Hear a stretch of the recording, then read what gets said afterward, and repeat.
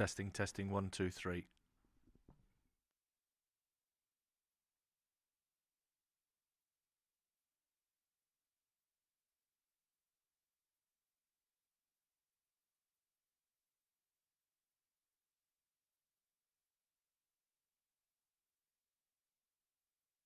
Testing, testing, 1, 2, 3. Testing, 1, 2, 3.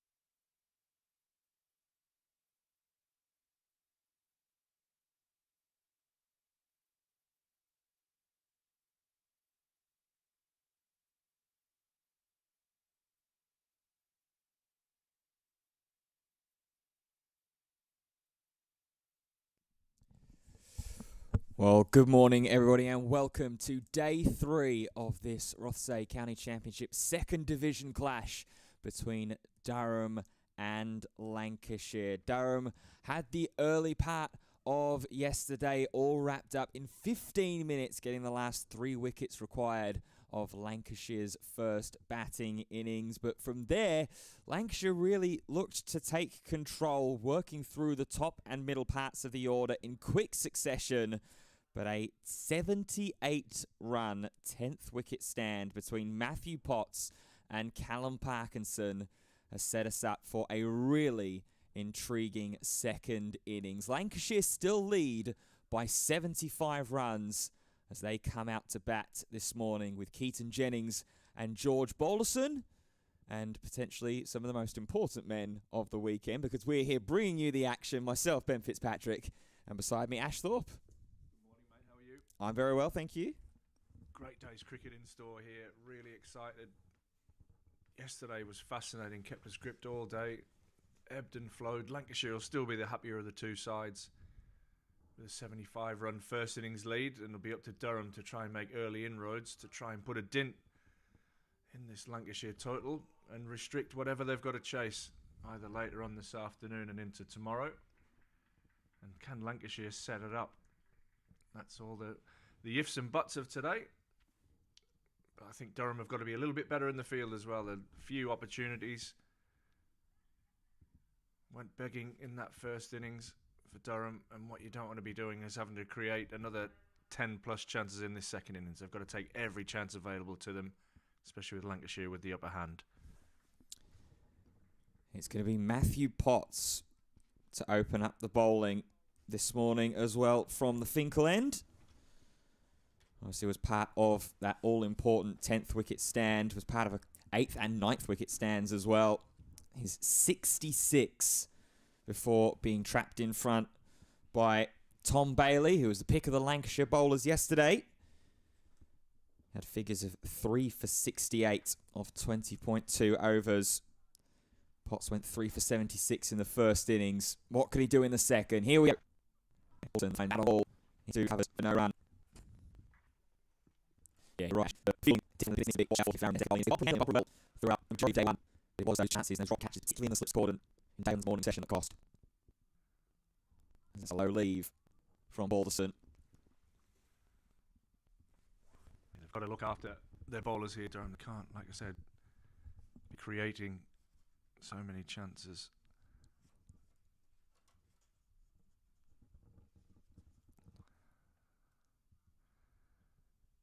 See, we're having a few technical issues with the stream, but hopefully she's settled down now and everybody's settled in for a great day's cricket.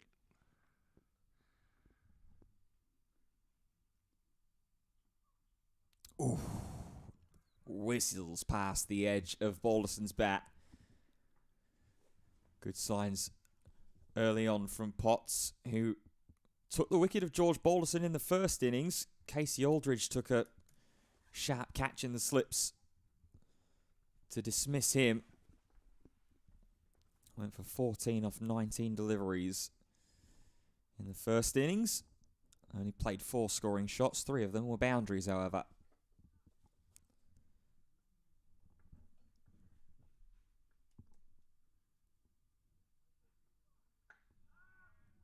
Straightens up on Balderson, who gets the bat down in front. No run.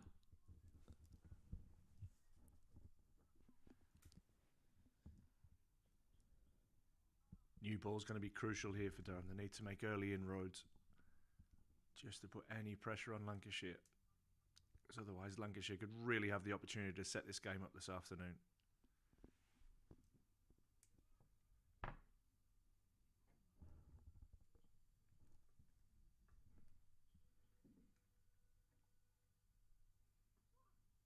Oh, and again makes its way past the outside edge. Jennings just motioning to Balderson at the non-striker's end. That one's just moving away and skidding away. We saw some incredible skills yesterday morning with the new ball under favourable conditions. It is a little bit hazy and slightly overcast here, but very high cloud. And pretty good batting conditions, to be fair. Lancashire put the heavy roller on this morning.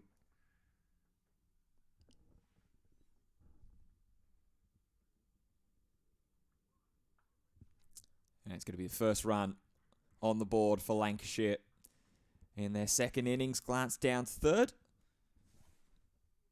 Gives Balderson the strike. 1 for none. Interesting to see that Durham have had to put in a third to start off with. What they don't want to do is leak early boundaries like they did on day one and let Lancashire off to a flyer and really get ahead of the game. They're already in front, but what you don't want them to do is just give them that helping hand. Very interested to see. It looks like James Minto is going to take the new ball alongside Matthew Potts, just to see if there is any swing this morning. The young left armour. Very exciting prospect.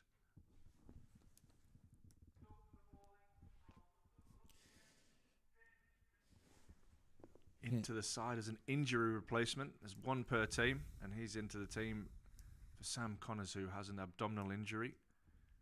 We've had a few requests for updates on Kemar Roach and the likes of Will Rhodes. We'll see if we can get any word from the Durham team on those players. And Arav Shetty unfortunately split the webbing in his hand yesterday. He's been replaced by George Bell. So 1 per side.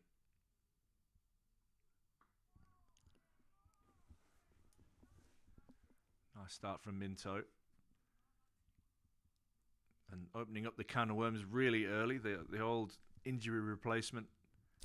We heard Victor Main's thoughts on it yesterday. He's 100% against it. And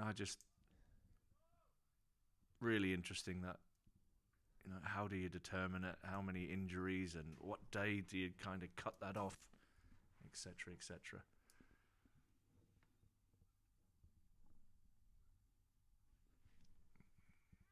It's a wide there, a bit of swing from Minto. But yeah, what is an injury? So you might have a fast bowler who bowls, you can replace him. You could bowl him for 30 overs in a day and then just go, right, we're going to have an injury replacement.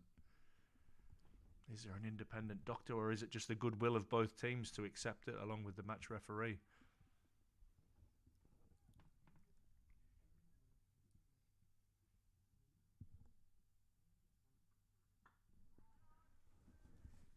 Driven away, and Emilio Gay does the fielding at point. 3 slips in place, 2 left-handers for both teams opening the batting.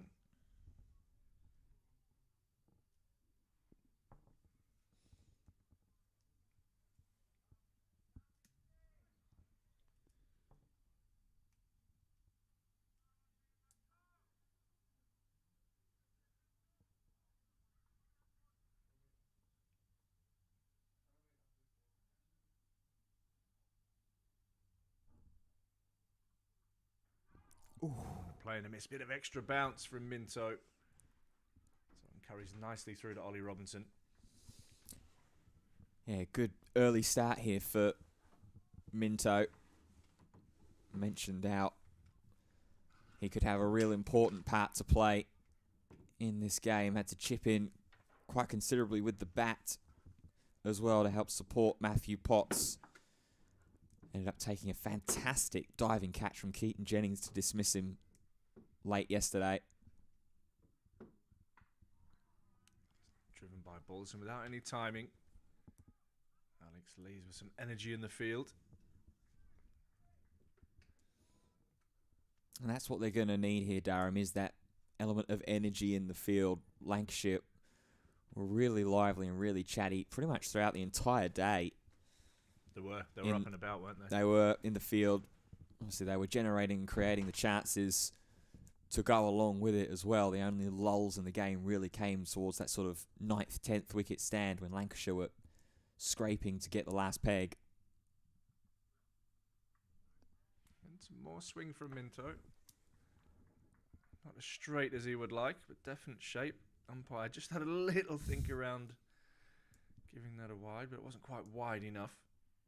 Definitely a 1-day wide.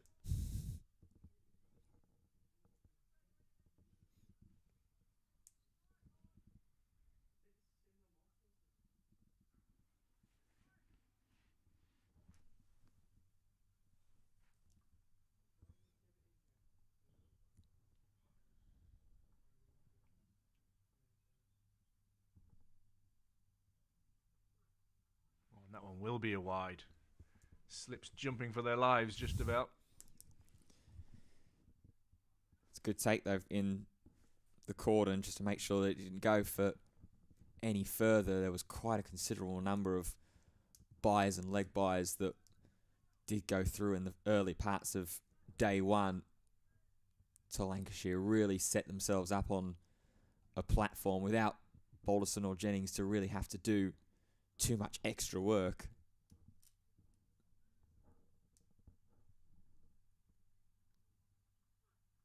Ooh. Very good short ball from Minto. Ends the over. 3 without loss, Lancs leading by 78.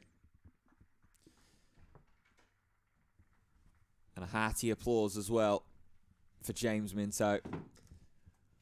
Brought into the side as that injury replacement substitute for Sam Connors, who bowled pretty well on day one as well, did Connors.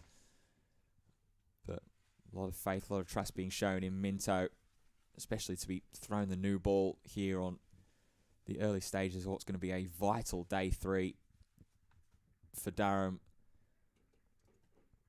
So the extra applause you're hearing is Minto taking his fielding position up by Bannatynes.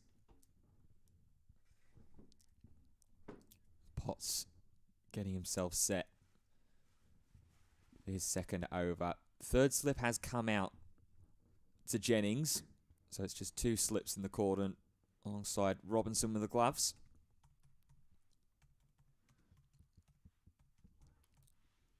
Now Benningham being moved from the covers. It looks like he's going to go into the cordon now.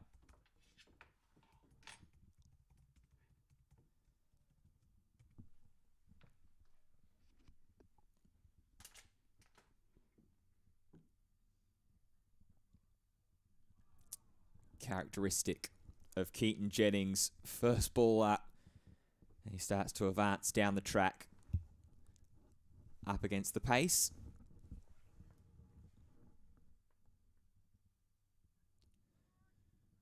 Already just the bottom righty picture, Ben Rain in conversation with skipper Alex Lees about the best way to try and combat and counteract Keaton Jennings, who brought about his own undoing in the first innings, chopping on.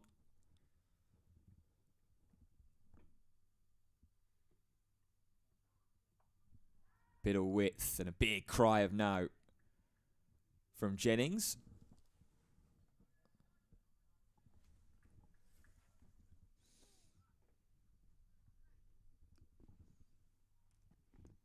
Very rare that he will ever look too out of place or too lost at the crease as Keaton Jennings. He's a real superstar in that Lancashire opening lineup.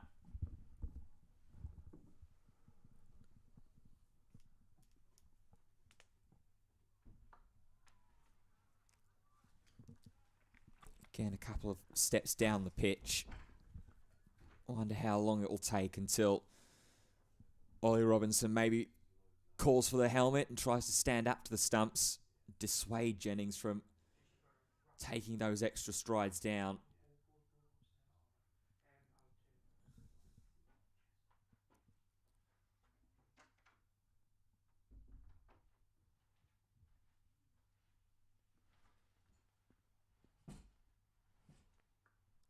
Width again trying to just rock up onto that back foot and carve through cover point, but hasn't quite timed it again.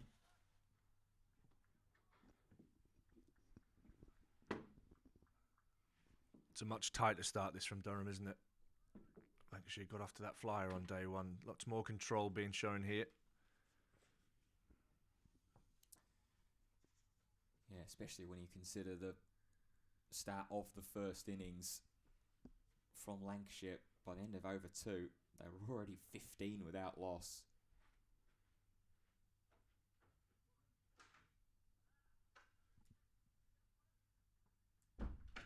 Yeah, like you say, a lot tighter, a little bit more control. Undoubtedly, Ryan Campbell and the backroom staff would have thoroughly picked the bones of the day one bowling performance, particularly the fielding performance as well.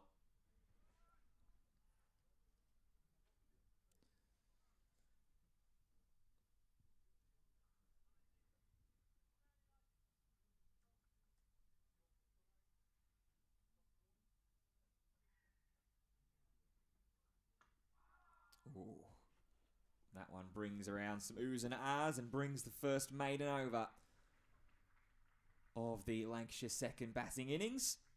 Remains 3 without loss. Yeah, good start maiden over there from Potts. Asking a few questions. Timing doesn't look easy on this pitch this morning so far. And maybe a little bit of credit has to go to the Durham bowlers.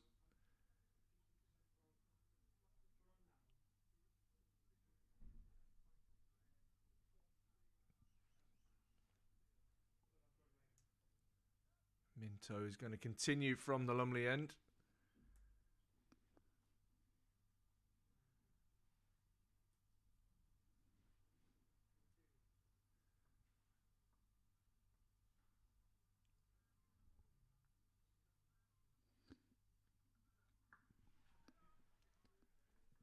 Olsen just playing away from his body there a little bit.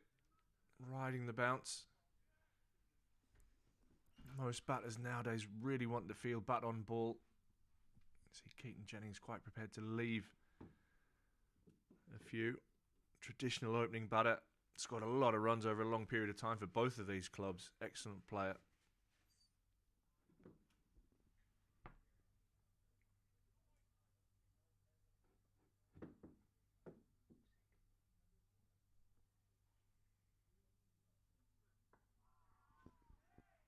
Good from Minto. Gets the approval from the men in the cordon as well. Yeah, very strong early start from Minto. Getting a little bit of movement, getting a little bit of extra carry and bounce as well. You mentioned about Balderson looking to try and play off the back foot. Both these batsmen have so far in the early stages of this day. So whether that's just something a little extra in the pitch on day 3, whether it's just the new ball talking. Edged and gone. Minto gets the first wicket. I was just about to say, you're 100% right, and maybe Durham haven't been full enough. And Minto gets it full, gets it swinging away from the left-hander. Balderson follows it, edges it through, and Robinson makes no mistake. Perfect start. Perfect start for Durham with the ball this morning. They needed that early wicket, that early impact within the first half an hour of play. We've just said, haven't we, that they've been a little propensive to play away from their body. And like you say, Balderson just feeling, reaching for that one to try and drive it through. Robinson takes a routine catch with the gloves. But it's an important settler. It's an important breakthrough. Balderson gone for 1. And Lancashire 3 with 1 lost. Yeah, similar to Durham's start yesterday. Losing Ben McKinney early, 3 on the board. Josh Bohannon, the new batter. We'll have a left and right hand combination. Josh Bohannon was incredible in the field yesterday. Absolute ball of energy. Got some work to do with the bat here for Lancashire. Still leading by 78, but Durham pick up their first wicket of the day. Josh Bohannon making his way out. Didn't have the biggest impact with the bat on day 1. He went for just 5 after chipping to Matthew Potts off the bowling of Sam Connors. But like you say, Ash, was an absolute live wire in the field yesterday. Felt like that he had legs for days, chasing straight drives onto the boundary time and time again. Lancashire are going to need a big platform out of him. Second highest run scorer for Lancashire before this matchup got underway. What does he have here? Minto continues his line similar to the left-handers. He'll want to try and get that ball swinging back into the stumps. Looking to trap Bohannon in front.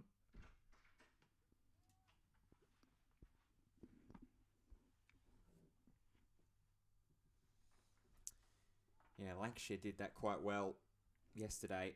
Out of the 10 dismissals, 4 of them were LBWs. Ball very straight, didn't they?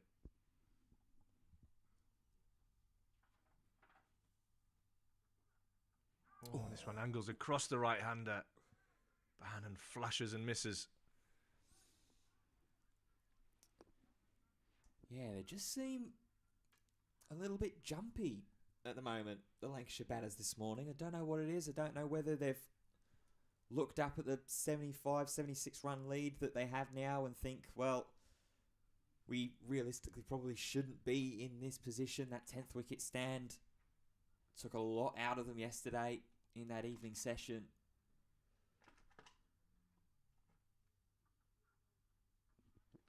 Again, a little bit erratic, but a wicket taking over from Minto. A wicket maiden. Lancashire 3 for 1, leading by 78. If you thought Minto got a strong applause at the start of his first over, he'll get an even better encore here as he goes and takes his fielding position over towards the Bannatynes. Of course, all other games underway across the divisions in the Rothesay County Championship. And there you go. Listen to the encore. It's an interesting one to open with Balderson when they have Harris and Michael Jones, who have definitely been opening batters in past lives.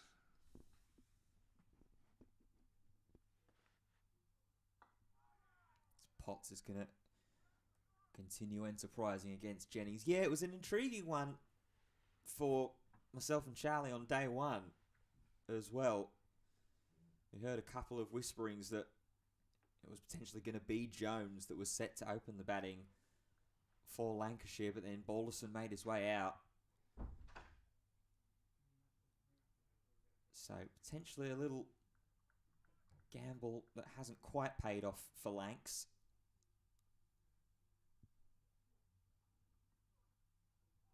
Good leave from Keaton Jennings.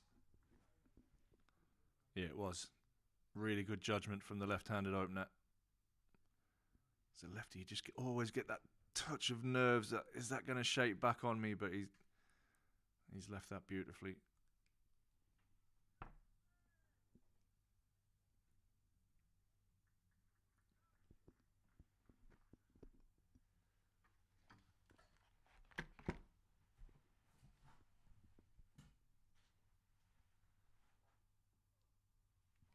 There goes Jennings again. A few deliveries since he's tried to take that 2 steps down the ground.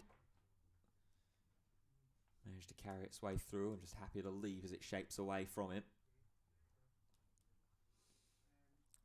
3 slips in the cordon.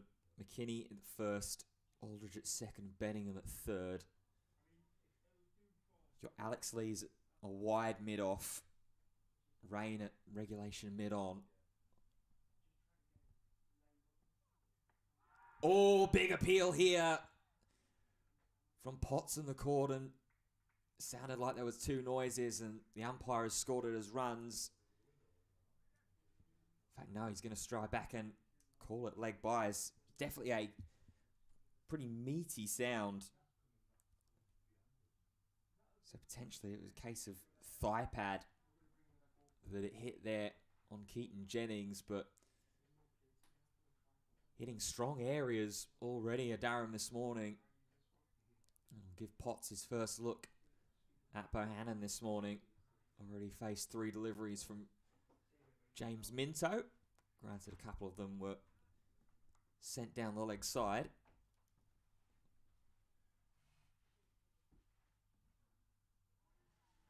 A little shape away from the right hand at the Bohannon is watchful too.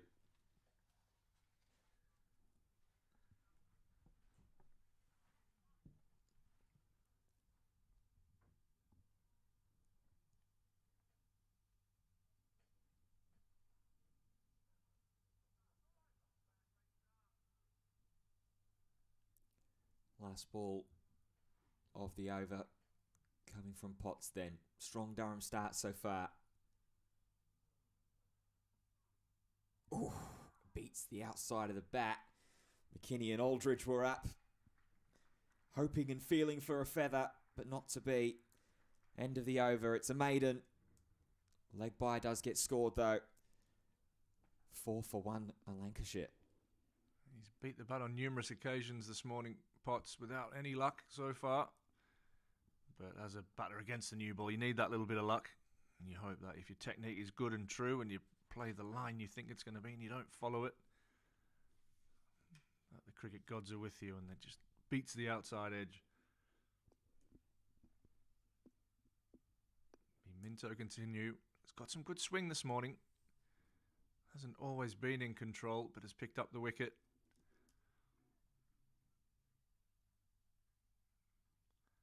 Jennings taking an off-stump guard, which we see more and more in the modern game.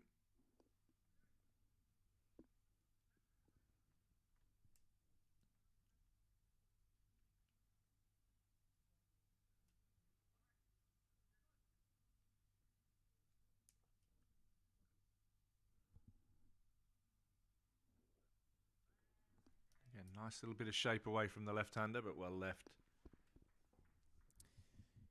Yeah, you can absolutely see why that Lees and company have entrusted Minto with the new ball this morning. He's getting some really lovely movement and shape. What it does give you the opportunity to do as well is deploy Ben Rain in the next 20 minutes or so. Just that extra sort of second wave of attack. Thought about pulling that Keaton Jennings, but then decided against it. Just started to get a little bit far away and he wouldn't have been in control. Good decision by the opener. Yeah, very, very good restraint. Just as I sort of mentioned and posed the question about whether the opening Lancashire batters in this first 25 minutes had looked a little bit jumpy. Jennings with some really great restraint, really great veteran head on his shoulders.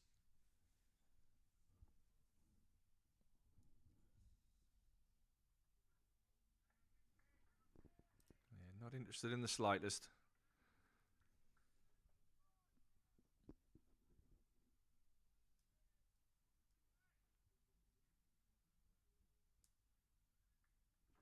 Pleasant enough morning here in Chesley Street.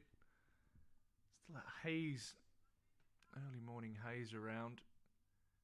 Hopefully that burns off and we get another beautiful day, another great day's cricket in store for us here.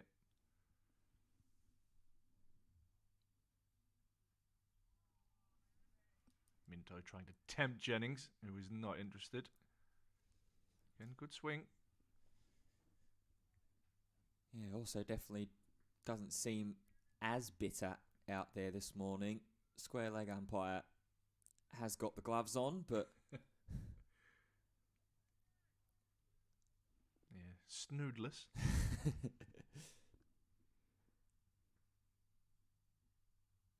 Got to make him play with the new ball.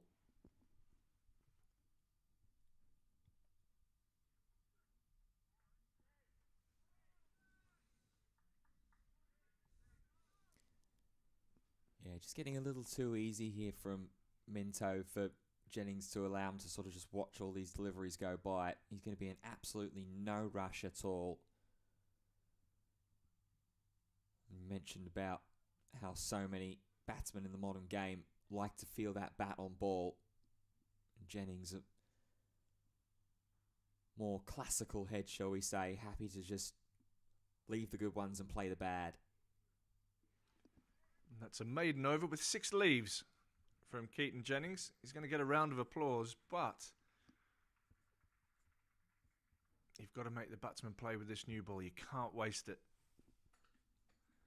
I'm sure deep down Minto will know that and he'll be disappointed with that over.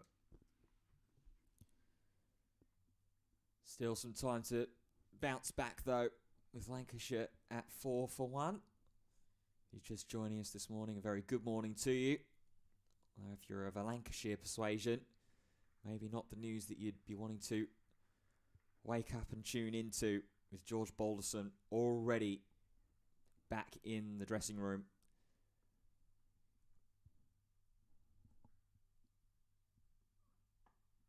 Bohannon forced to defend against Potts into his 4th over of the morning spell.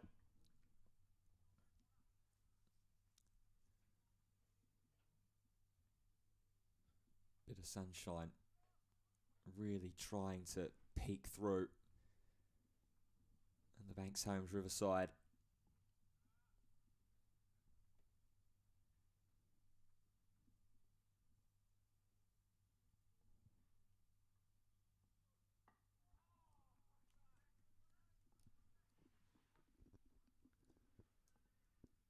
It's good areas from Potts, making the batter play.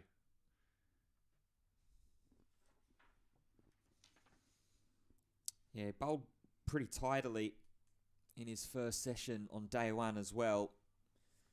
The only sort of blemish to that is the first over of his spell on day 1, where he went for 11, but then after that 2, 3 with a wicket, and then a single run across his last 3 overs of the first spell.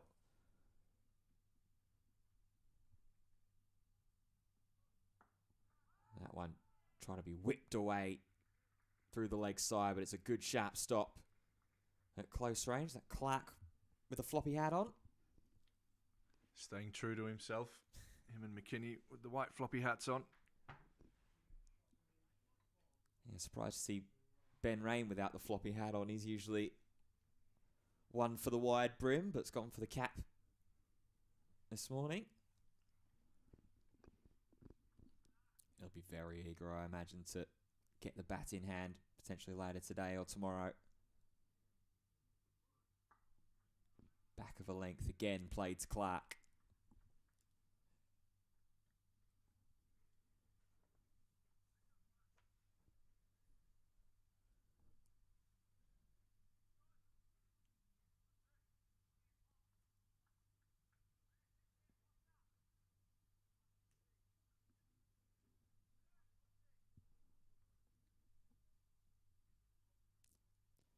Two more balls of this Matthew Potts over.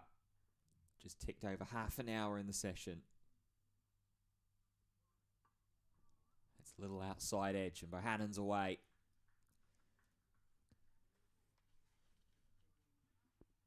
Yeah, it's good bowling from Potts and well played by Bohannon. Nice soft hands. Ball never got catchable at any stage.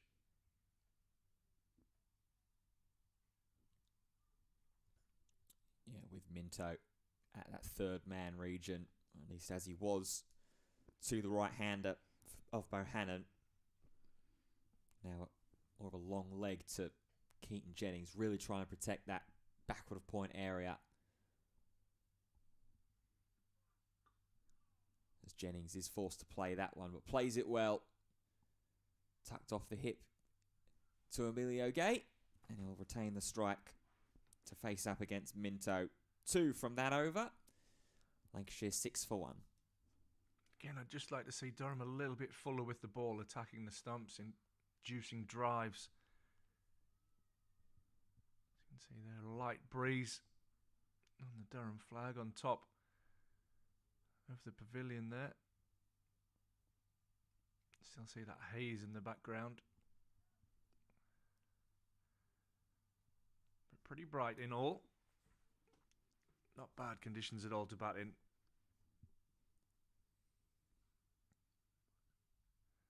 Yeah, we've not had to worry about the floodlights being No, switched on this morning.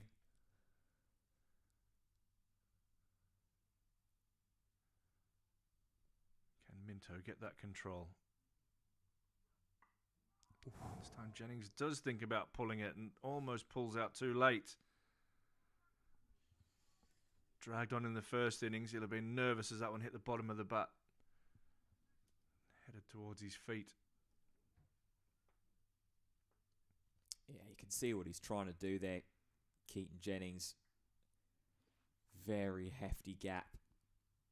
Square on the leg side. You can just get it over mid-wicket.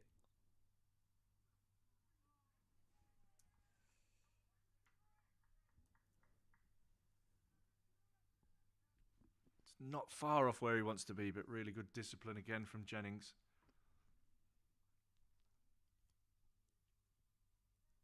Fast bowling coach Graham Onions is down hovering in Minto's fielding position, so no doubt they've been talking in between overs.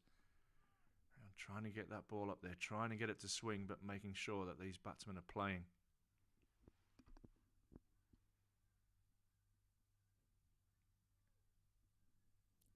Jennings just pulling away from that shot.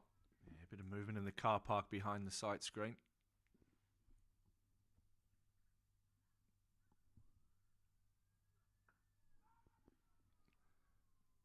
A little bit of confusion, but safely through for a single. Emilio Gay doing the fielding.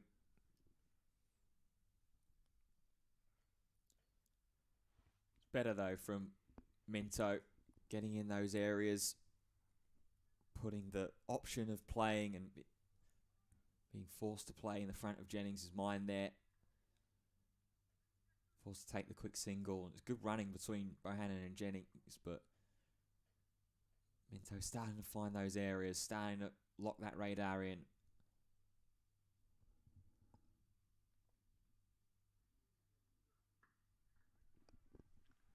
On the money, just a little bit back of a length. You can afford to be a little bit fuller for Bohannon as well. Not a tall man. Try and get him on that front foot. You don't mind an opening bowler being driven. We saw Anderson's success last night, but it was yesterday morning. He produced that flick from McKinney, and it moved late and cleaned up his off stump. You don't mind if that gets flicked for 4 or hit down the ground for 4.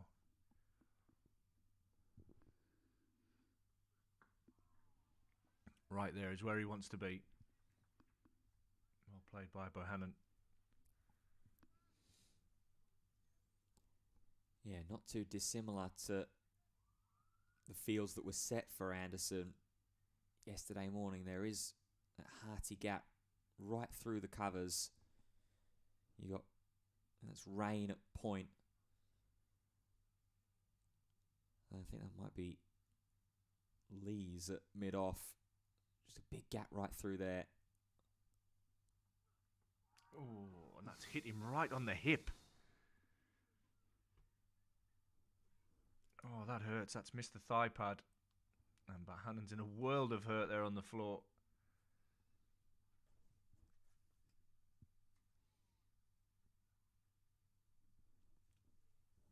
Better from Minto.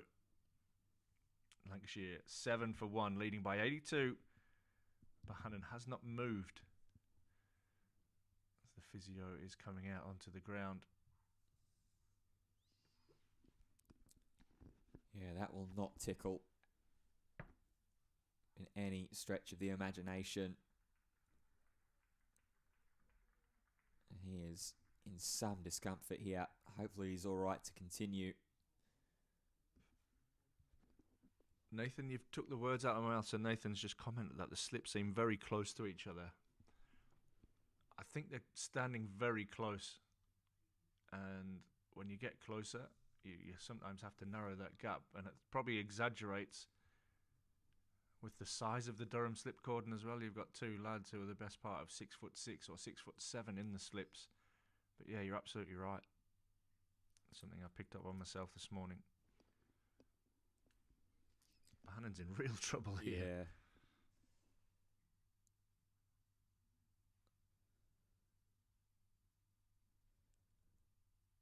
While Bohannon takes a few extra moments to regather his senses, maybe make sure everything's still in the right place. We're going to have a quick check-in around the grounds in the Rothesay County Championship. We'll start in Division 2, where Derbyshire are continuing their chase of Gloucestershire's first innings, 498 all-out total. Derbyshire 152 for 5. Kent are in their second batting innings this morning. They've already lost 1 wicket as well. 22 for 1. Worcestershire set 447 in reply to the first innings total of 196 that was set by Kent. Up in Division 1, it's an innings change at Nottingham, as there'll be a bowling change here in Durham. Rain is going to come on from the Finkel end to replace Matthew Potts. But Notts are about to get their second batting innings underway. Warwickshire setting 459. 279 for Notts, where the follow-on has been enforced as well. So Notts are being sent back into bat, still trailing by 180. Yorkshire 206 for 2 against Sussex, who set 502 at Headingley in their first innings. Surrey 226 for 3 against the 409 set by Essex at the Oval. And Leicestershire 239 for 1, which included the maiden century on English soil for Mr. Jake Weatherall, who unfortunately has actually retired hurt in that game on 104.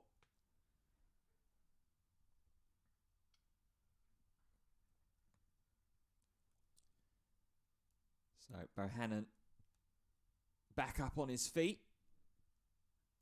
Looks like he's going to be ready to continue. Will be at the non-striker's end, so won't have to face the start of Ben Rain, who bowled 4 for 77 in the first innings, 24 overs.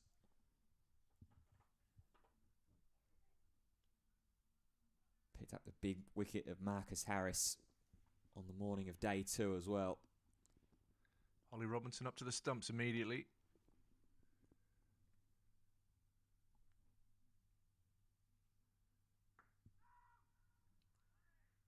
Good first delivery from Rain, aiming for that top of off stump. Jennings ones who likes to use his feet and doesn't run down but just has a walk down. He's a big man as well, Keaton Jennings. So Ollie Robinson taking that option away from him, but as Nathan pointed out, you can see how close together those slips are. You've got McKinney and Casey Aldridge in the cordon.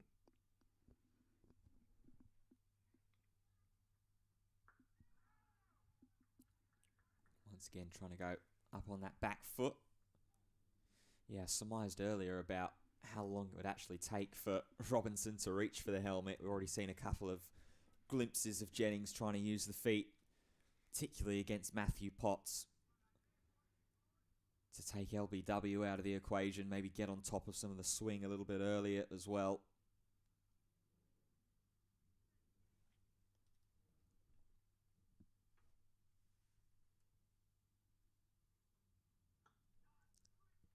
Cry a catch. That really moved as Jennings tucks off the hip and just goes through for the one. It's good work from Minto in the deep. They're thinking about a second there. Josh Bohannon, after he's blown the last over, might be just happy to cruise through for a single.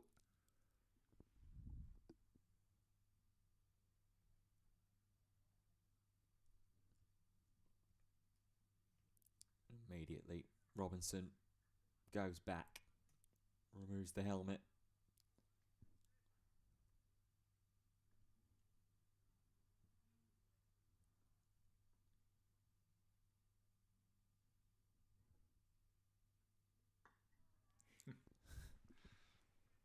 So Bohannon walks at him. Yeah, a little shimmy down there from Josh Bohannon, so definitely seems to be moving okay after that shot in the gutter, in the ribs at the end of the last Minto over.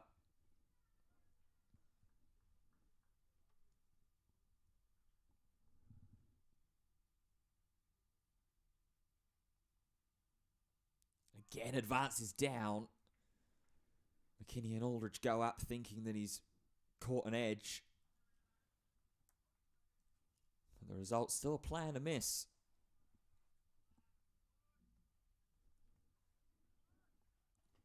Good encouraging early signs for Durham in the first 40 minutes of play. One wicket already down, that of George Balderson. Edge behind to Ollie Robinson off the bowling of Minto.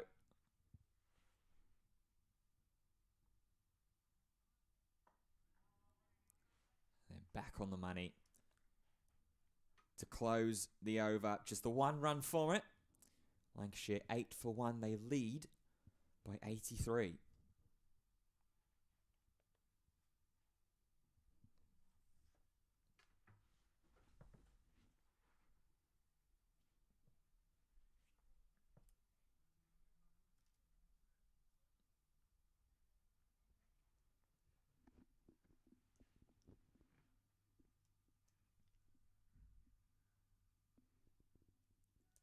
Looks like James Minto is going to continue from the Lumley end. Still seeing that he's getting a little bit of swing, a little bit of shape with this still relatively new ball. 9 overs old now. I want to give the youngster 1 or 2 more overs potentially before turning to someone like Casey Aldridge. On the hip, and a familiar cry for Lancashire fans of Yar 1 from Keaton Jennings. Heard that a lot here at the Banks Homes Riverside over the years.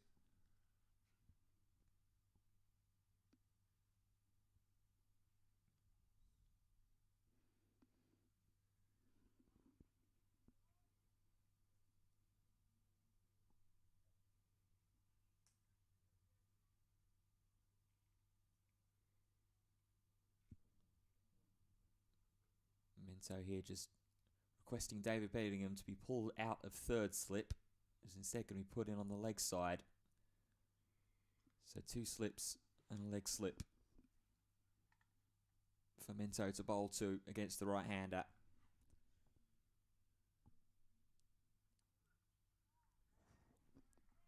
pace from Minto and a good lead from Bohannon.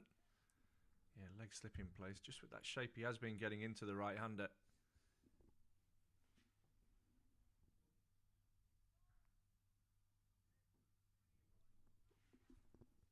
They've still got Potts at mid-off. That's Rain at point, out covering the back foot drive attempt through the square on the offside.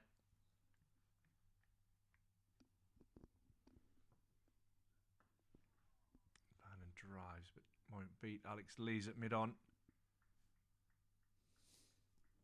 And that's exactly what we've been talking about, isn't it, Ash? Exactly what we wanted to see. Try and encourage and draw the Lancashire batters onto the drive.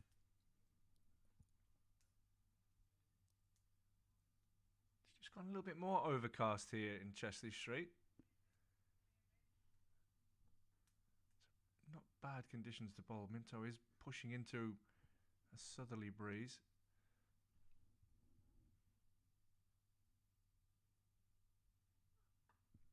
Bohannon drives and drives well, square of the wicket.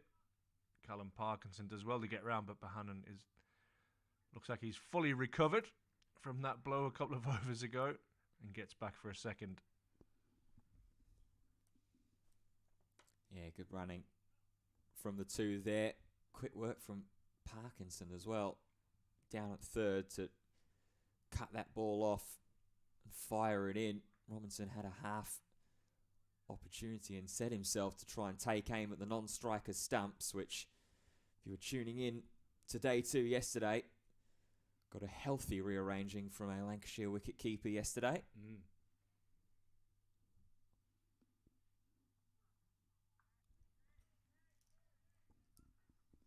Good pace, hitting the pitch hard. But Bohannon very, very happy to let that one through.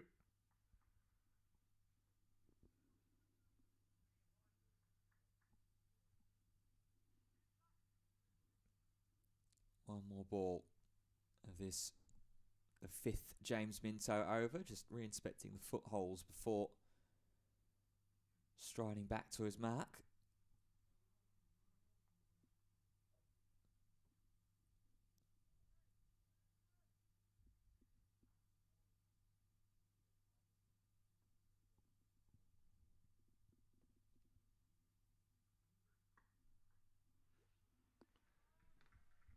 Driven away and runs away for 4. Beats the despairing dive of Potts at point. A little bit too wide. And Bohannon cashes in 15 for 1 now.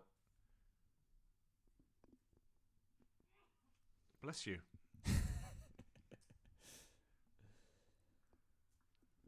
Yeah, I don't mind the idea though that from Minto, just really trying to push it up a bit full up, almost at that Yorker length. Force Bohannon to execute some real good timing, which credit to him, he did. Try as he might with the dive Potts, just too much venom on the drive through the covers. That's exactly what you want to see. Get him driving. There's Rain round the wicket. Gets an edge, and it is poked up. What a catch. That's an incredible grab in the slips cordon. Keaton Jennings, we've just mentioned about get him driving, get him playing away from the body. And in Ben Rain's second over, he strikes. Jennings goes for 4. And Lancashire 15 for 2. Well, we've been a bit critical on Durham's catching on day 1. Casey Aldridge was guilty of one of those chances. And wow, has he made up for that? What a catch. Low to the left. Stuck out his big left mitt. And never looked like dropping it. Moved beautifully to that. And that's a huge wicket. Keaton Jennings, a batter, as Lancashire fans will know, loves to occupy the crease. Durham 15 for 2. Sorry, Lancashire 15 for 2, leading by 90. And that lifts everybody. Mm-hmm. Yeah, what a first hour of play. This has been taking 2 early wickets, limiting the damage as well on the scoreboard. As here comes the day 1 danger man, Marcus Harris. 146 in the first innings. Made his way into day 2 as well before he was dismissed by the combination of Casey Aldridge and Ben Rain. Big embrace from Aldridge there on your screen to McKinney as well. We saw Tom Bailey for Lancashire get 2 in 2 yesterday. If Rain can do the same here, gee, I know there's no roof on this place, but I tell you what, it would be tested.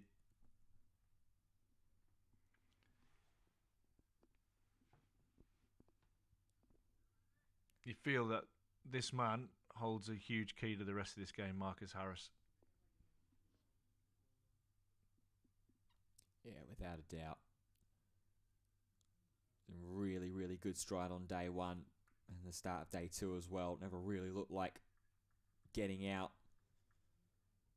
especially as a couple of wickets were falling around him. Just kept a cool head on his shoulders.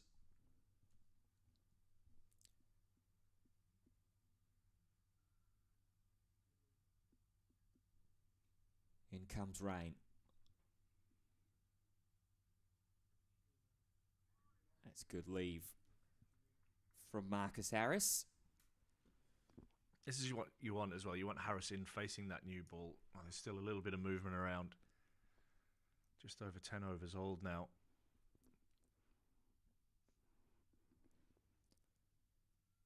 To be fair to him, not unaccustomed to facing the new ball.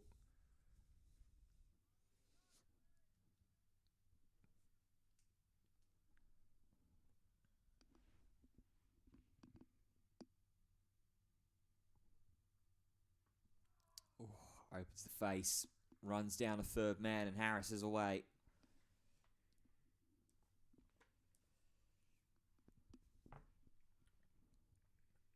Yeah, he's one heck of a talent. Is Marcus Harris. Is 146. Setting up and combining to contribute to a Lancashire record as well. Scoring the most runs in the first 24 innings of a Lancashire shirt. There's some big names up on that list as well. Yeah, I'd imagine. As that one strikes the pads, big appeal, immediate shake of the head, and an indication that it's going down leg against Bohannon. Look at the reaction there. I think that's Aldridge, who's down crouched on both feet and had his head in his hand. They really like that appeal, did the Durham boys. Yeah, well, you wouldn't feel it's going over with Bohannon, that's for sure. Durham thought they were potentially hard done by with a couple of LBWs yesterday.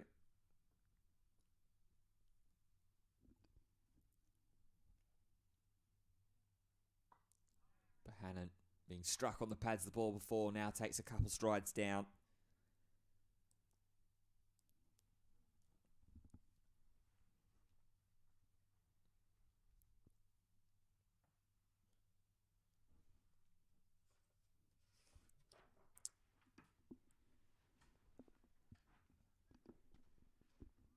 Yeah, 4 LBWs that were yesterday. Alex Lee's certainly stuck around for an extra second or two to intrigue the decision. Bettingham the same. But importantly, big strong over again from Durham's bowlers. Second wicket protracted, that of Keaton Jennings. Lancashire 16 for 2. One for the analysts to take a look at, but you can't change it now. Decision has been made. Durham need to move forward, not dwell on that. Great start from Ben Rain.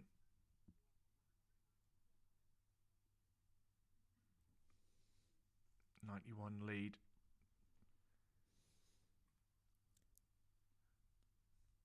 Yeah, and this has been the beauty of handing this man the ball, the new ball, to start things off this morning. James Minto just gives you that third layer of real full-time pace threat. You might even see Potts replace him before Aldridge comes on. Mm-hmm. Just a short spell from the opening bowler.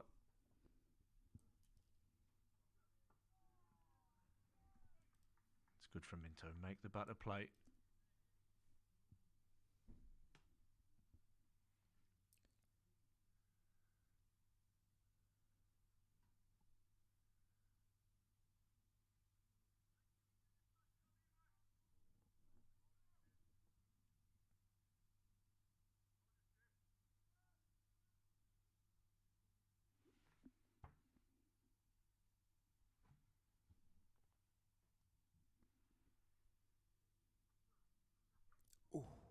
Down the leg side. Good pace. So we had a question earlier on the live stream. Anybody thinking about coming down to the ground?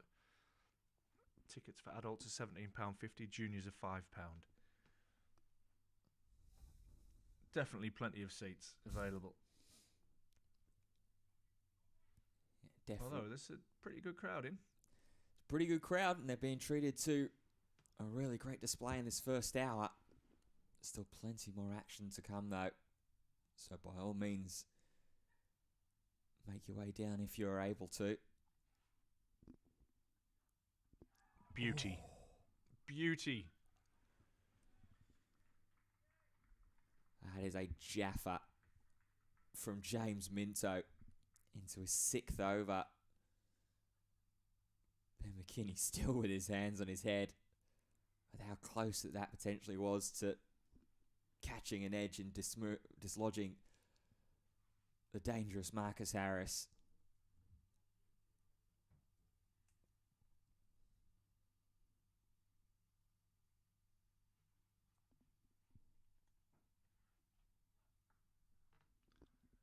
Yeah, left-handers love them there on the hip, tucked away, and comes back quickly. There's going to be a throw at the bowler's end. And Robinson probably didn't let that go as much as he wanted to there because he wasn't sure about people backing up. Alex Lees was there in the end. Yeah, a bit of chaos going on there. Harris was immediate to turn out of the traps and go and commit to the second. Bohannon was a little slower to do so. Eventually ended up getting the call. Throw went to the keeper's end first.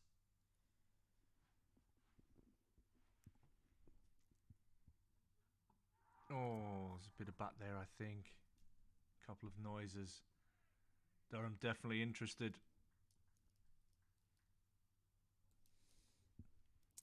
Yeah, putting it in the areas, asking the questions.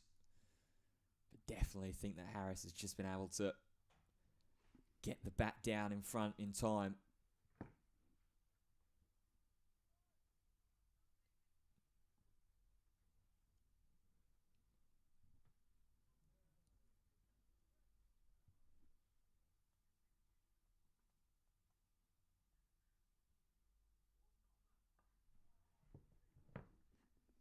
Lovely soft hands played late by Harris. Picks up a single to end the over. It's 3 from that over. The Lancashire lead goes up to 94. They are 19 for 2. It's been a good morning so far for Durham. Picked up a couple of wickets, which they needed to. One incredible catch from Casey Aldridge, which if you haven't seen, find it somewhere on social media or NV Play or whatever your cricket go-to is, but you will not be disappointed in that catch. There's only Keaton Jennings. I think even the Lancashire fans appreciated that catch.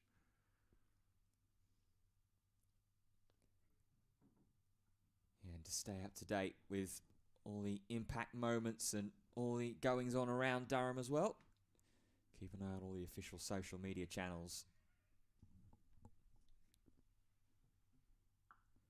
As rain continues and goes into his 3rd over of work. Yeah, nothing like a like and subscribe for YouTube, is there, Ben? Absolutely. Might keep us in a job.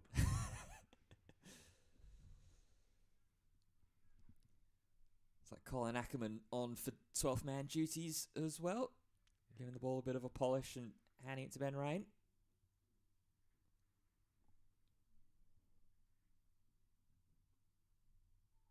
Oh, good areas again from Rain. Matthew Potts, I'm just looking around. I can't see him on the field. Oh, no, he is there, I think. He is. Maybe Lee's has gone off for a little bit. Yeah, Potts is... Right there, about to catch the ball. Yeah. Bottom of your screen. Can't see the skipper out there at the moment. Yeah, he's typically the one that patrols that mid-off region.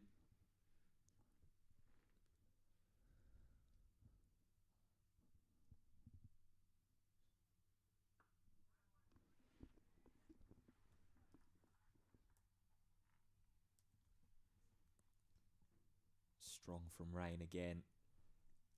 Lancashire 19 for 2 as they enter into the 13th over. For comparison, in the first innings for Lancashire, when they ended the 12th over, they were 54 for 2. Durham, at the end of their 12th over, were 44 for 2. So both sides had lost 2 wickets at every stage. That's width, and that's punished by Marcus Harris. You can't offer that up there. Beautiful cover drive will give Harris his first boundary. Yeah, jumped all over that in the form he's in at the moment. He's not going to miss out. Little man from Western Australia.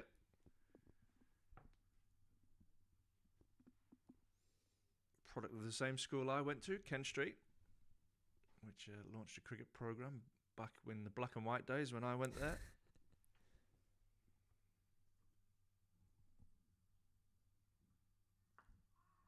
Strong reply from Ben Rain.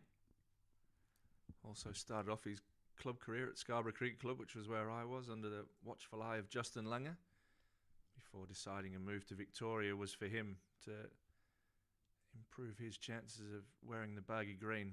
And he took that chance, moved to the other side of the country and got his opportunity.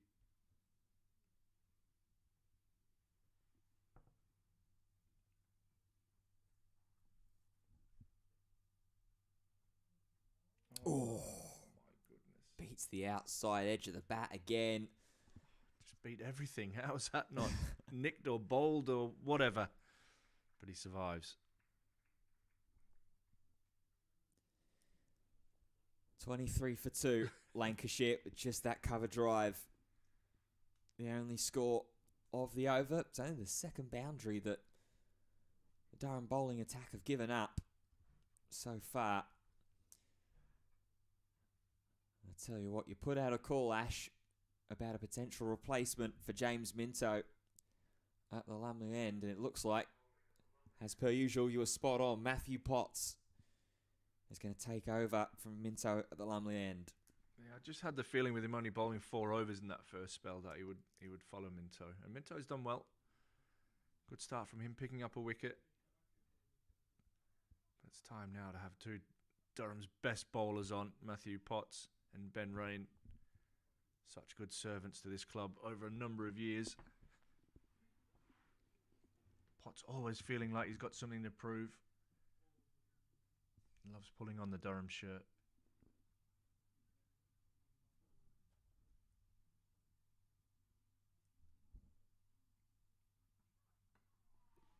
Right on the money to start, as you'd expect. Yeah, always gives maximum effort, doesn't he? Matthew Potts has some pretty good numbers as well against Lancashire. Last time these two sides met a couple of seasons ago, Potts took a 9 for in that game.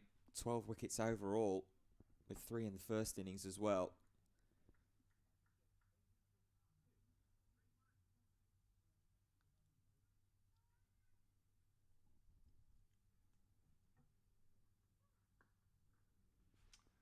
It's nicely clipped away.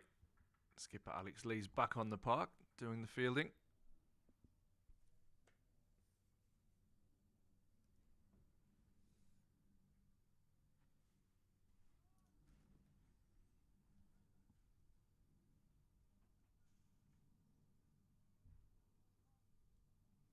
I'm just going to go back and pull up the scorecard from that game I mentioned as well. Weekend of the 9th of September 2024. Potts took out everyone but Luke Wells in that Lancashire second innings.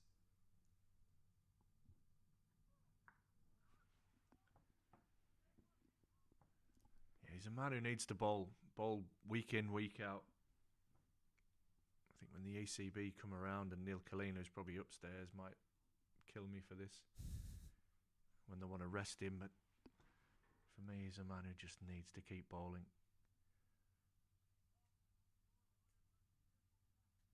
Yeah, it's funny how you find that with some players, isn't it? Some players need and thrive on the regular reps in the legs.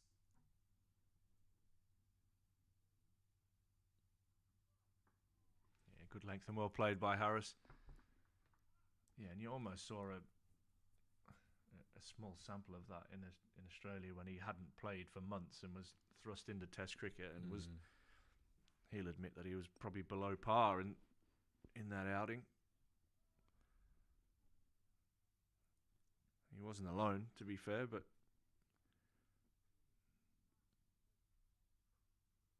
man needs miles in the legs.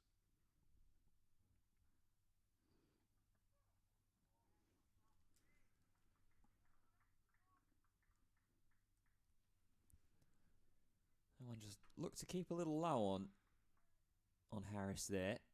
There were a few that carried low, particularly on day one. As this ball gets older and older, about to become 14 overs old.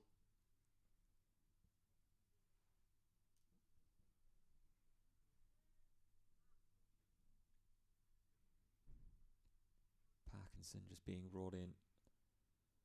A little square up from fine leg. Oh, and that gets thigh. And we'll race away for 4-leg byes. Lancashire won't be bothered around how the runs come, because that takes the lead up to 103. Every little milestone is important here. Durham have picked up a couple of wickets. 28 for 2 Lancs. Like I say, that lead now 103. And Potts was pretty filthy with that one as well. Looking back at his run up, looking back at his skipper as well.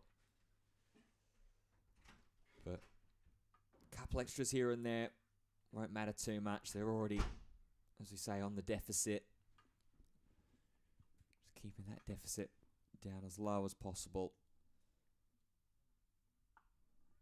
Bohannon resuming against Ben Rain. What they love is that third wicket and that first bowling bonus point in this remaining 50 minutes or so.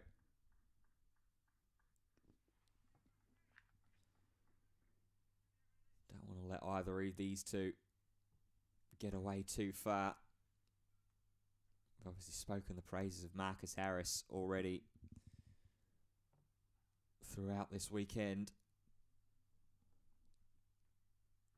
Oh, that one strikes the pad. Big appeal to start with. And immediately taken away.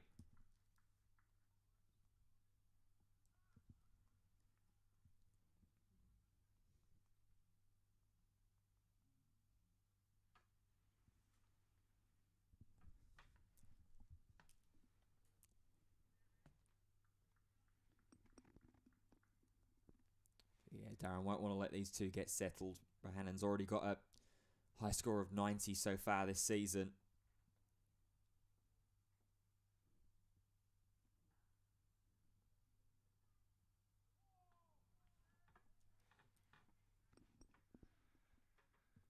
Be interested to see if Ollie Robinson comes up to the stumps here. Bohannon just walking at Ben Rain here. The umpire just having a word with him. He may actually be wandering into the danger area on the pitch. You can just see Bohannon just on the right of your screen there. He's in full conversation with the umpire.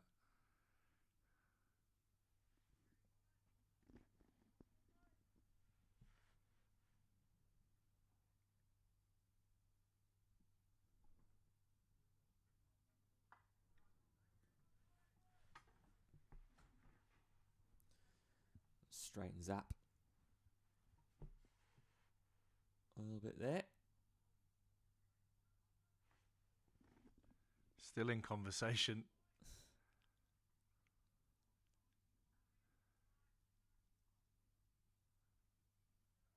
Umpire is just out of shot there, unfortunately, but yeah, Bohannon must be encroaching on that danger area.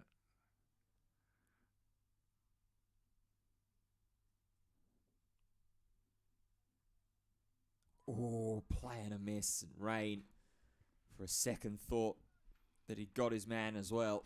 I'm actually wondering where he's tried to hit that. I don't know if he tried to hit that back over his head. It's a huge drive. Yeah. I don't know whether he's maybe just trying to chip it over the covers as well. Emilio Gay is there at cover. Clark at point. You got Potts at mid-off. So, yeah, like you say, definitely looking to try and go airborne.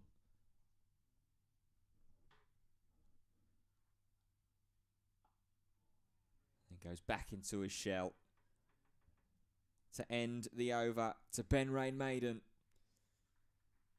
And it keeps Lancashire at 28 for 2. The only surprise is it took Ben Rain 4 overs to bowl a maiden over. Well, in fairness to him, in the first innings, it wasn't until Ben Rain's 8th over in his second spell where he bowled his first maiden. And even then, he only bowled 2 maidens throughout the entire innings. So, definitely found the string of dots a little harder to come by against this Lancashire batting attack.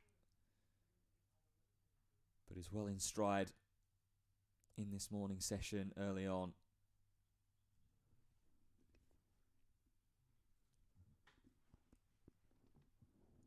Lights are coming on here. As I said, it just did start to get a little bit more overcast. I'm not sure it's that dark.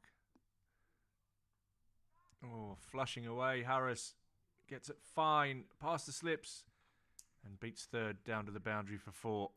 Not in control there.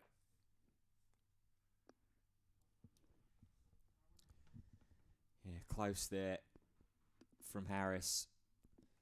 Only 2 men in the slips caught, and we saw Lancashire bowling to 2 or 3 slips and then sort of a fine gully on day 2 yesterday to try and get that extra protection at close proximity down the third man region.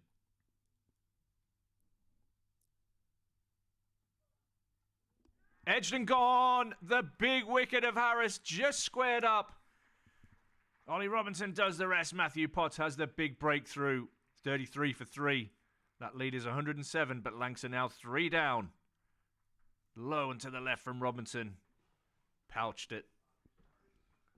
Yeah, just mentioned a few moments ago, didn't we, about how important it was going to be to get that third wicket before the lunch break. And that we didn't want either of these 2 batsmen to set up for dominant platforms that we know that they can do. And Marcus Harris, after is 146 in the first innings, after that not fully in control guidance down to third, offers out the outside edge. Robinson makes no mistake. 32 for 3, Lancashire. And it's going to bring out Michael Jones at number 5.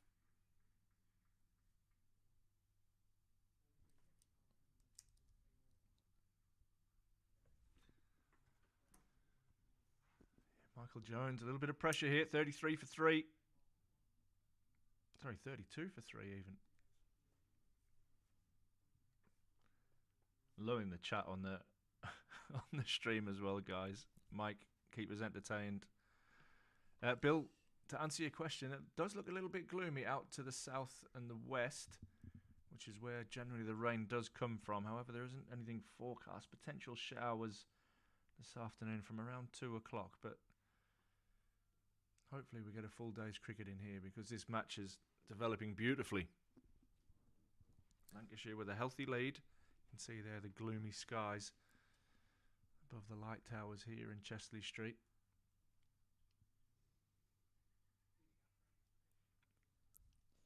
That's more away to the north and the west where you've just seen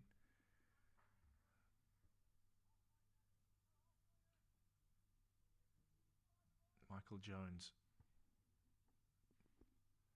But to face his first ball from Matthew Potts. Oh, gets down on that. Thick inside edge, and Potts really honing in on the stumps there.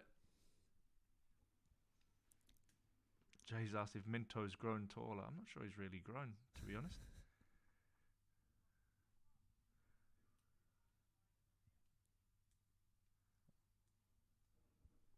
What he maybe hasn't grown height-wise is certainly growing in confidence, and that's exuding out through Durham at the moment here. 32 for 3.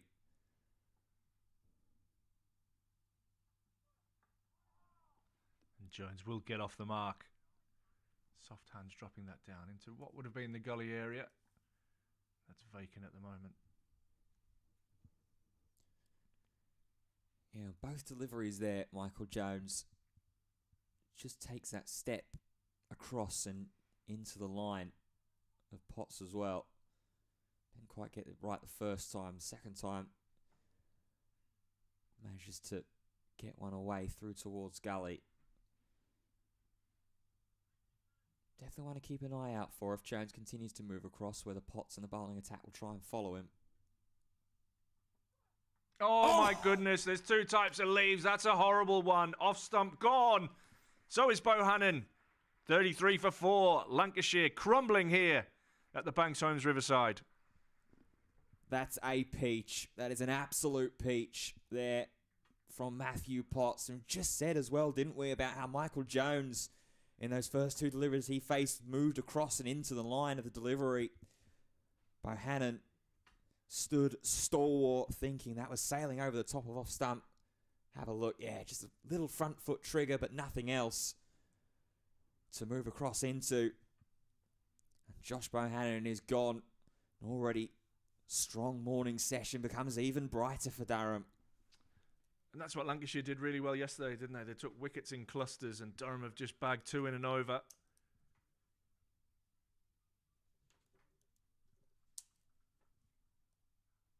Matty Hurst, the new batter, comes out there. Lights on. Good bowling conditions, similar to what Lancashire had yesterday morning to bowl in. Durham fighting back. That leads 108, but Lancashire are 4 down. So that brings Matty Hurst out to the middle. Scored 32 in the first innings, including the only 6 that was hit. And that has been hit throughout this entire matchup so far as well. Jones only scored 10 in the first innings. Was caught by David Bedding off the bowling of Sam Connors. Matty Hurst was trapped in front by Ben Rain. But still, just over 40 minutes to go until lunch. It's not out of the question that Durham could hunt for another one here.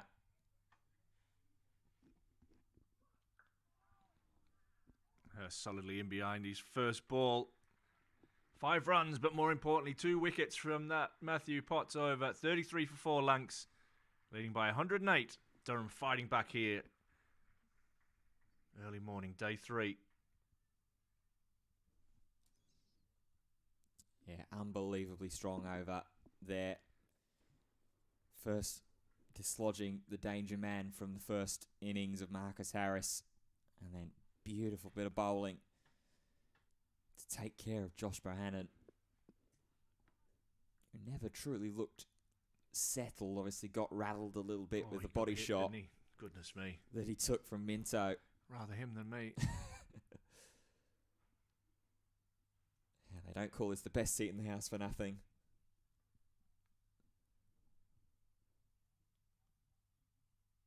It's Ben Rain against Jones, who himself as well is taking a couple of strides down the track. That one surprising Ollie Robinson. Almost hit him in the teeth. But no, appreciate that, Bill. Bill's watching, says he likes the interaction between ourselves and the guys watching. Well, we wouldn't have anything to do if you guys didn't watch. So, no, we really appreciate you guys tuning in. And I love Mike's story. Incredible. Keep it coming. Jones thinks about setting off, but Emilio Gay charges in.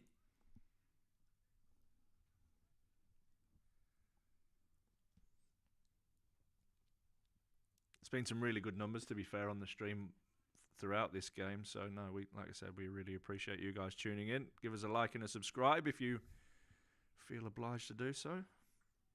Might get Ben a pay rise. I do this for the love.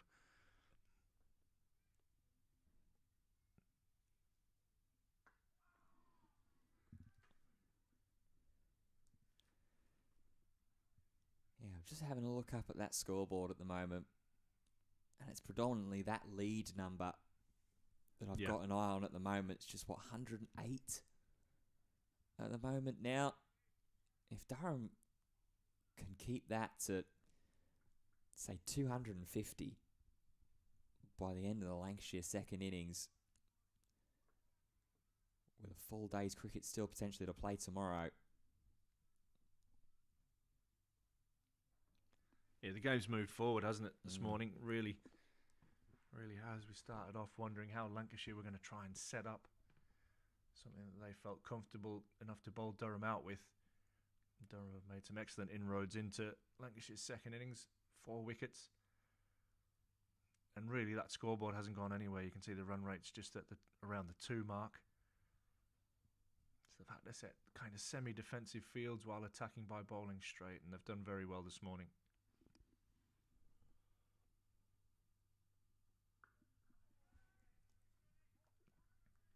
And obviously one of the biggest elephants in the room and the biggest difference is the catching's been a lot better. Obviously there have been relatively routine takes for Ollie Robinson, who's taken 2 out of the 3 catches, but that Casey Aldridge grab. Worldy. Unbelievable take to dismiss Keaton Jennings. Yeah, if you haven't seen it, find it somewhere on social media. Absolutely incredible catch. Last ball of this over for Ben Rain. Oh, and it's beautiful. They've caught and think they've got one. Oh, they've got the crowd up as well. That was cruel. There's a little bit of bat on pad as a player miss, but we've got a second Ben Rain maiden over. And the noise just being taken up a decibel or 2 as well. 33 for 4. Lancashire remain. Really, really dominant 80 minutes of play under the lights here at the Banks Homes Riverside as well. It's been great cricket to watch, hasn't It really has. So Lancashire have been on top and Durham fighting back here today and yesterday afternoon.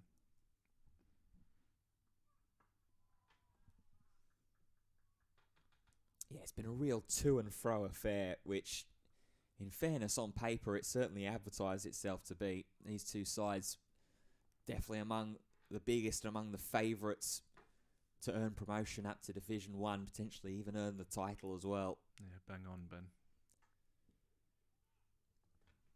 After Durham winning the toss on Friday morning, sending Lancashire into bowl.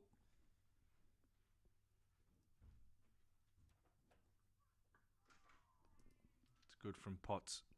Right on the money and well played by Hurst. Nice and compact. Presenting a beautiful straight bat.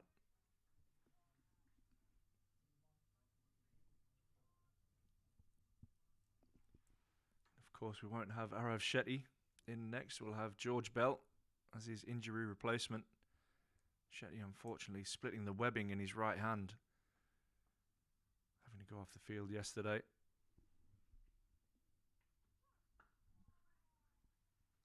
Driven nicely and well fielded by Ben Rain, scrambling away at mid-off. Yeah, great fielding there from Rain, helped out by Hurst. Maybe not quite timing the drive right. Could see what he's trying to do though, trying to pick that gap through the covers. But we've seen all too familiarly throughout this weekend and throughout this matchup what that can potentially encourage as well. Playing away from the body and eventually leading to the wicket. Real effort there from Potts. Banging that one in. You could hear him almost like a Russian tennis player, screaming with effort. Yeah, hit the pitch real hard with that one. Good short ball against Hurst.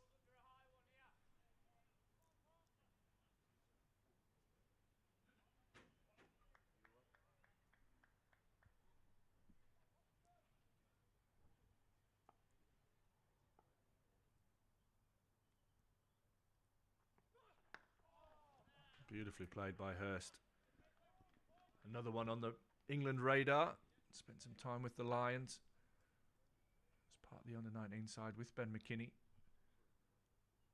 Wicket-keeper batsman. England blessed with, seems, hundreds of wicket-keeper batsmen. You could pick a whole batting lineup and maybe even a team of wicket-keeper batsmen. George Bell, who's that injury replacement, is another one.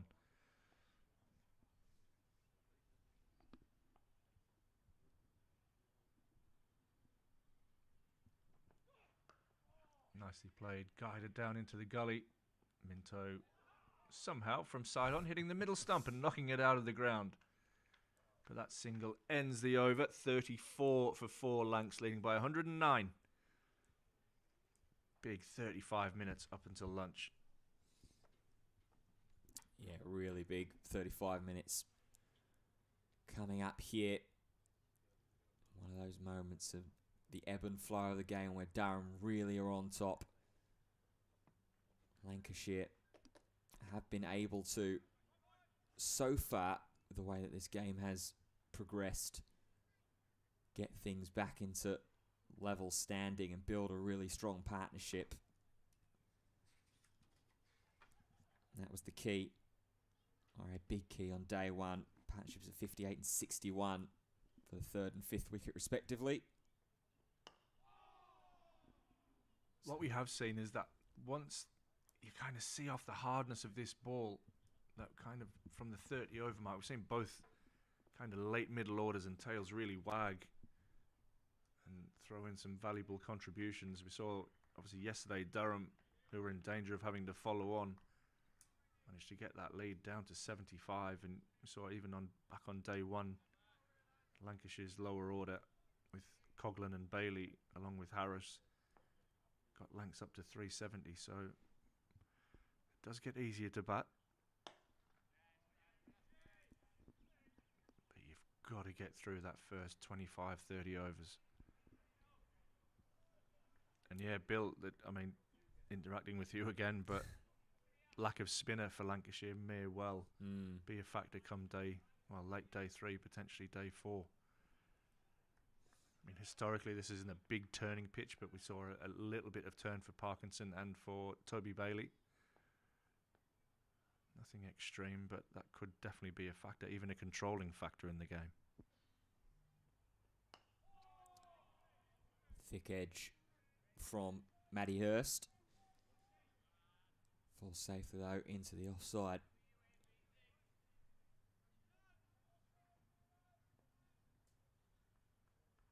Huge innings for him throughout today, as it will be for Michael Jones.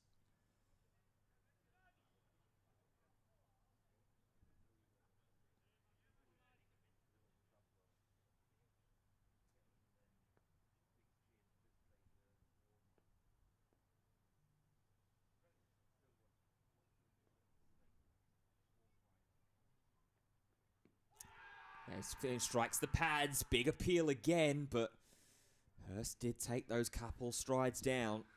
Yeah, hit him on the thigh pad as well, I think. That was a very optimistic appeal there for Durham.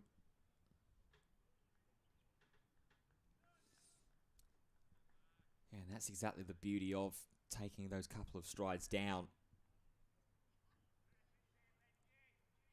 Ball that ordinarily could potentially just be hitting you on the knee rolls or maybe just above, putting that sense of doubt in the umpire's mind. Take that impact point away. As he goes again and gets a nice little clip into the leg side. Set off quickly, but won't think about coming back for a second.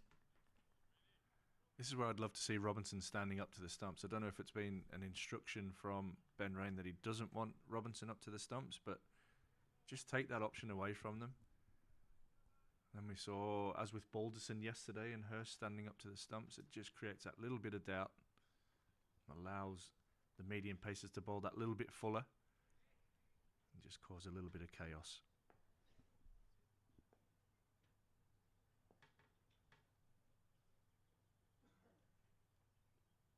Oh, stepping across. There was Jones, just flirts with the outside edge again. So that's the end of another very strong Durham bowling over. Just the one run from it. Lancashire 35 for 4.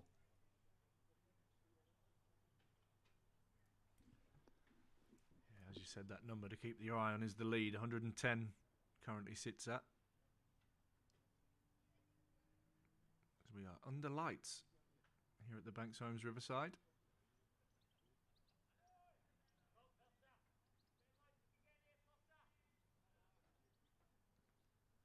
Shouts for Potter. Matthew Potts in the middle of a good spell here.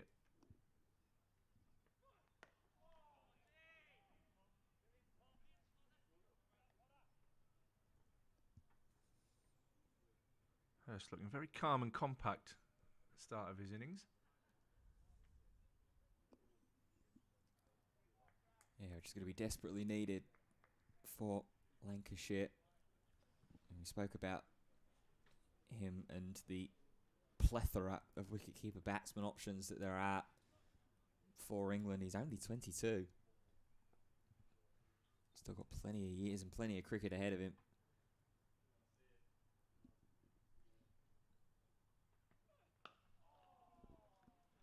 Yeah, he's got some admirers up the food chain, that's for sure.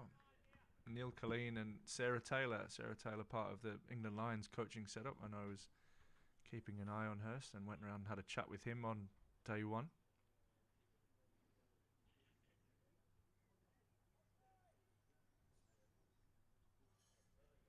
Yes, good reason why. You can see it as well. Over 1,500 first-class runs, average of hair under 35. Oh, goodness me. How do you play that? Try and pull the bat away as quick as possible and hope that it's not been left out there too long. Yeah, you just pray, I think. I hope the big man upstairs is helping you out on a Sunday. He's not too busy.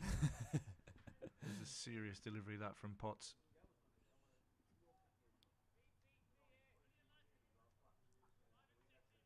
Yeah, into his 8th over of work now, Potts. 2 for 10 with 2 maidens.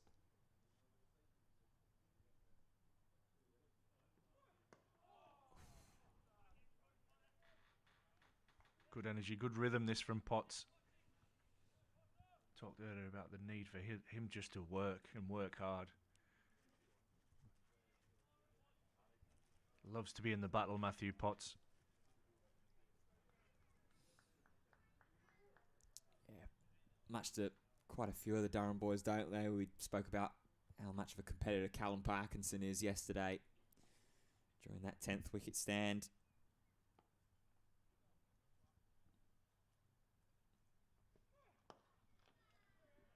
That's what happens sometimes when you're just looking to survive. You get an opportunity to score and you hit it straight to a fielder. Yeah, managed to have a catch up with Parky and interviewed him last night at the close of play, and he basically felt that he'd owed Durham some runs. He felt that he'd been a much better player than what his numbers showed, and he said he'd worked really hard over the winter on his batting. You can see him now just in front of us actually practicing his forward defence. But yeah, good man to have in the team. Like you said, very competitive and absolutely loved that last session. Man gone back under the hook now, Emilio Gay out in the deep.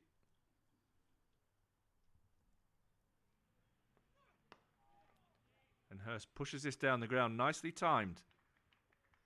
Alex Lees does well, but they will get a second. Nearly a direct hit from Lees. Back-to-back overs for Potts has been a run and then this time 2 runs off the last ball of his over. Lancs move on to 37 for 4 and lead by 112. Yeah, continuing to be enterprising, continuing to work hard. Durham, it's about 25 minutes left in the morning session. 20 overs down. In fact, exactly 25 minutes now. We strike over to 12:35. That lead, just 112 runs at the moment for Lancashire.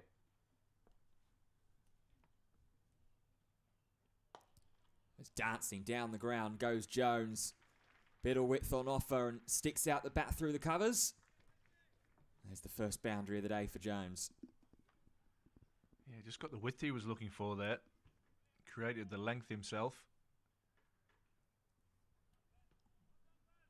Again, Ollie Robinson. I've got my eye on him. Looks content to continue to stand back.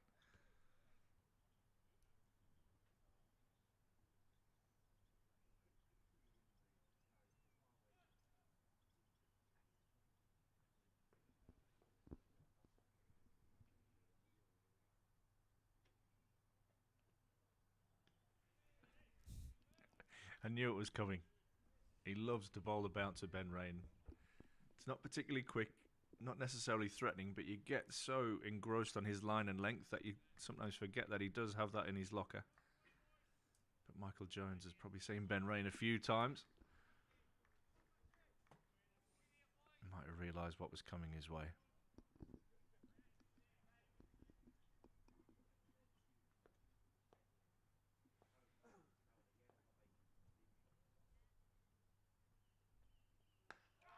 Oh, hard into the bat there from Jones. Yeah, even if it's, like you say, not necessarily something that's the most threatening tool in the arsenal, you always love seeing that little variation just to get inside the batter's minds. Let's not talk about Arsenal after last night. Thank you very much. You can talk about some other London clubs as much as you like, though. Much to my great relief. Advancing again. Doesn't quite time it this time, does Jones?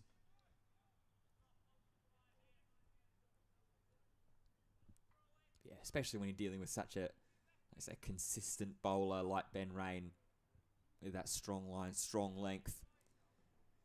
Just get one that does something a little bit different. That momentary lapse of concentration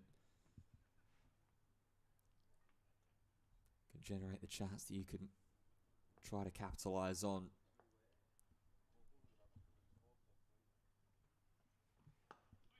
That one angling a little further down towards the leg side.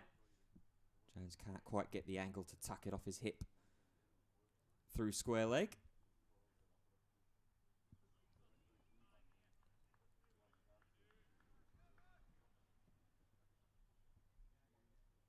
He's just having a little word into the ear of Ben Rain. Approaching the end of his 7th over of this first spell.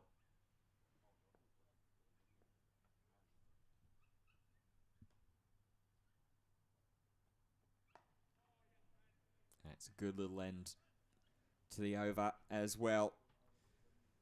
Just that slashing advance. The only score from Lancashire, but slowly but surely, Hurst and Jones are starting to dig in and get to work. Lancashire 41 for 4. Yeah, 116, the magic number. That lead for Lancashire. 75 after the first innings.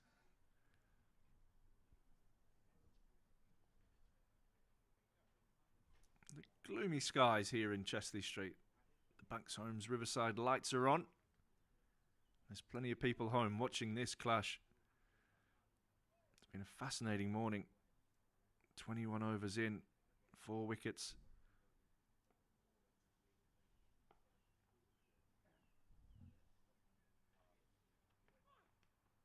Edged and gone! Aldridge made that look so regulation it wasn't funny. Hurst goes after looking so comfortable and compact. Durham pick up a huge 5th wicket before lunch. Hurst goes, caught Aldridge, bowled Potts. And that lead with every wicket is starting to look more and more manageable. Potts deserved another wicket there. He's bowled a really, really nice spell here this morning. I tell you what, he'll bowl till lunch. He won't be able to get that ball out of his hand. Big wicket, Ben. It's a huge wicket, absolutely. I mentioned about 20 minutes or so ago when the last wicket fell that it wouldn't be out of the question that Durham could hunt down another one here. And they've been able to do just that. Matthew Potts has his third. And it's going to bring out the injury replacement sub of George Bell, replacing Arav Shetty after the damage to the webbing between his fingers. Of course, this normally would be the time where I'd indicate and let you know as a reminder of what he did in the first innings, but that's simply not possible for Bell.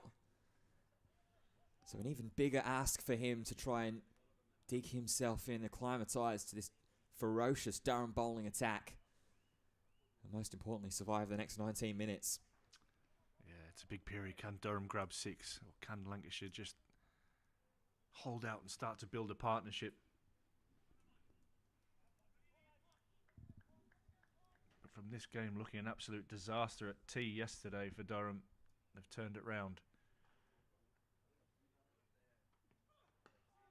Bell's away, first ball.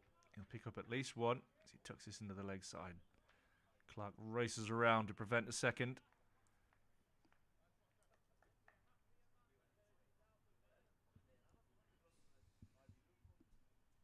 Yeah, good work from Bell there. Just get the first run on the board, get himself off strike. Perfect. Couldn't play that any better. Get me down the other end. Michael Jones, over to you. I'm off the mark. I'm happy.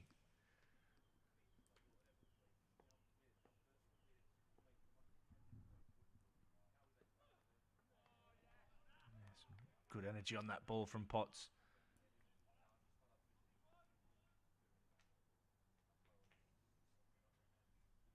Richard Brennan says, hopefully our wicket-keeper substitute spin bowler will have a big say in the second innings, but will hopefully contribute with the bat. Yeah, it's kind of getting to that silly season, isn't it? With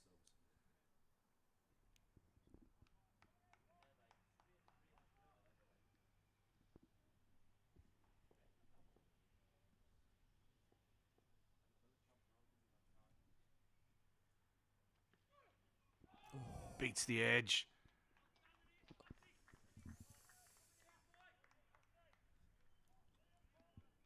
Picked up 2 wickets in an over, not far back, and he's searching for another here. Yeah, back in the 6th over of Potts' overall work. Second over of this second spell. Dismissing Harris and Jones, and Harris and Bohannon, I should say, in quick succession.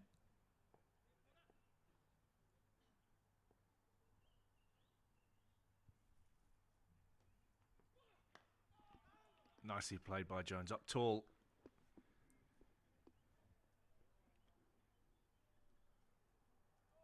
Played for Durham for a few years, played his club cricket at Tynemouth. Beautiful spot on the northeast coastline.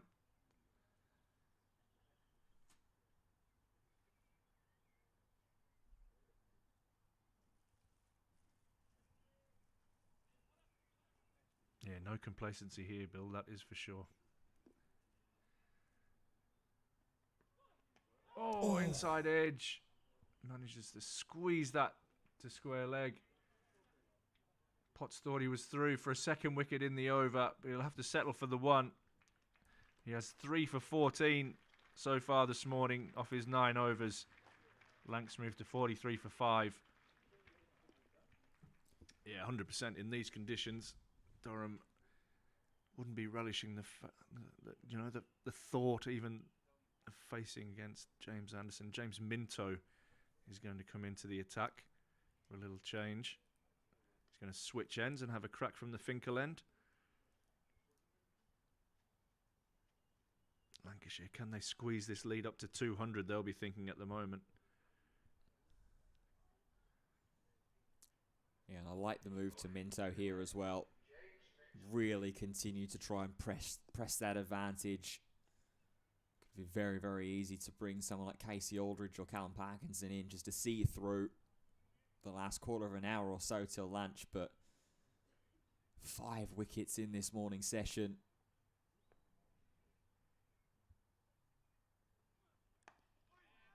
Left arm quick, straight to work. This is important spell for Minto, not necessarily to take wickets, but to support and not leak runs. We saw that from Lancashire pretty much the majority of the day.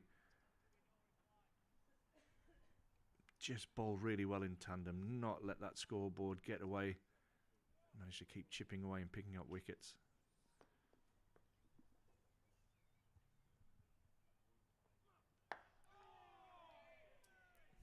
Nice angle in there against Jones. Yeah, to that point about the rest of the bowling unit and the general bowling unit in tandem for Lancashire. Mitch Stanley, George Balderson and Paul Coughlin all went for 49, 55 and 46 respectively across the innings, while picking up wickets across them as well. Stanley with 2, Coughlin and Balderson getting 1 apiece. Strikes the pads. Half a shout and then an ooh, as Minto picking up where he left off in that first spell. But yeah, it was a real collective effort from Lancashire with the ball yesterday. Even Tom Bailey twirling a little bit of spin. Yeah, we might see a bit more of that as well.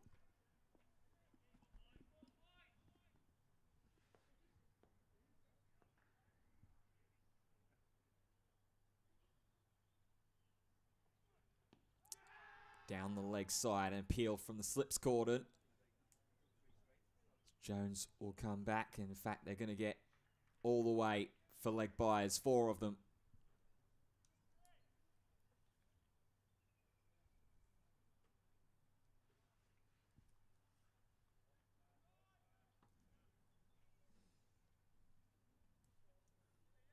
Lead extends out to 122. Lancashire 47 for 5.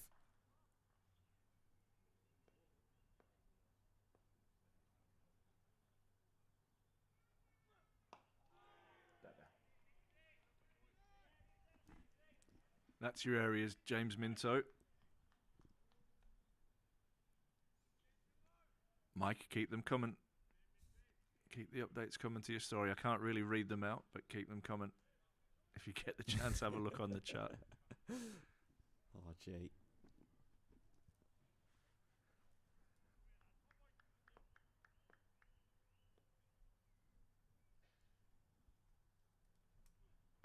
Oh, Yorker. Beautiful from Minto. And that is the end of the over as well. A maiden. Just the 4 leg byes off of it. Puts Lancashire up to 47 for 5. Well, I said you wouldn't get the ball out of his hand, but Alex Lees is going to turn to Casey Aldridge. He's going to have a crack from the Finkel end, from the Lumley end. That ends a fantastic spell from Potts. Picked up 3 wickets in that spell.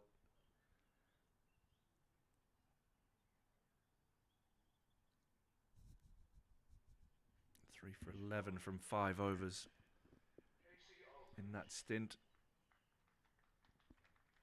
Alex Lees may be looking just a little bit further ahead and thinking, if I can give him a rest now and he gets a rest at lunch, I can bring him back straight after the break.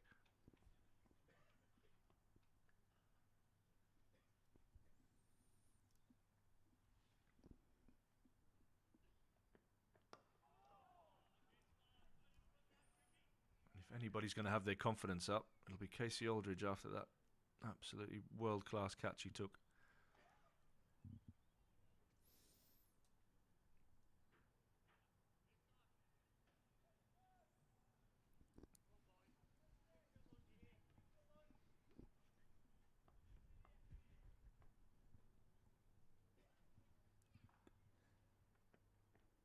Ooh. This one down the leg side. It was a little bit of leg stump exposed there from Bell.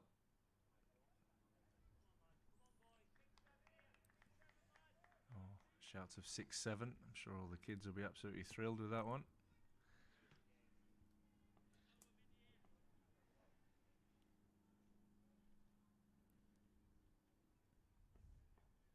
Oof.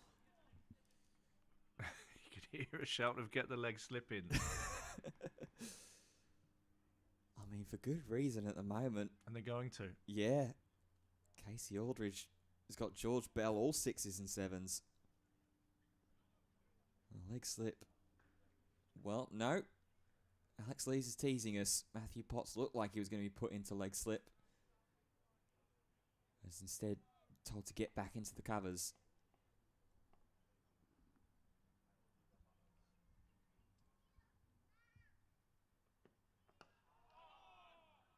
It's a good start, this from Aldridge.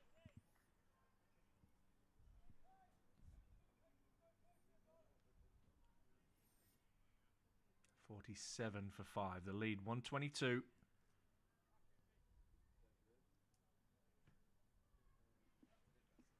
What is a manageable chase in these conditions on this pitch? The questions.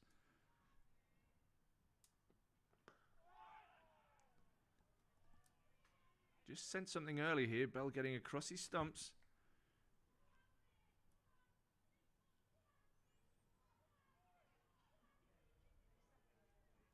Not sure what that noise is. Maybe the football over the background getting a bit giddy, or maybe there's some athletics going on.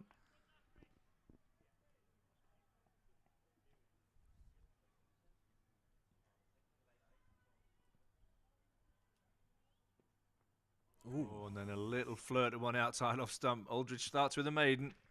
Asked a few questions. And the Durham crowd up and about at the moment.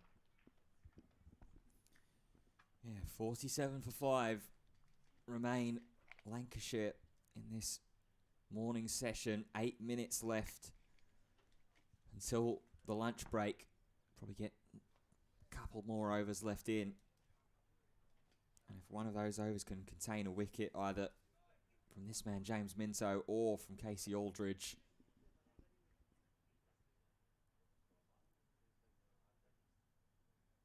there'll be some real confidence going into the break. Minto 1 for 13 off 7 overs so far.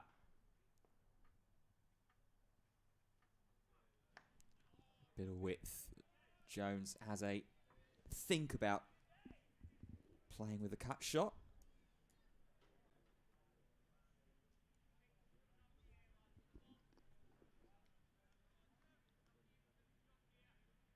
A little bit of roast pork on the menu today, Ben. Oh, looking forward to that. Absolutely. Always a treat.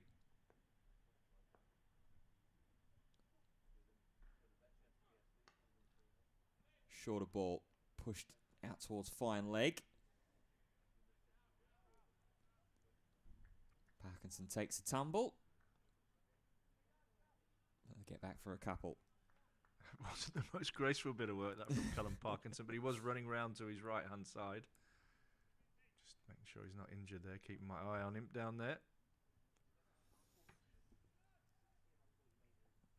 Yeah, no doubt he'll pull up a little bit tight after his batting heroics yesterday. Ooh. I think maybe if he gets injured, we can bring in Ben Stokes as an injury replacement. Yeah,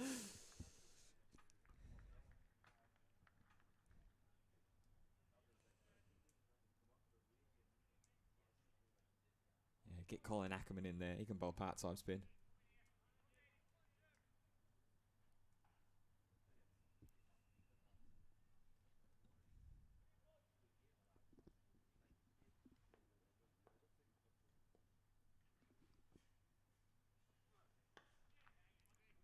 Good areas again from Minto. Jones will just tuck it off the hip.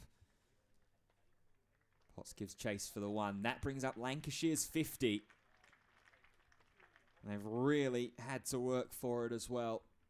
24.4 overs, nearly 2 hours it's taken. And half the wickets gone in the process as well. put that into comparison, Durham only had 3 wickets down when they reached their 50 yesterday. Probably took them about 10 overs that in the first innings, did it? Yeah, so Durham got up to the 50 in the 15th over. Lancashire in their first innings, they got there in the 9th. Yeah, there you go.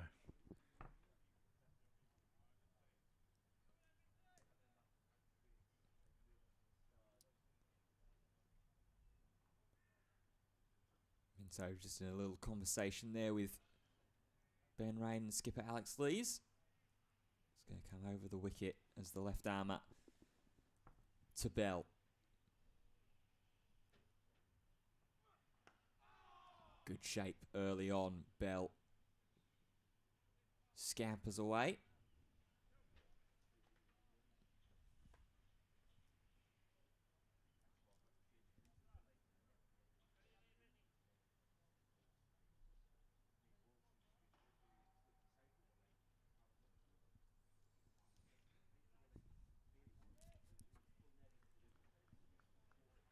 Last ball of this over. Clock striking up to 12:56. We'll get at least one more in. It's a full toss. Dug out by Jones. And that will end the over. 4 runs from it. Lancashire 51 for 5. Yeah, Minto not quite getting it right in that over. Leaves Casey Aldridge one more probably before lunch. Durham will try and rush through and get 2 in.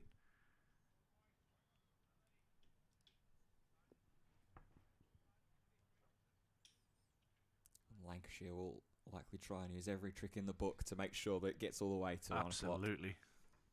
Shoelaces, sight screens, gloves. There you go. George Bell just taking his time there, getting set.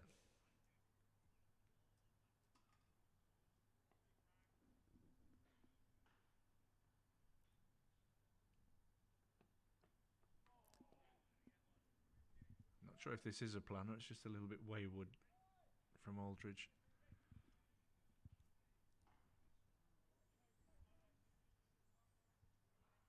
If it is a planner, I'd suggest a leg slip. I thought they were going to put one in. Potts is now jogging over to bat behind the stumps. We saw this in the last Aldridge over. And it looks like he's going to be told to stay there. The leg slip has been put in place.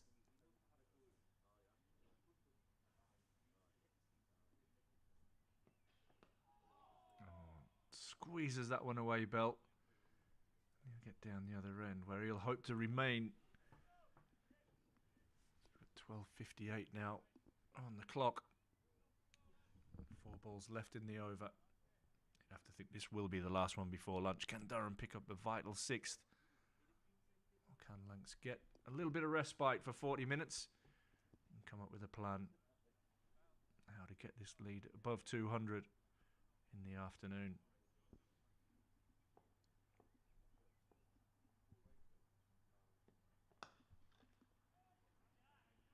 Good intent from Jones, driving but doesn't beat Casey Aldridge, who with clock in mind just hustles back towards the top of his mark.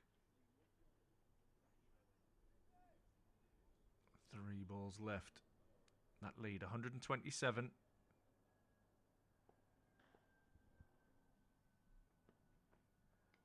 It's wide down the leg side and Robinson tumbles away. Taking it, we've got 1 minute left. They get 2 balls in and the umpires to change ends. Michael Jones will no doubt be taking his time here.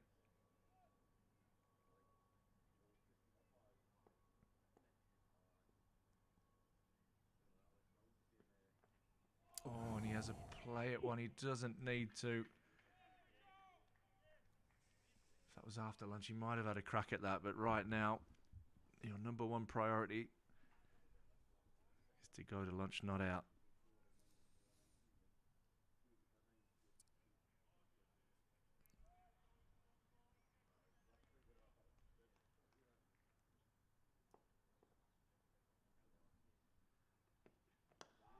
that's on the money. It's nicely timed that by Jones. Good bit of fielding from the skipper. Still 12:59 on the clock, and now it switches to 1 o'clock. And that, ladies and gentlemen, will be lunch. Excellent session for Durham. Lancashire went into the day with a 75-run lead, looking to build that as much as possible, but the Durham bowlers have been watertight. The run rate is just 2 and over, and they've managed to pick up 5 wickets to keep them firmly in this game, where you will say that Lancashire were firm favourites going into the day's play. Durham have just swung it a little bit back towards them. You would still say Lancashire are in front, but it's going to depend on this next session. So join us after lunch. We're going to have some roast pork, and Stevie the vegetarian is going to have some grass and some ice cubes, and we'll be back in around 35 minutes.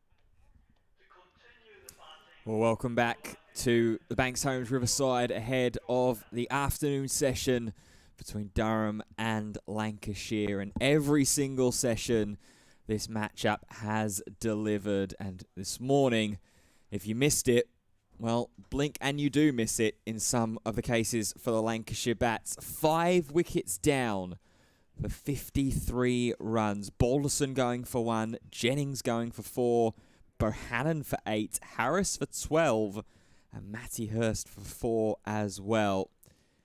It has been Durham firmly with their foot on the accelerator pedal, but George Bell and Michael Jones still at the crease, looking to make life difficult. You're here with myself, Ben Fitzpatrick, and Ash Thorpe as well. What a morning it was, Ash. Yeah, it was brilliant from a Durham point of view. Lancashire started off the day right in the driving seat with that 75-run lead. But to restrict the scoring rate and to pick up 5 wickets has definitely been Durham's morning. And will the game follow the pattern where after you get past that 30-35 over mark, that batting becomes a little bit easier? We saw both tails wag.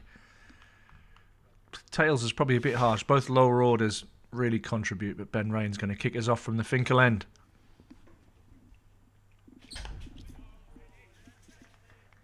Tries to get straight to work as Jones tucks that into the leg side, and it's straight to Beddingham. Yeah, both these teams as well have pretty long tails, as we found out throughout both of the first batting innings. Paul Coughlin chipping in with 31, Tom Bailey not out as well with, was that 5 fours that he hit. Matty Hurst picked up 32, but he's in the shed. That one strikes the pad. Second ball. Of course, without the tail for Durham yesterday, they probably wouldn't be in the position that they're in. Yeah, indeed, they'd probably still be batting.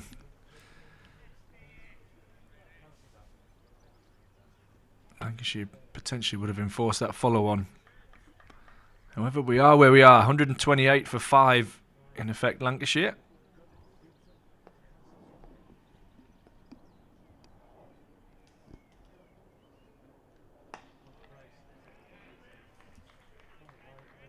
I'm really curious to see if there's just a bit more intent to score from the Lancashire batters after lunch. I think they got stuck. Or whether the pitch has just got a little bit more difficult to bat on. You know, the conditions have stayed relatively gloomy, pretty overcast. The lights have been on since round about 12 to 12:30 in the early stages this afternoon.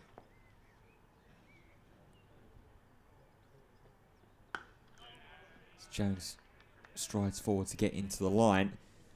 Also had a smattering of rain as well during the lunch break. Yeah, there was a few drops out there. Nothing serious. The covers were on for probably about 5 minutes, and then just probably to annoy the ground staff to be. And then I thought, yeah, we'll get all set up, and then we can go and have our lunch. And then the boys had to get the tractor out and pull the cover on, but it wasn't out there too long, thankfully. And there is a little bit of showers forecast this afternoon, but nothing too giddy to affect play.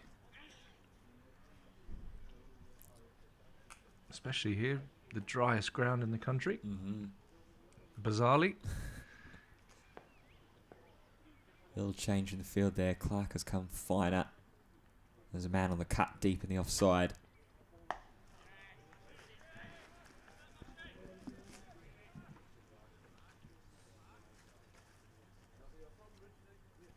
Yeah, hopefully shouldn't see too many, or if any, delays for the game today.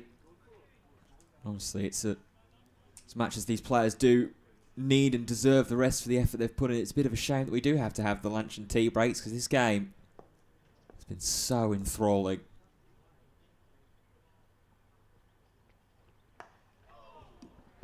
I was thrilled with the lunch break. That lunch was outstanding. Yeah,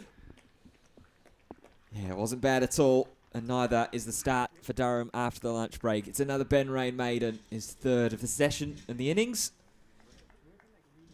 Keeps Lancashire at 54 for 5. 53, I should say.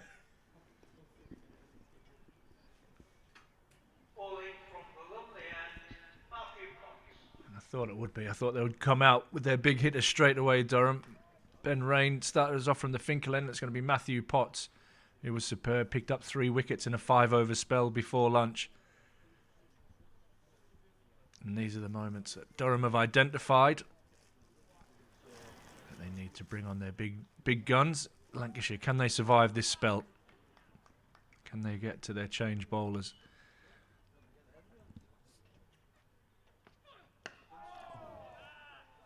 Bell, not for the first time. He's got a thick inside edge out into the leg side.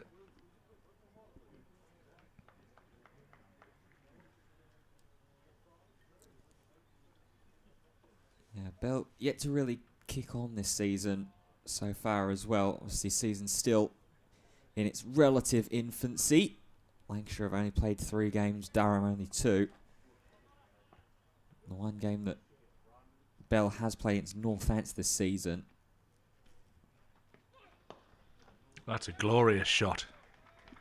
Just a little bit straight from Potts. Bell whips that away through the leg side for 4. Confident start for him. Yeah, lovely shot. Just I was about to say that he hasn't really kicked on so far yet, scoring 7-0 against Northants in the early portions of April. Pulls out that lovely paddle off the legs into a pretty vacant offside through the square.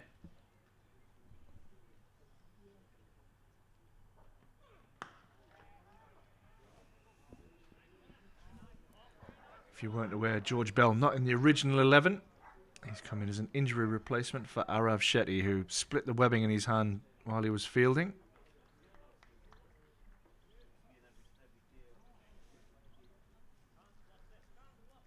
James Minto also into the game as an injury substitution for Sam Connors, who has an abdominal injury.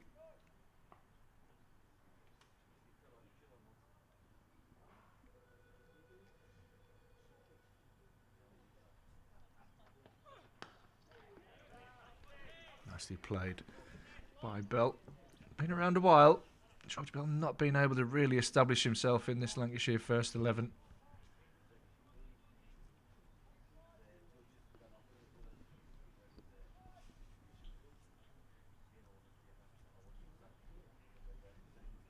Even had him bowling some off spin, which is, I think, where they've managed to squeeze him in as the substitute in the second team. Picked up a few wickets last week.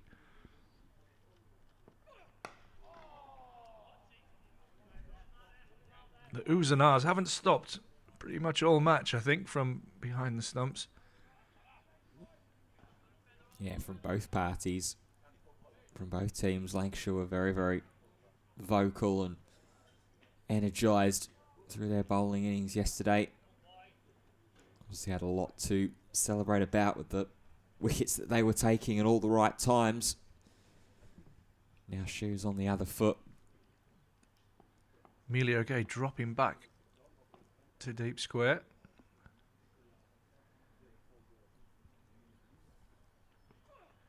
Oh, and a thick inside edge somehow misses the stumps. 5 from that Potts over. The lead up to 133. Lancs 58 for 5. Yeah, a bit of fortune there in the early start of the George Bell innings. Very well could have gone anywhere, but manages to fall safe enough. Puts Bell up to 8 off 16. Jones 10 off 40.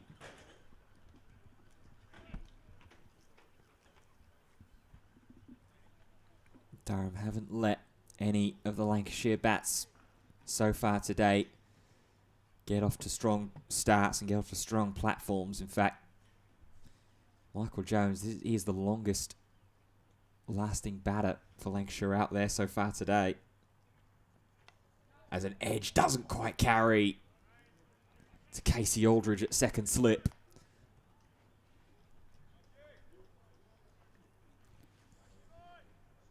But yeah, Jones out there has faced 40 deliveries today. Batter who's faced the next most would be Keaton Jennings, who faced 25. Marcus Harris faced 20 balls. Matty Hurst 19. Bell 17 and Balderson 15. As that one strikes a pad, they turn around and appeal.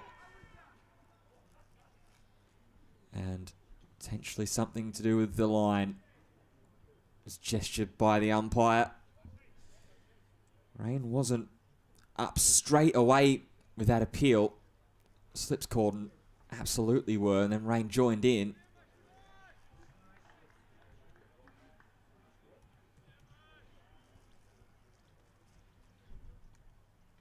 They've had quite a few of those so far today, Durham. A few decent shouts, a few at least vocal shouts for LBW. Yet to pick up a wicket via that dismissal method yet today. Oh, there, just a little offer from Bell.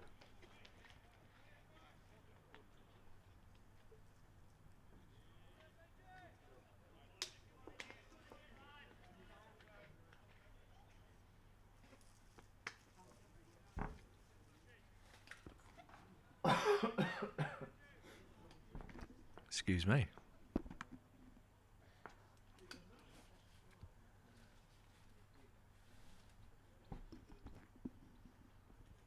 Oh, and again, good little nip in there from Rain.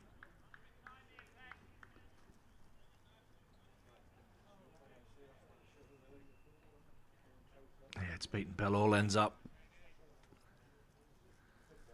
As usual, if you'd like to interact with us, drop us a comment in the chat, as Mike has just done.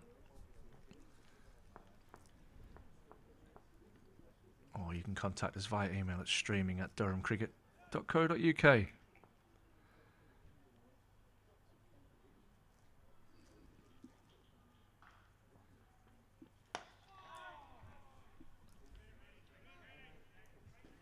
Rain's come out really strongly so far after the lunch break. I mean, it's as you'd expect from him, though. In all fairness, we spoke about how much of a consistent bowler that he is, line and length.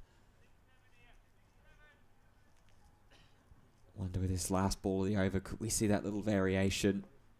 Maybe try and pull out the bouncer.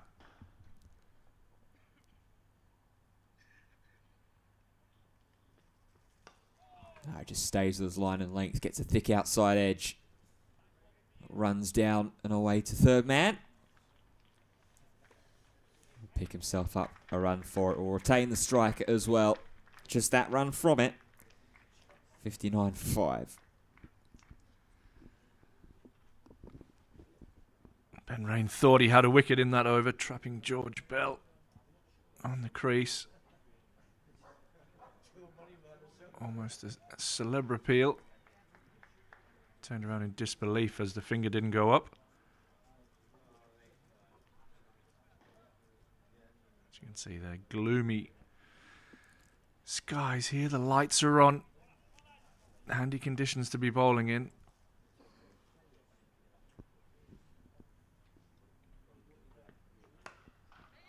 Bell up tall on his toes. Crunches that through backward point. Parkinson will do the fielding as they turn and come back for 3.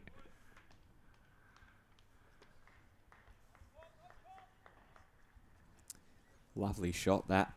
Really lovely shot.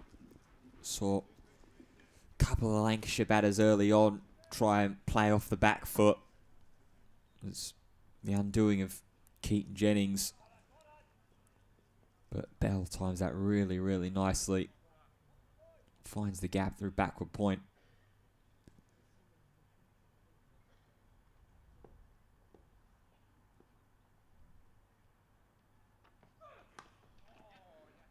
Jones runs this one down to third, where Callum Parkinson, with the knock-on, will do the fielding. This is good from Lancashire. Just keeping that scoreboard ticking over, increasing that lead, which has now got up to 138. Yeah, it's what they need, Lancashire. They haven't been able to do it so far today. Build up a strong, imposing partnership, the highest partnership they've built was for the third wicket, and that was 17 runs.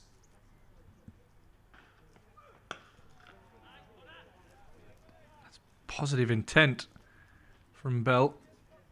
Might have been a chat at lunchtime around how they can build this lead. It's all about intent for me. It's just starting to get a little brighter here. Out there in the middle.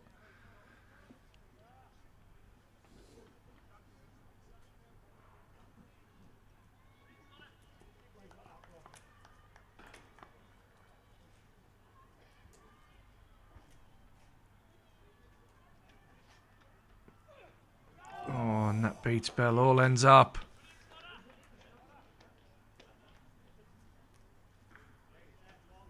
Durham searching for wicket 6. Had a huge morning with the ball, picking up 5 wickets.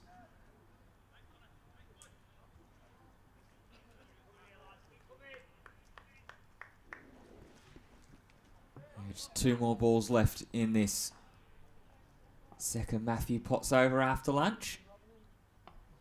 Bowling to just the 2 slips.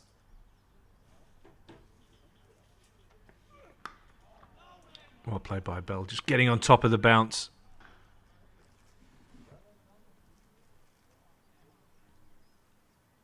Yeah, he's done well so far as George Bell rode through and navigated that real tricky period about 10-15 minutes to go before lunch.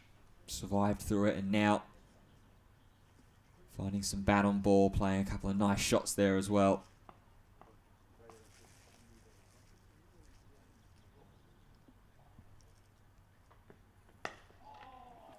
Driving on the up, but won't beat the field. That ends the over 4 off it. Lancashire move on to 63 for 5, leading by 138. Both of these batters now in double figures.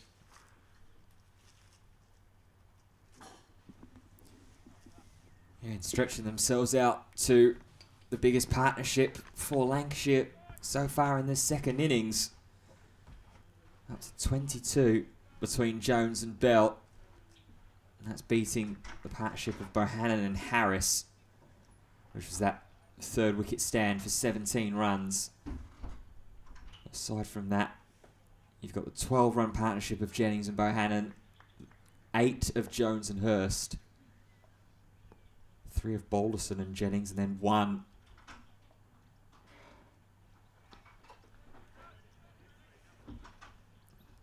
that singular one was Bohannon and Jones for Josh Bohannon.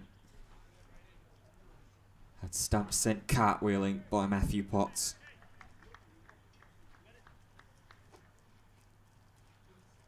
Ben Rain just sending David Beddingham out to deep square leg.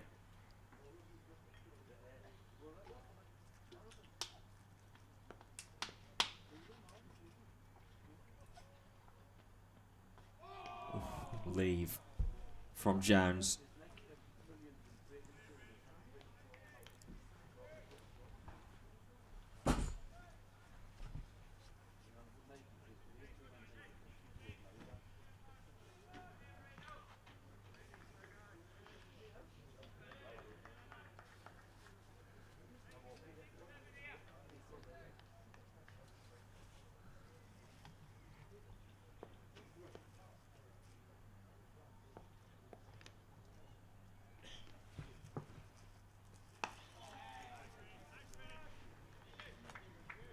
A little straighter there from Rain. Trying to encourage Jones to play a little bit more. That's what we spoke about this morning, about trying to get and encourage these batters to offer up the shots, not allow them to just go with the easy leaves and watch the ball sail through to Robinson behind the stumps.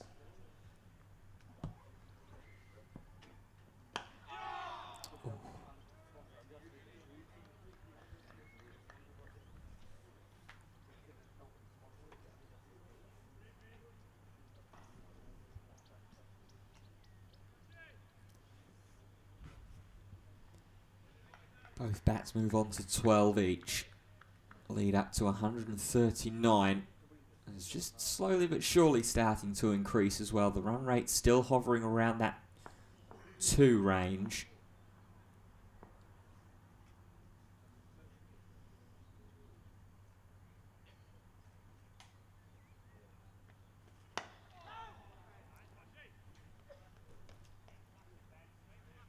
But Lancashire certainly won't be in any hurry to increase that run rate up.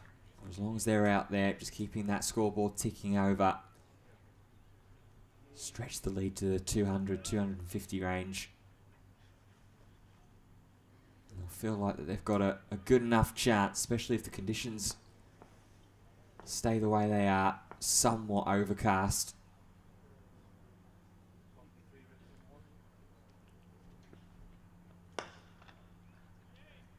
A couple of tiptoes forward there from Bell as he tries to drive, but can't find a gap. Just the one run from that Ben Rain over. Lancashire 64-5. Yeah, conditions just starting to improve from a Lancashire point of view. Sun breaking through. And that ball is now 31 overs old.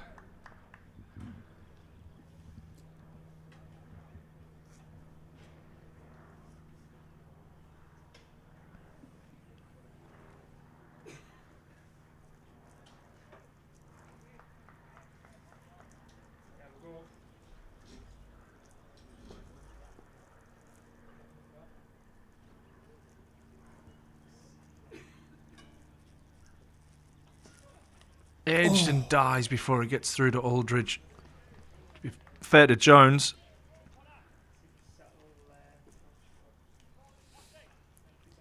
just dropped his hands on that as it took the edge. Yeah, gee, that's the second one in this session already that's caught an edge and just hasn't quite been able to carry to the slips. They're already playing quite close up to the stumps as well.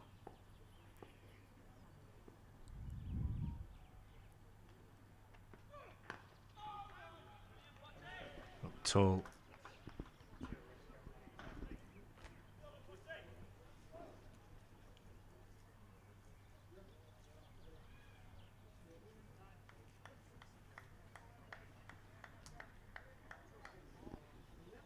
Yeah, Dylan's asking what happened to Charlie, who was commentating on day one. Well, I'm in as an injury replacement as per everything going on in the world at the moment. No, Charlie was only scheduled in for day one. Unfortunately, I was at work, as I will be tomorrow. Jones plays that nicely up tall. So you have the man in tomorrow, a gentleman called Steve, who has the most Durham knowledge of anyone I've ever known. In fact, I ran a quiz for the club and he got every question right. Incredible knowledge. So he's banned. He's barred from every quiz that we do in the future. In fact, he can write the questions.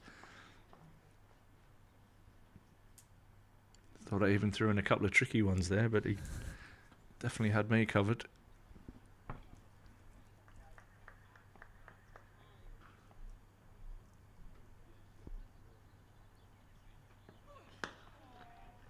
Nicely played by Bell. Leads up to 140. Both teams will definitely be keeping an eye on that. This is the time where Lancashire need a partnership between these two. Batting should start to get easier.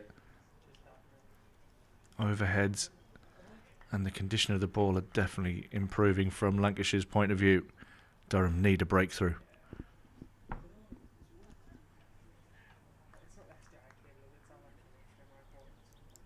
They're sending Emilio Gay back out on the hook on the leg side again as well. He has a crack at that, Bell, but it didn't get up as much as he thought. They're the ones that can just flick the glove on the way through.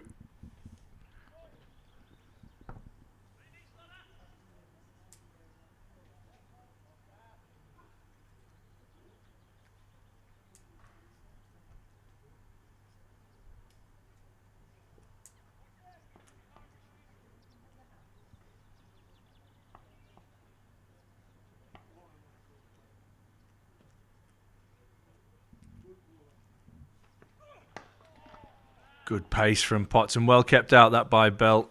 Just the one run from the over. It's Durham keeping it tight, but Lancashire just squeezing a partnership together here to extend that lead to 140.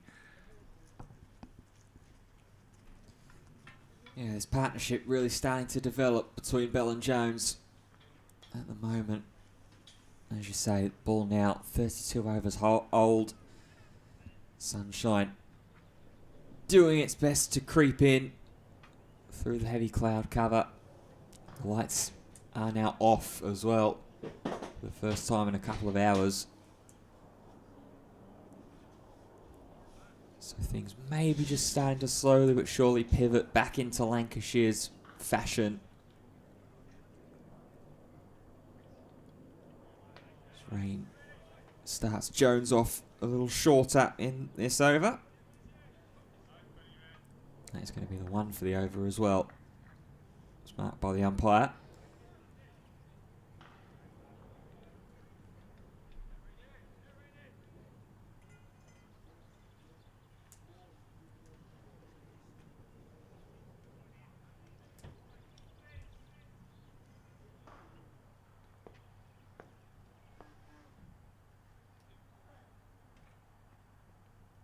Oh, some width there and it tails away.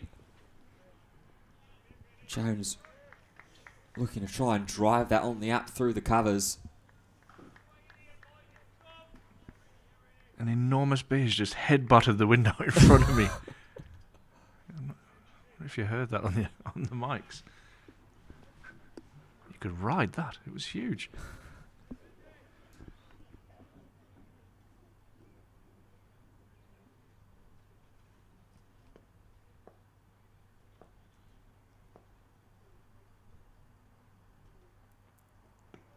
Ooh, early steps forward there. It's popped up and potentially off the glove of Jones there as he pulled his bottom hand away.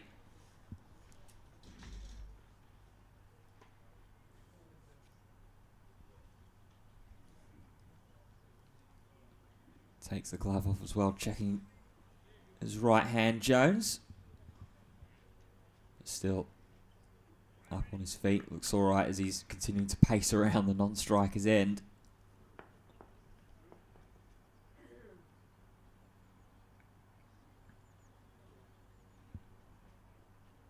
Oh, beats the edge again. Yeah, not for the first time, that is for sure. Garth asking if Borthwick is still playing for Durham. Yep, Scott Borthwick is still a playing member. He's a player coach. Normally takes charge of the second team.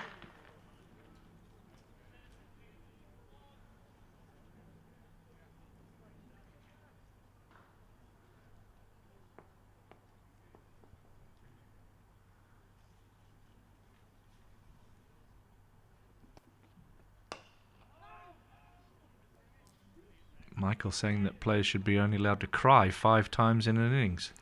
It's interesting. Yeah, I think from the body shot that Josh Bohannon took Yes, this morning, might have been a few tears there. He's used 2 or 3 of those allotted slots. Good shout.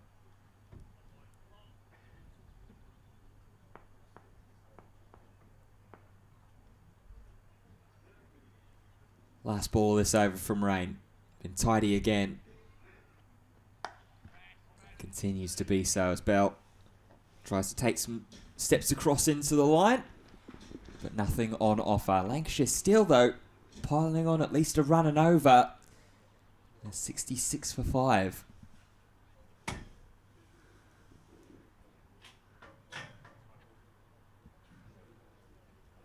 Bill's joined us again. Welcome back, Bill. I can't believe you're not making your own Yorkshire puddings. But there you go. Got some beers as well. Enjoy your afternoon.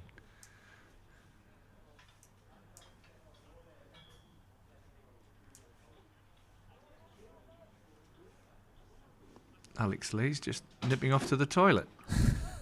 Not in the usual direction. He's going to go into the old scoreboard. There is a toilet in there for reference. Yeah. Rather than make the long journey across to the change room. Man of the people. And in great news, Victor Main has his deck chair out. Hey. The red and white stripes. It's the first time I've seen it this year. Michael Jones trying to give him some fielding practice out there, but he can't beat David Benningham in the covers. That was crunched as well. Lovely sound off the bat from Michael Jones. How can you be a grumpy groundsman when that's what you've got as a... Hey, that's your day at work.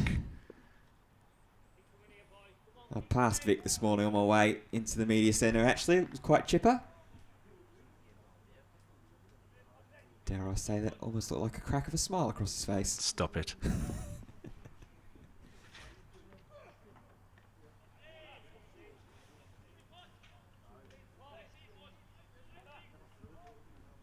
Big efforts here from Potts.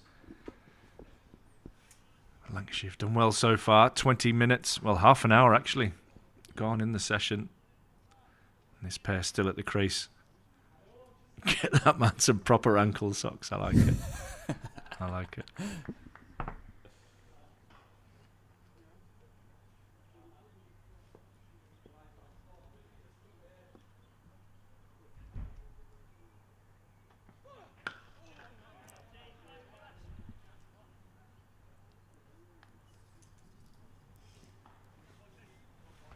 It's the first real time today that we're seeing a little bit of a lull happening. It's been pretty much all action anywhere you look, with the consistency of the timing of the wickets being taken this morning. But as we've expected, as the afternoon starts to tick on, batting just becomes a little bit easier. Durham are still asking a couple of questions here and there. Ben Rain in particular has had a couple of LBW shouts.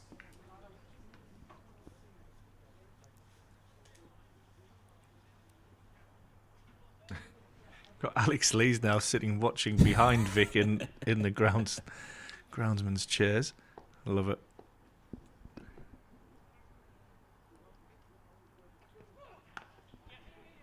Nicely played by Jones as he runs that down for another single. He might just sit there for a couple of overs and see if anybody notices there.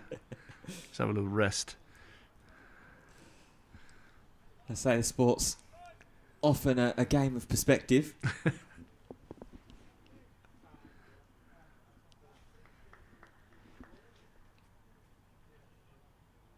There he is, the skipper. Just taken 5 after his little trip to the loo. Might start throwing in of abuse from the crowd.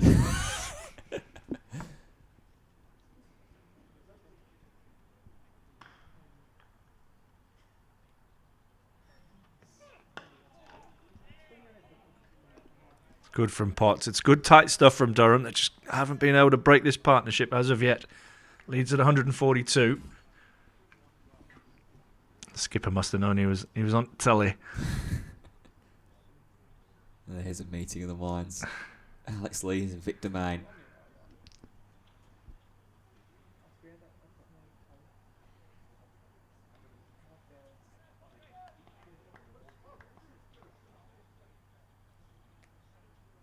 Mid-off just being pushed a little squarer.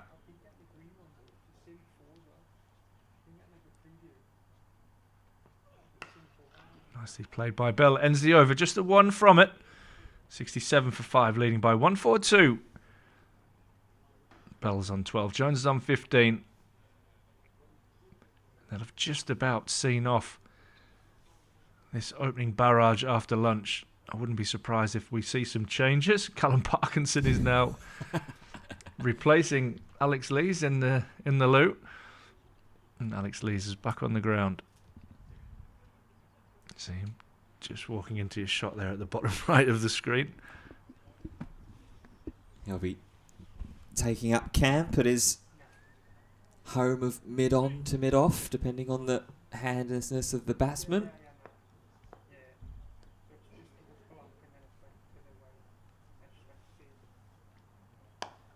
As rain continues, they'll quickly run through for a single. Bell was a little just slower out of the traps there, and Leeds had the half chance, but the throw was offline.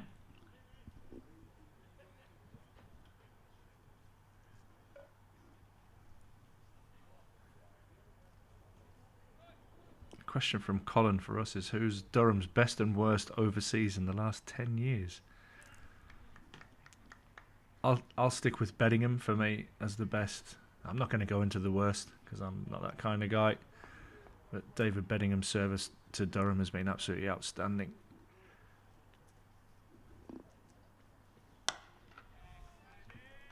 I would love to have seen Scott Boland have a proper crack and not get injured, but yeah, with our injuries over the last few years,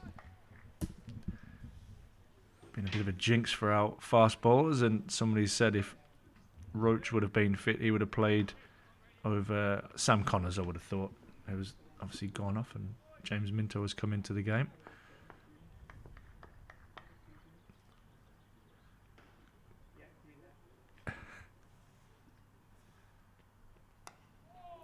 Ooh, edge there, down to third from Bell. Yeah, I think it's hard to overlook David Bedingham realistically in that conversation. Been a real class act for the club. Also, potentially, this might be my personal bias, Peter Siddle thrown into the mix as well. Yeah, again, I would like to have seen him around for a longer period, but he definitely made an impact, Sids, in his time here. You go back before that, and you have the likes of Dean Jones at the start, and then David Boone, Michael Hussey, Shoaib Akhtar. There's been some serious names play for this great club.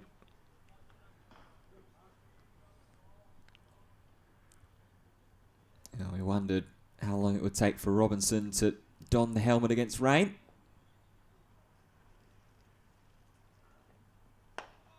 He's done so now.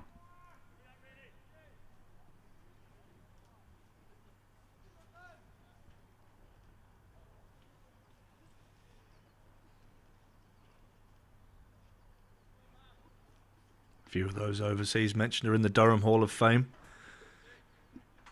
Michael Di Venuto, another one who was absolutely incredible for Durham over a prolonged period of time. Batting coach Benke, another good one. Straight drive back down the ground. Rain managed to get a paw to it, help it on its way to Potts at mid-off.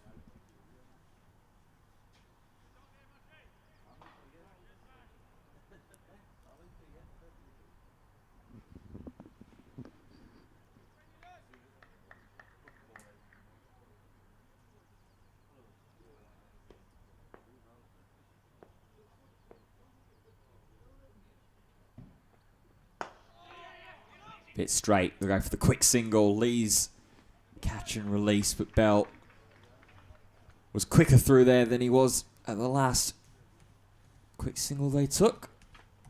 So just turning the temperature up a little bit in that over. 3 runs from it. Lancashire 70 for 5 in the lead, up to 145.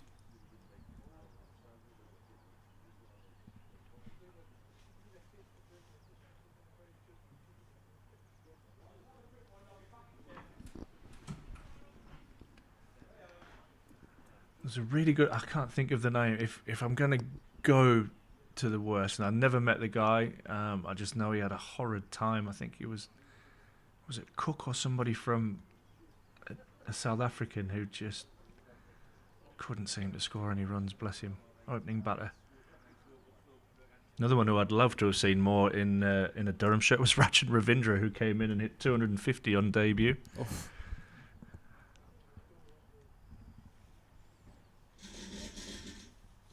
Callum Parkinson into the attack.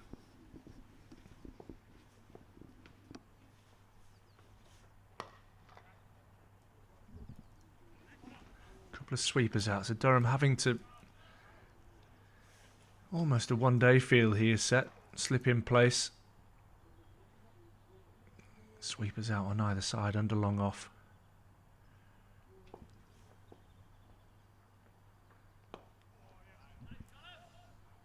Big job here for Parkinson this afternoon.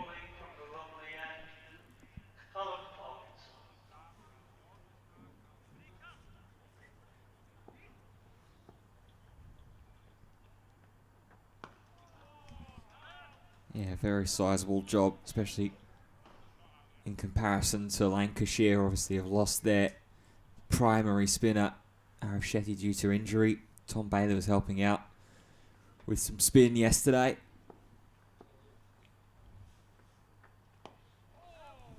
Nice start from Parkinson, just settled in.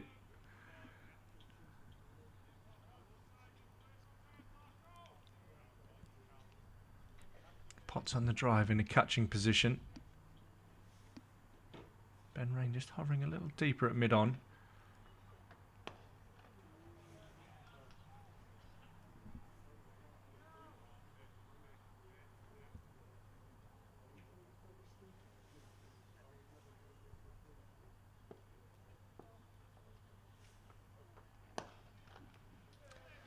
And a maiden over for Parkinson to start with. This will help with Durham's over 8, that is for sure.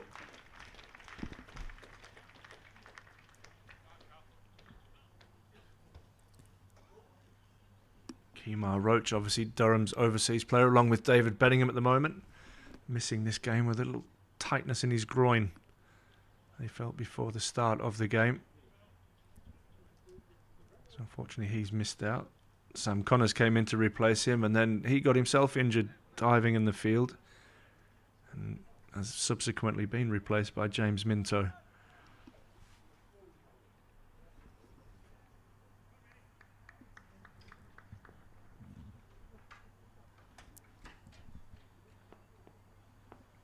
Ben Rain beginning the 6th over of this second spell.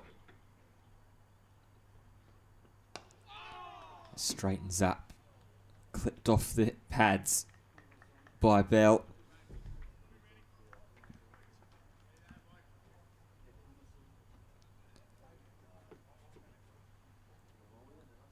Moves up to 14. Jones on 17.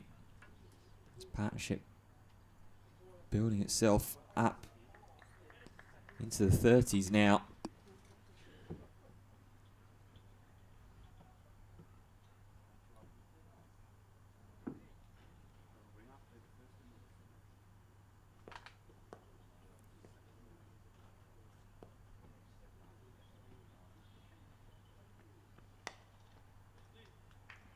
Well tucked off the hip.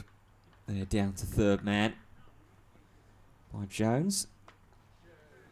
Best of the conditions of the day so far. Bright sunshine now here at the Banks Homes Riverside. As Ben mentioned earlier, the floodlights were on early this morning. It was good conditions to bowl, and Durham took full advantage of that. Now Lancashire building a partnership between Bell and Jones. It's not going quickly, but Lancashire do have time on their side as well.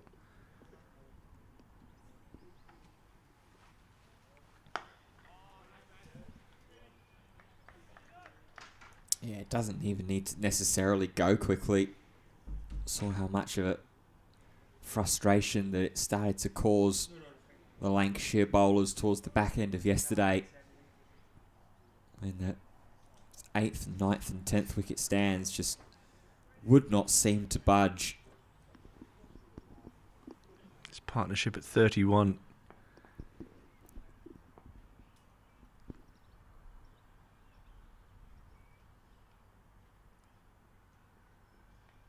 And that's all it will be, as Bell fends at one on the outside, gets the edge, and the slips catching has been sharp today. George Bell and Jones, when they both looked like they were just settling in, one of them has to depart, and it is the injury substitute Bell, caught by Casey Aldridge again. That's 3 catches for him in the game. And Rain has his second. 72 for 6 now. It was important that, and I apologise to Lancs fans. I was just saying that this partnership was progressed to 31, and that batting had looked a little bit easier with the overheads and the ball.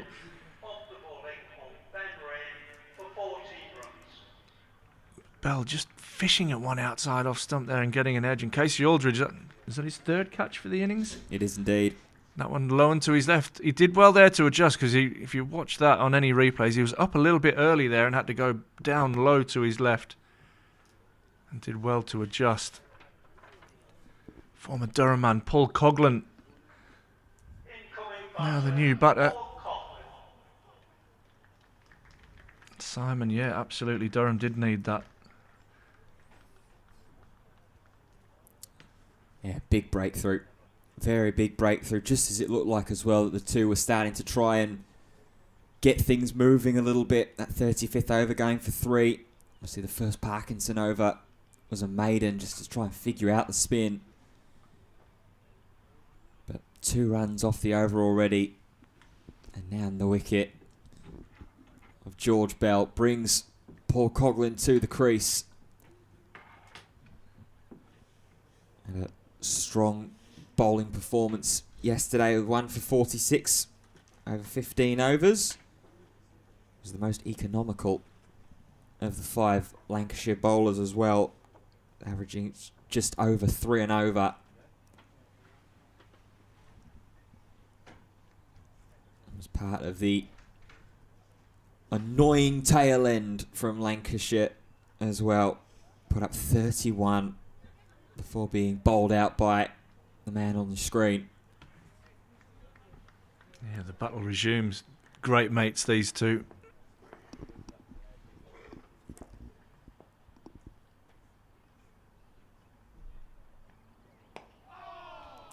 Coughlin gets the bat in front to start this battle off again.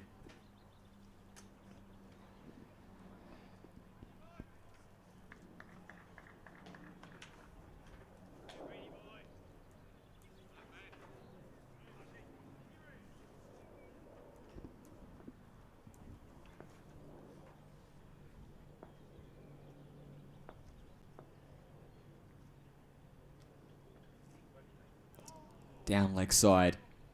Coughlin thought about following him and not doing enough to keep the bat out of the way. But a big over for the Durham bowlers. The 6th wicket has fallen. Lancashire 72 for 6. He felt Ben Rain was trying to kind of bowl an in-swinging Yorker there to Paul Coughlin. Got it wrong. They was disappointed at each other. Coughlin missed a scoring opportunity. 72 for 6.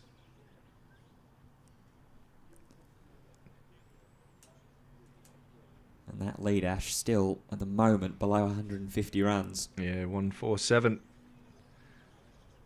is that lead. Parkinson's in. It's tucked away nicely into the leg side. I'll think about too, just with the pace on the ball.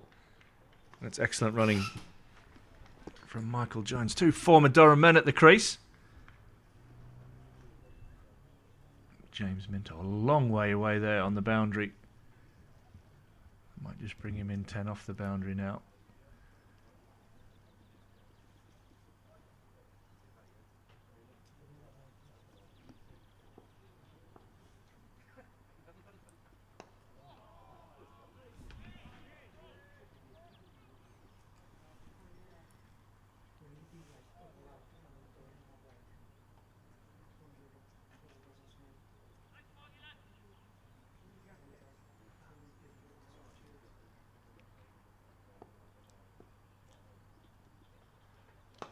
This is hit in the air. There's a couple of bounces down to long off. Strange shot choice that from Michael Jones. But he's got away with it.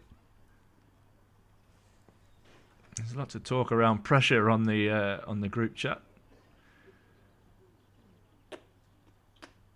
How long do you build pressure for?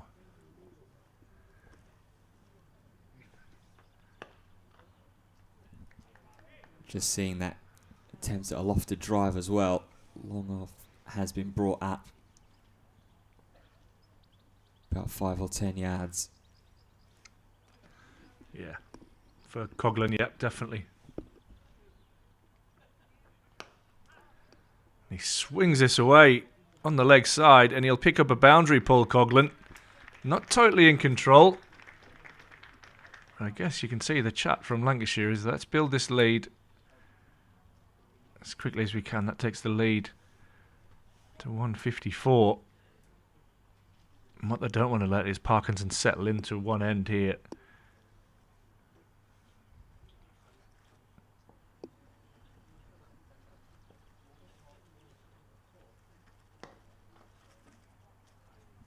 Ends the over from Parkinson, 7 from it.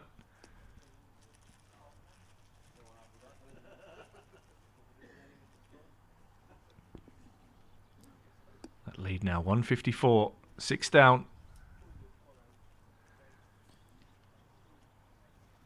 Yeah, fair bit of attacking intent shown there from Coughlin and Jones. Both of them seeming to really want to go after the spin in the second over. We'll see if that's something that persists or if it was maybe just a little bit of a one-off and that they retreat once again. Ben Rain still continuing from the Finkel end though. Steps across and it's a nice sound off the bat from Jones. Good work fielding in the deeps, just cut it off to a single though.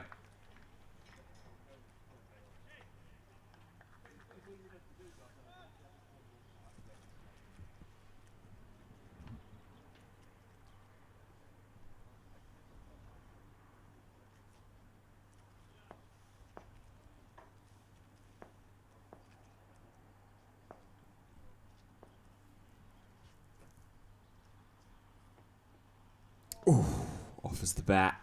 That's a play and a miss from Coughlin.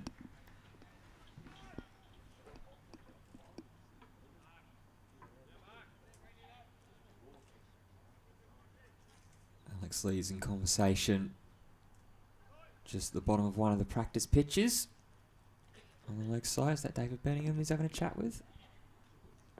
Yeah.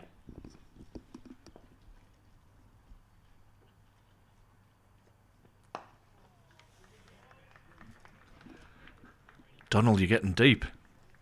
He's got a couple of questions here, but one we've already kind of answered on pressure. One, when a match situation is described as evolving, at what point does it become something that is different rather than just a continuation of what was already happening? Oh.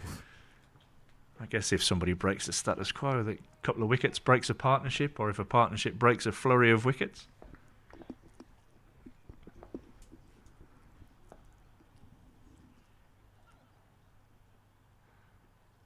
Oh, and again. Yeah, second time that Rain has beaten the bat of Coughlin in this over. Dylan, for you, I guess when you lose everything, you end up in a Hong Kong hotel toilet with your money and your plane ticket taken away from you. That's a bit of an in-joke for the guys on the stream chat.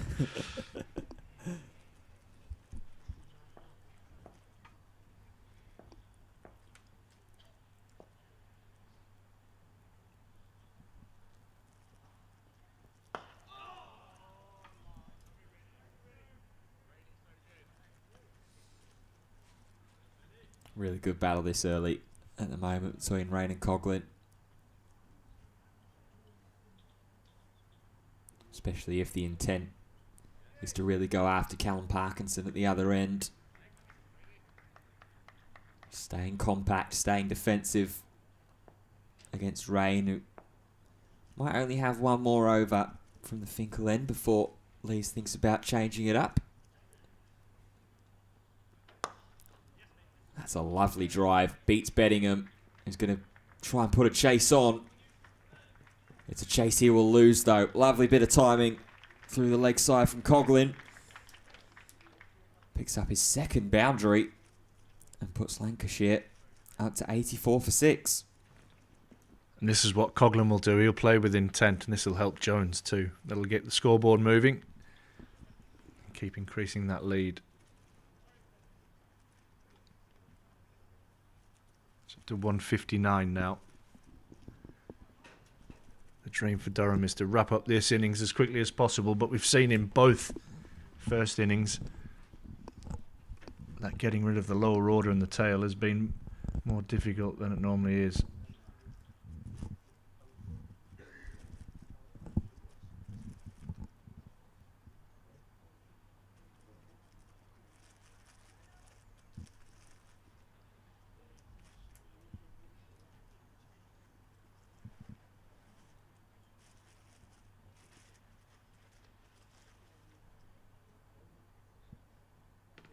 Parkinson to continue.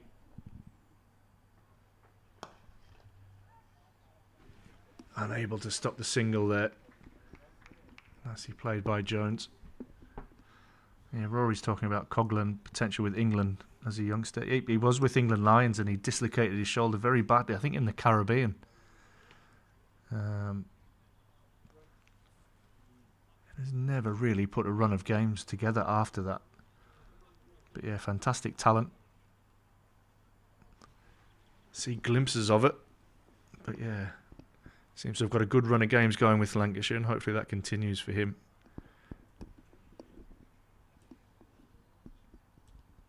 Yeah, it was always a player that I generally came away impressed with whenever I saw him over the couple of times the past few seasons.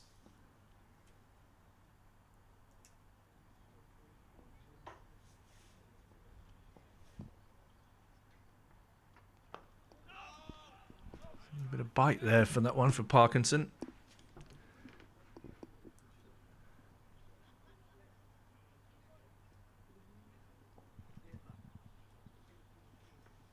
A bit quicker through the air.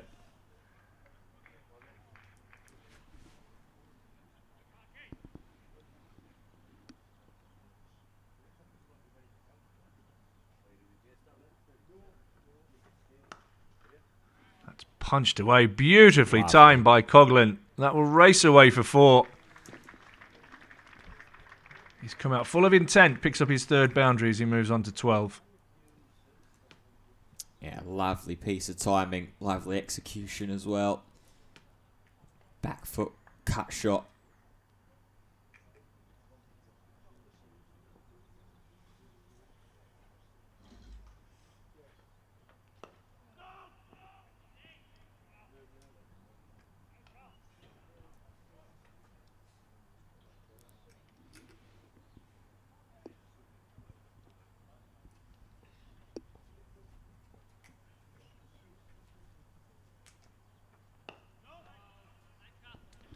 Ends the over. 5 from it. Lancashire lead by 164. Coughlin's on 12. Jones is on 23. And another 5 runs off that over as well. Last 3 overs have gone for 7, 5 and 5. So Lancashire certainly trying to bring the counter back on. And I mentioned and asked the question about whether Ben Rain would potentially have one more over from the Finkel end before a change. Alex Lees is not going to afford him that extra leash, so it's going to be Casey Aldridge to bowl from the Finkel end. Has only bowled 2 overs so far today. A maiden and then just the 2 runs before lunch. It's a good opportunity for him to really get some overs against this pair.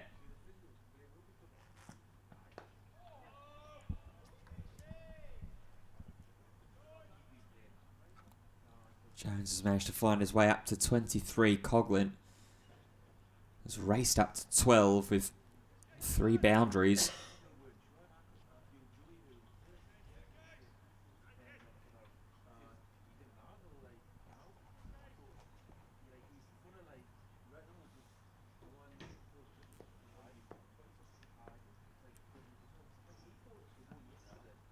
Oh, and a wave there from Jones.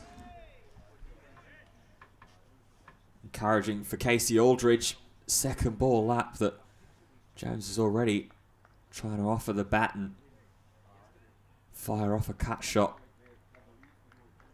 through the offside.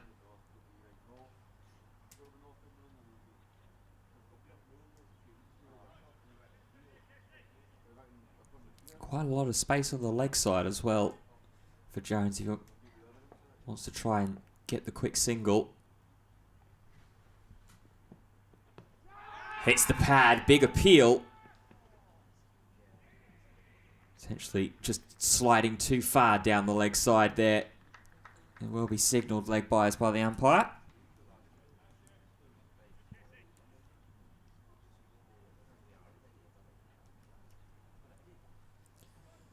I did just mention the amount of space that was out there.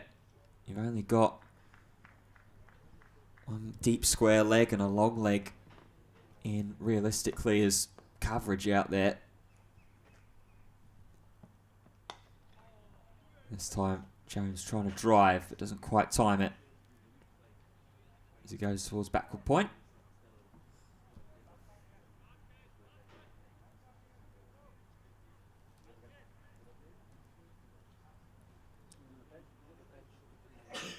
The sun's got everybody out on the ground level. Indeed.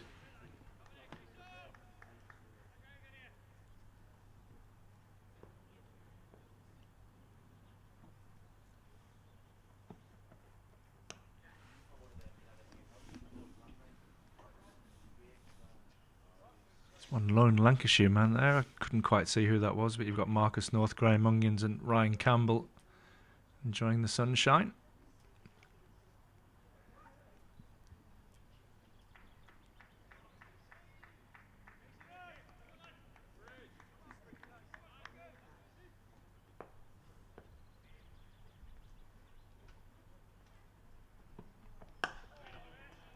Solid final delivery of the first Aldridge over of the new spell. Just the leg buys off of it, so it will be a maiden over for Casey Aldridge. Still a couple of runs pile on though. 91 for 6. Lancashire. That lead continuing to stretch out. 166 now, that lead. Coughlin's come in, really helped Jones get the scoreboard moving.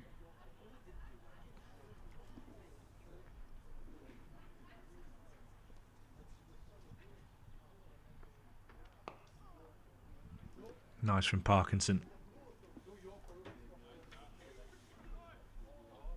No real turn yet for the left arm spinner.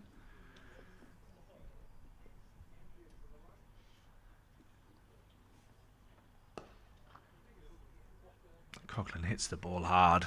Off the back foot down the ground, we'll pick up a single.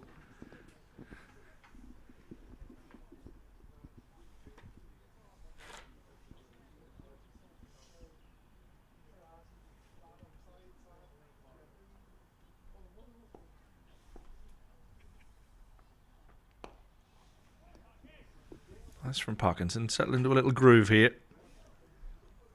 See if Michael Jones goes on the attack.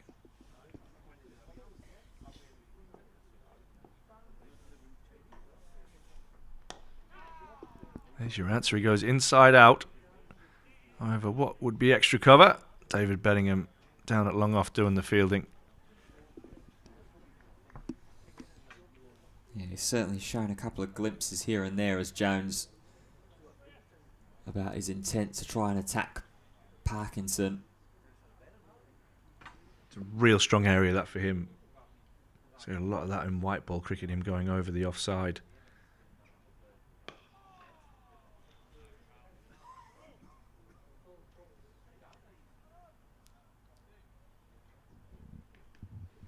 Yeah, there is a nice little patch of grass over extra cover. Bit slower from Parkinson. 3 from that over. 94 for 6. 169 is the lead. A wonderful position to be in. Yeah, and the partnership already really starting to build. Up to 22 now between Jones and Coughlin. Previous partnership of 31 was the highest. It still is, but this one quickly starting to make its way up there, already higher than anything that was able to be put on during the morning session. Just again goes to show that the conditions out there for batting are starting to get a little bit easier. Oh, as Aldridge draws out the bat slightly there from Coughlin.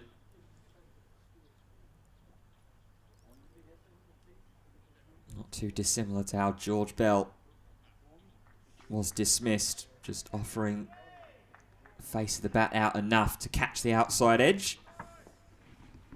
Go into Aldridge's.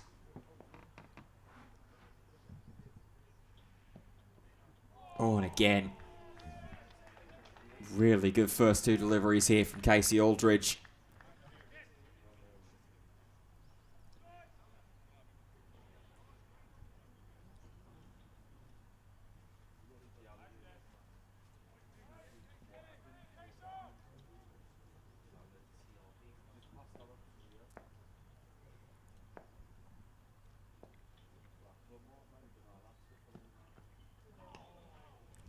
This time tries to change the angle. Goes down the leg side. Coughlin did think about following him over there. Still quite that sizable gap to deep square leg and long leg. Two men patrolling back behind square.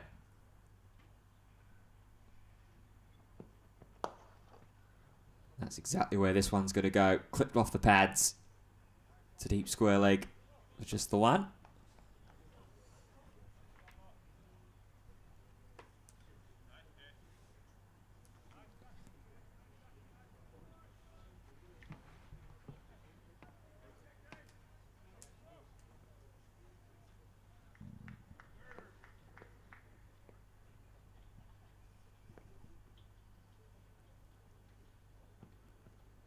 Ooh.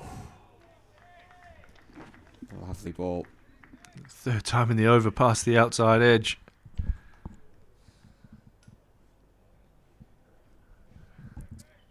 Little teapot position from Michael Jones. Yeah, because he even took the step across there as well. Coughlin didn't do that at the start of the over. Jones tried to take the step across and still had the outside edge beaten.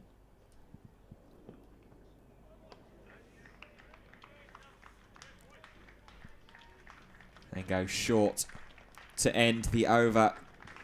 Just the one run from it. Lancashire 95 for 6, the lead. Now up to 170. Yeah, good over that from Aldridge.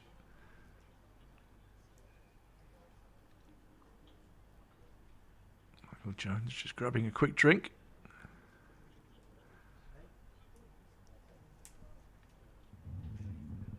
Another partnership building here for Lancs after lunch. Good intent from Paul Coughlin.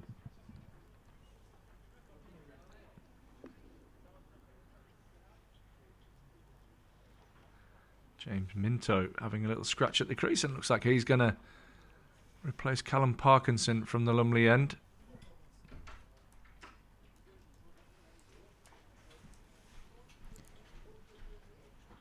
Yeah, short spell there from Parkinson. Just the 4 overs bowled. But Lee's potentially seeing both Jones and Coughlin look to try and attack the spinner and not wanting to give Lancashire any extra inches to wrestle back that pressure that Durham have been able to consistently put on through the day.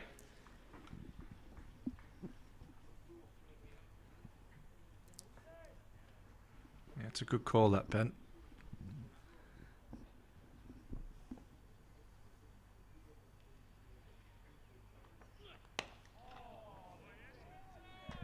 Good start from Minto. Coughlin driving on the up.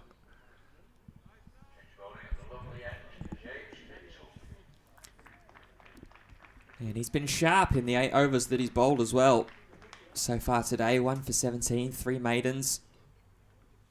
Going just a hair over 2 and over. He's really filled in that role strongly.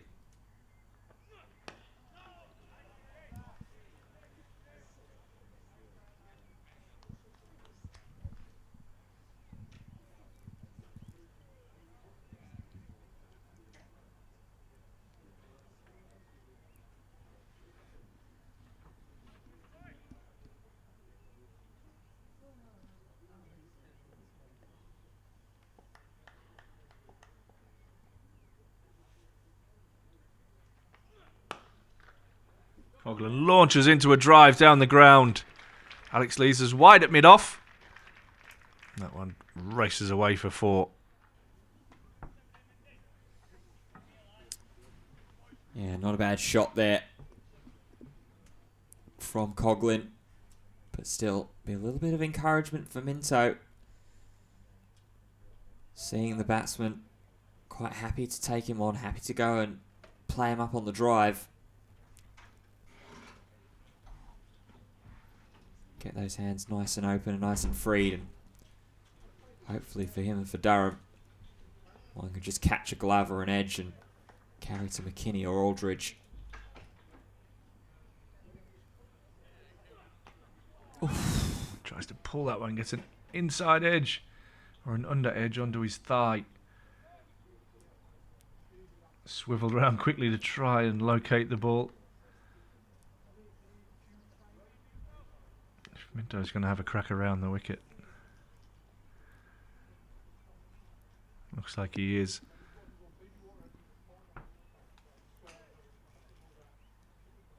Yeah, I don't mind this. Saw quite a lot of the right-handed bowlers bowling around to the left-handers in the first innings. Oh, it's almost off the back of the bat down to third. Coughlin looked to turn that into the leg side. And that brings up the Lancashire 100.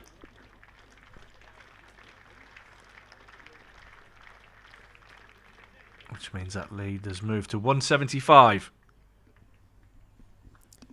Yeah, it's been a little calmer, a little bit more controlled, getting from the 50 to the 100 than it has been getting to the 50 in the first place for Lancashire's second innings today. A couple of partnerships here and there have built and are continuing to build quite nicely.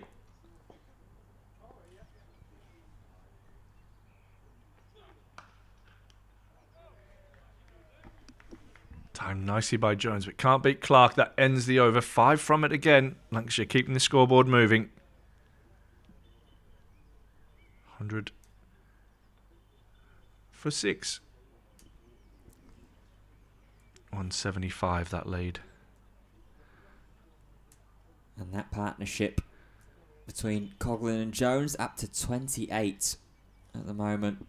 Coughlin, the major contributor, with 19 at the moment. Jones chipping in with 7. Already raced up to the second highest partnership of the innings for Lancashire.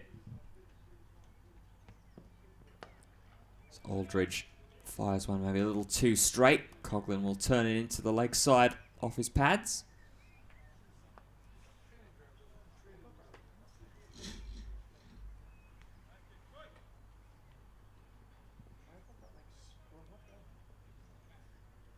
He's batted pretty tidily for his 20 so far as Paul Coughlin. Had a little struggle against Aldridge when he first came into the attack, but looks like he's starting to figure him out.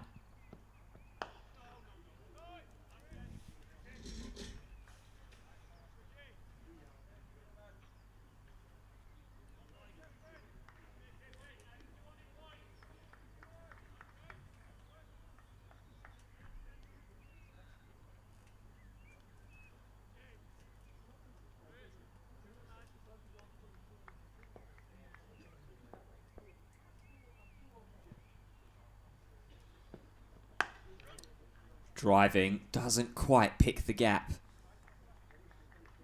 between Emilio Gate and Matthew Potts. Doesn't have to at least get the 1 run.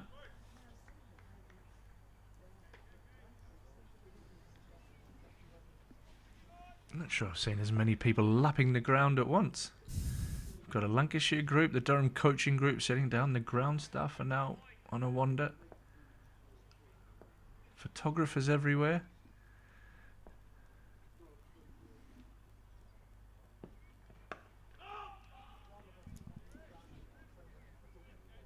Yeah, people certainly got the message that Chester Street is the place to be this weekend in Division 2 of the County Championship. Good crowd continuing to stick with us as well and slowly pile a little more in as well as the day's gone on.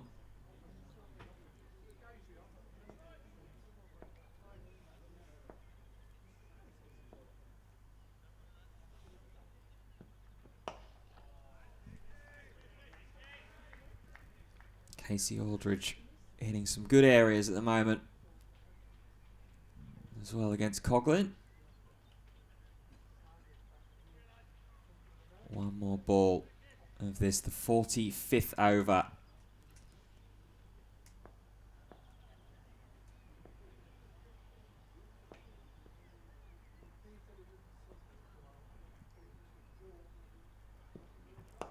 It's a fuller delivery up in the air for just a moment. Aldridge tried everything he possibly could to get his fingertips to that ball. Only does enough to palm it down. 2 runs off the over. Lancashire 102 for 6. Yeah, brilliant effort in his follow through there from Aldridge. Trying to make something happen.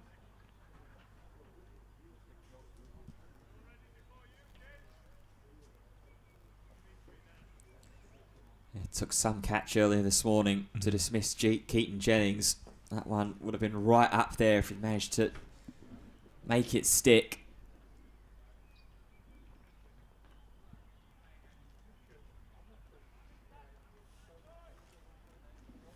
Minto's going to continue around the wicket. Going to put Emilio Gay out to deep square leg.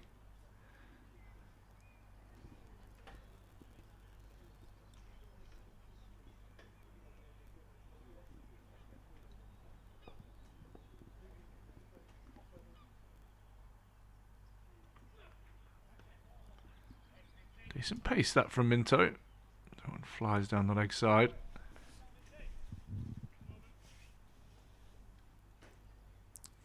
He's pretty consistently managed to keep his pace pretty up there and pretty decent. Very easy for the young man to have his pace tail off a couple of clicks as the day goes on, but he's measured himself pretty well. Tucked away fine, and we'll take some stopping. Parkinson does his best, but that one runs away for 4. Got there in a hurry. 106 for 6, lead 181. Yeah, got there very, very quickly, didn't it? Callum Parkinson trying to dart to his right-hand side from where he was at long leg. Ground staff could have done more to help there, couldn't they?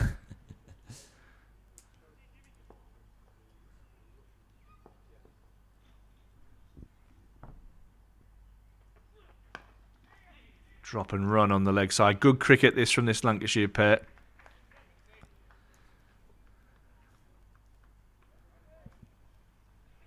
Yeah, really heads up there from Jones. So he moves up to 31 now. By far and away the highest score for a Lancashire batter this innings.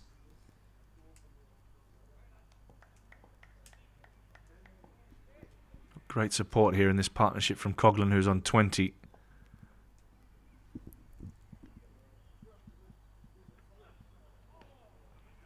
Is there a strangle down the leg side coming? There's been a lot of balls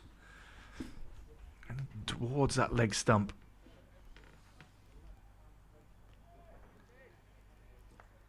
Yeah, they're not necessarily telegraphing it either at the moment. Very easy to potentially say, well, if we're going with that leg side angle or leg side attack, put a leg slip in to manufacture that chance, but you've got that fielder there. All of a sudden it plays in the back of the batsman's mind to say, okay, there's clearly a plan here. So if I see the ball trailing anywhere down leg, I'm just not even going to bother trying to follow it or guide it down the leg side, as Jones has been able to so far this over already. Yeah, after a long chat with James Minto, who's going to come back over the wicket.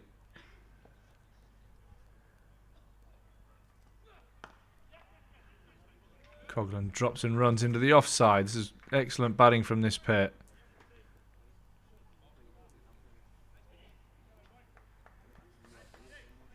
Yeah, they're really starting to set themselves into a groove now. Partnership up to 36 between these two. That's what Lancashire have really needed. One or two really strong partnerships to settle themselves in with. Lead up to 183 now as well.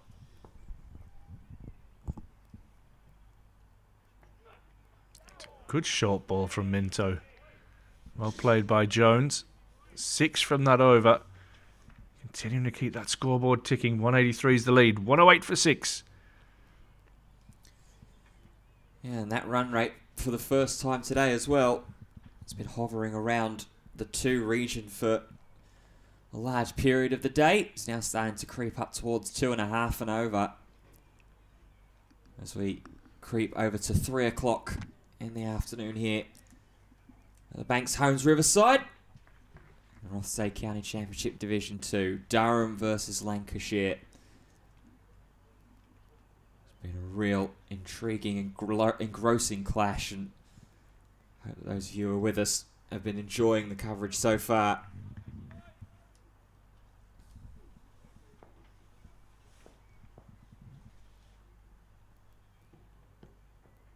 Oh, and Peel, well, that's caught an edge.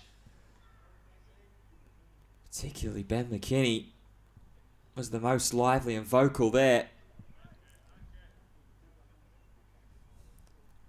Is that maybe the first sense and smell of a little bit of desperation maybe from the Durham bowling attack?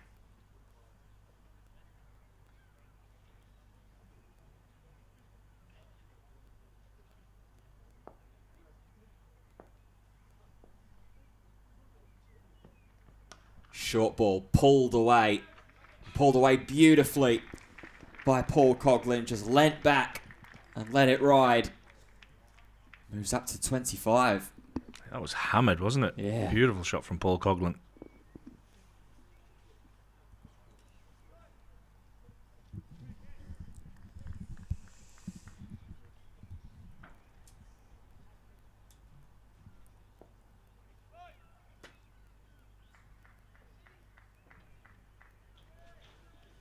Not going to bring about any immediate changes to the field.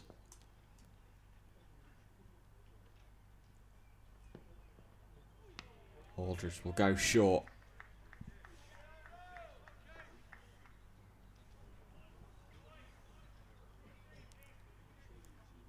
Little coming together with Coughlin and Jones as they take a little inspection of what the middle day 3 pitch looks like. There's always battles within battles, isn't there? And I think this is one that Coughlin will absolutely relish there. You might even feel that Casey Aldridge took his spot on the Durham roster.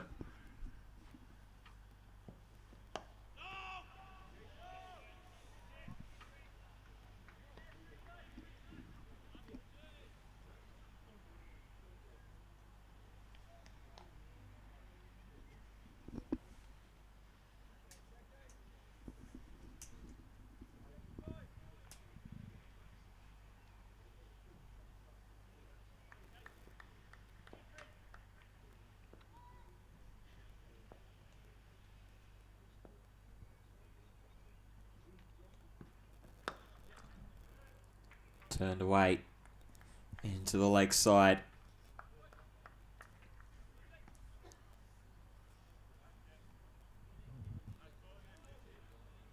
He's been pretty adept at that so far in this innings. Just happy to take the shots into the leg side where he can. Just looking at his wagon wheel quickly. It looks about a 60-40 split in terms of scoring opportunities. That one's just pushed through into the covers by Jones. It will be the 1 run and a retention of the strike as well. 6 runs from that over. Lancashire 114 for 6. That lead getting closer and closer to 200.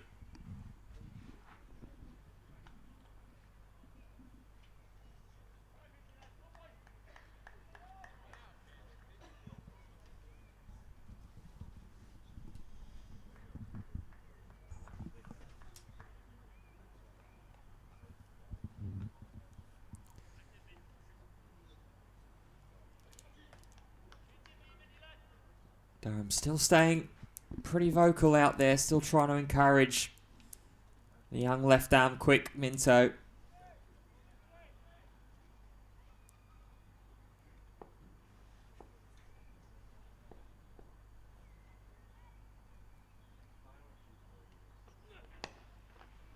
Nicely tucked away by Jones out into the leg side. Pick up another single.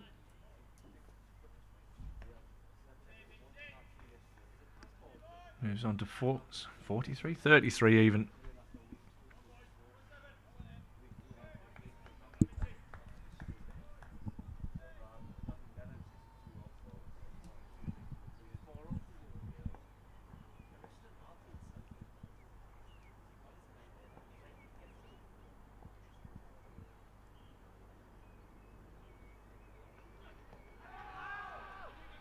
Coming a long way across. Fantastic running between the wickets from this pair.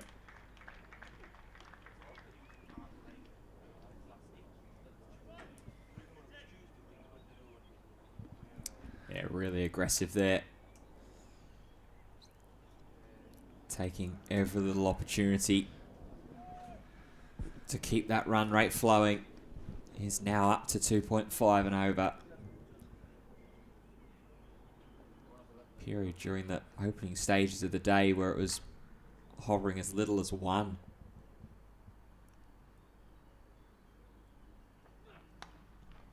Coughlin up tall and nails that one behind point for 4. Dangerous partnership this for Durham.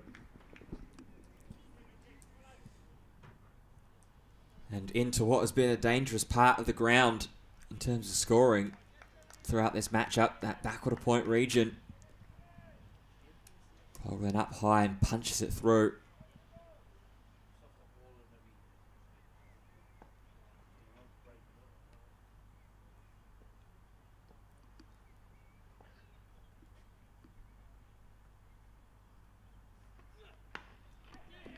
Drop and run on the offside brings up the 50 partnership between these two.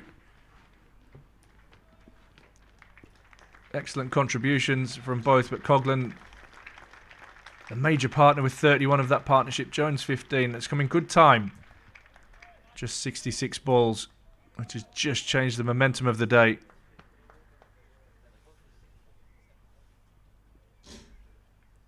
Yeah, vital batting from these two, particularly Paul Coughlin, who's come out and has wasted very little time at all. 31 on 40. He's currently sitting on some good small ball cricket as well, some good expansive shots being played.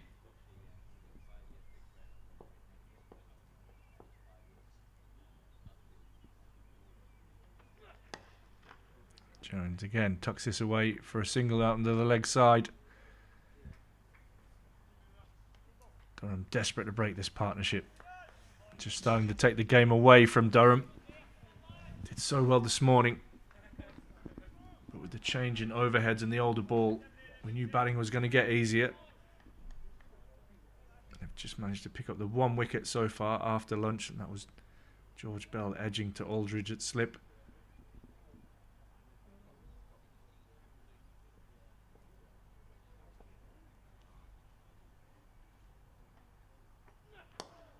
Whipped away by Coughlin again. This is in the gap. Parkinson does well, and they'll come back for a comfortable 2. No ball as well, yeah.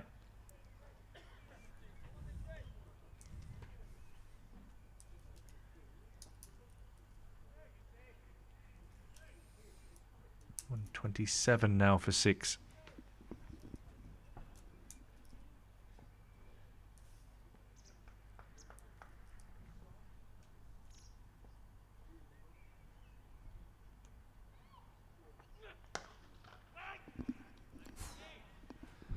Psychological milestone that over that lead is now over 200. Sits at 202. Thanks 127 for 6. Yeah, very expensive over. That one there, 13 runs off the over. Also including the first no ball of the innings. There's a real conference going on just in the middle of your picture.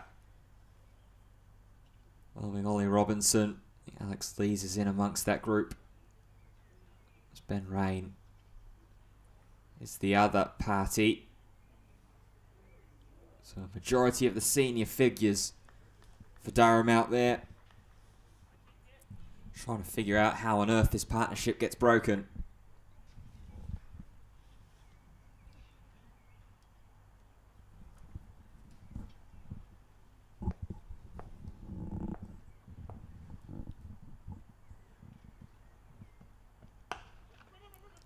Another drop and run to Rain. Tries to fire to the keeper's end.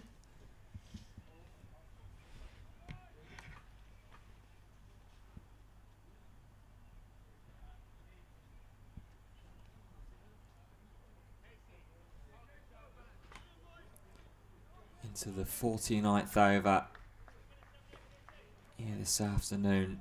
Still quite a considerable amount of time away from the second new ball.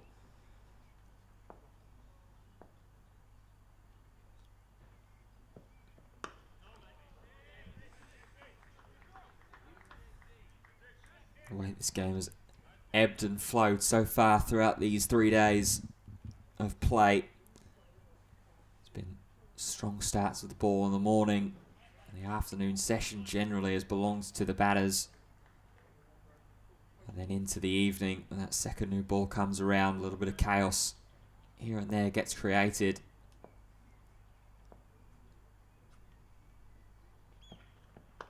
Goes short, it's pulled away. There'll be a little bit of a chase on. Clark will get there. They're going to come back for 3. And it's good running.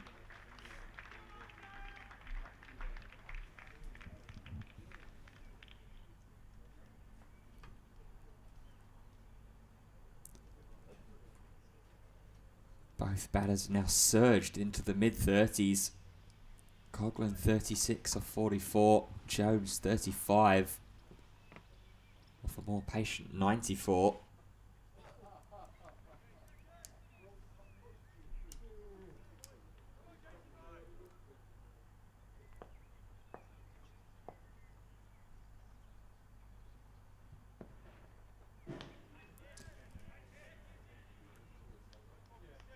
A rare leave from one of these two.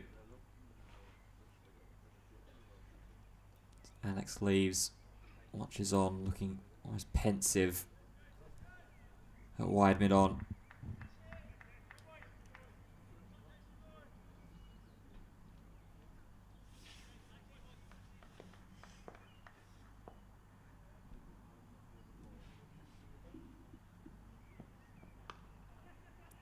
Another drop and run, this time to short third man. They've done this well in this partnership so far.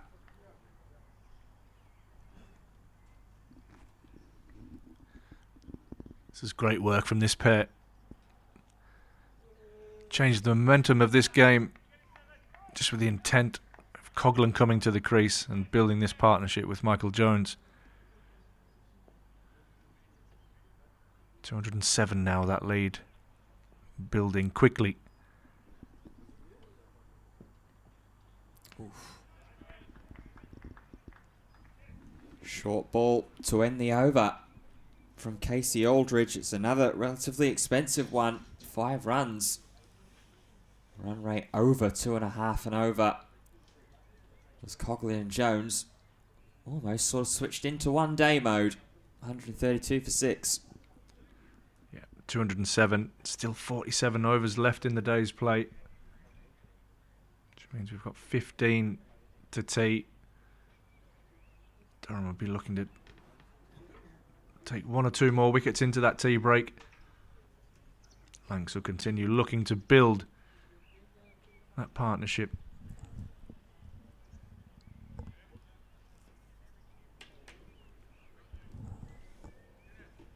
For Durham to have a real concerted chance, I think, in the remainder of this game and into day 4, this partnership has to be broken before the tea break. These two look really, really settled. Really, really good rhythm. Not just with themselves, but with each other as well. The drop and runs that we've seen. Yeah, they've played some cricket together, these two, obviously here at the Riverside.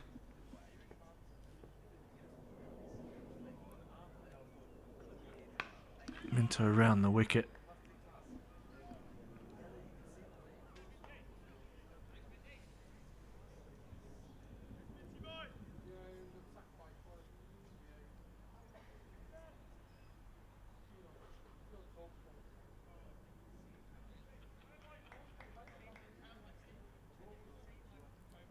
Minto's bowling to just the one slip here as well. Ben McKinney is in at gully. Just off to the left-hand side of your picture. Oh, that one gets through the defences. A little inside edge. Minto searching for that 7th Durham wicket.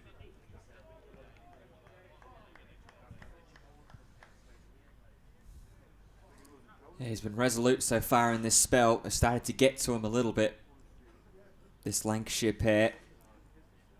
5-6 and then that expensive 13 run over.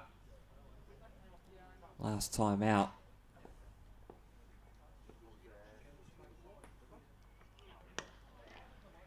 Again, great running between Jones and Coughlin.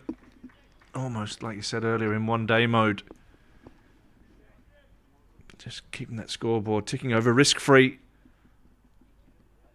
And since lunch, I know Bell's got out, but even he started with a little bit more intent. So I'm assuming it's a chat that's been had in that Lancashire change room at lunchtime that don't just try and survive out here. We've got to score runs to build this lead. And the overheads and the ball condition is definitely in their favour. And Paul Coughlin is in the mood. He's absolutely hammered that one away from Minto. Puts him onto 40.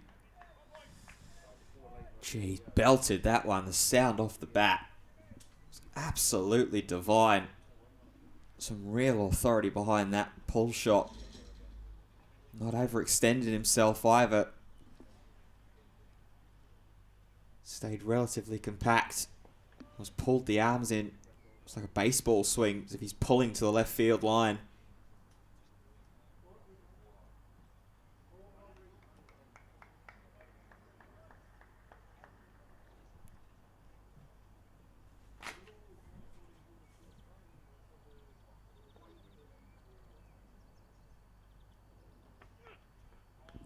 Another short one. Coughlin decides he's not going to have a crack at that one. A little bit higher.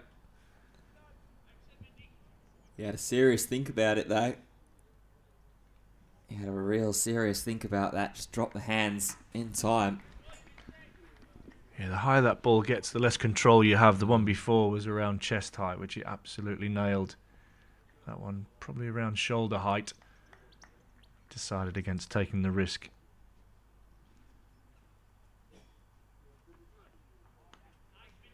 Leaves another one. Another 5 off that over. Durham unable to stop the flow of runs at the moment. 137 for 6, leading by 212.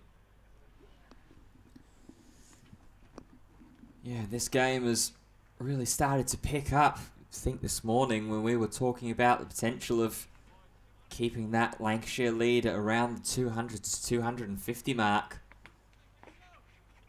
Whereas now, Lancashire could really be looking at pushing that lead up to around 300.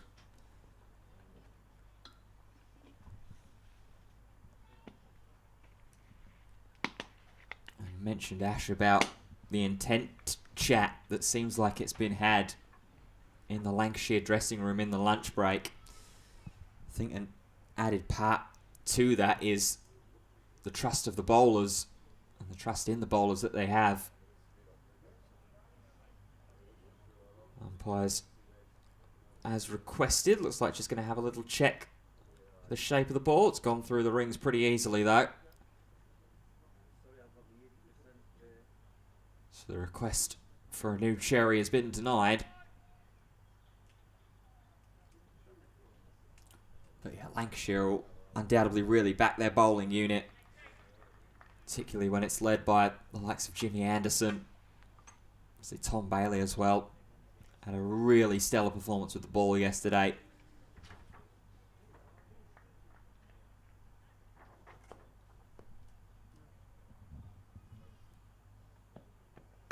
Aldridge, a little shorter, and maybe a little something off of it as well. Jones dines in.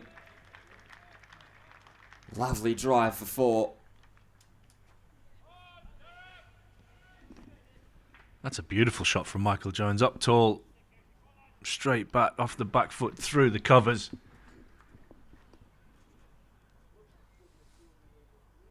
He's looking more and more comfortable out there. Very familiar with batting at this ground.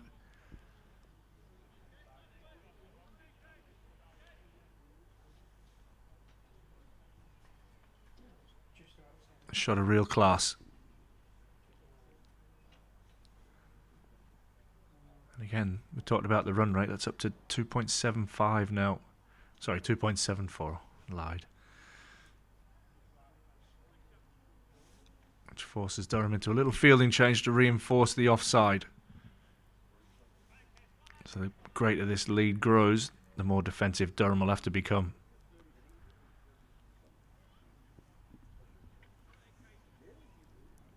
Yeah, they're putting David Benningham in at the covers at the moment. Still got just the one slip in play. Got the sweeper out on the offside as well. Extra cover. And backward point on the offside. Of course, rain at mid-off as well.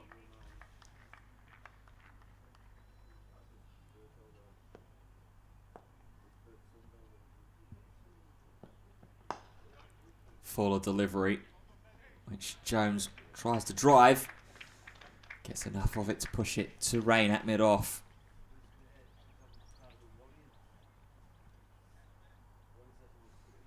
Speaking about Michael Jones's familiarity with the Riverside Ash, just had a quick little look.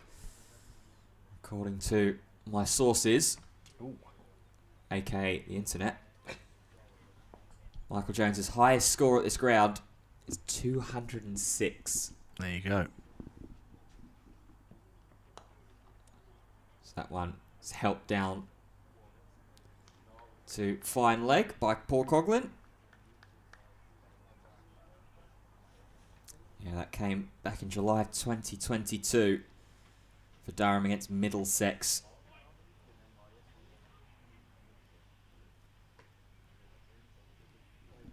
Still looking to establish himself in this Lancashire lineup. This will go a long way towards that.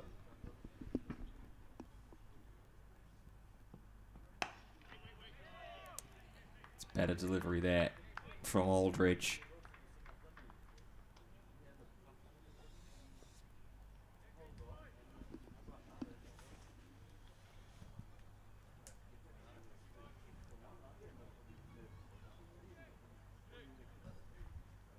He's been bowling. This is 6th over of his spell. Now here Casey Aldridge. Minto's bowled 4.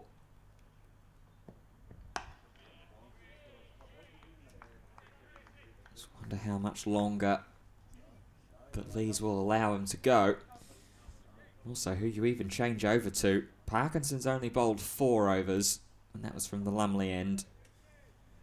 Ben Raines bowled 14 overs across 2 spells so far. Potts has bowled 13 across 3 spells.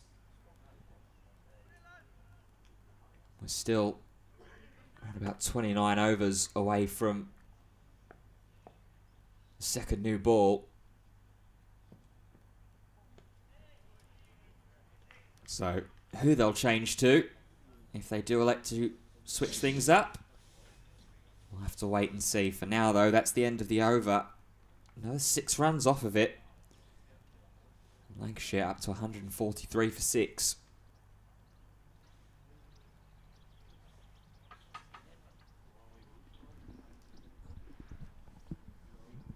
Just looking a little easy at the moment for Lancashire. So the Durham skipper has changed it up and gone back to Callum Parkinson.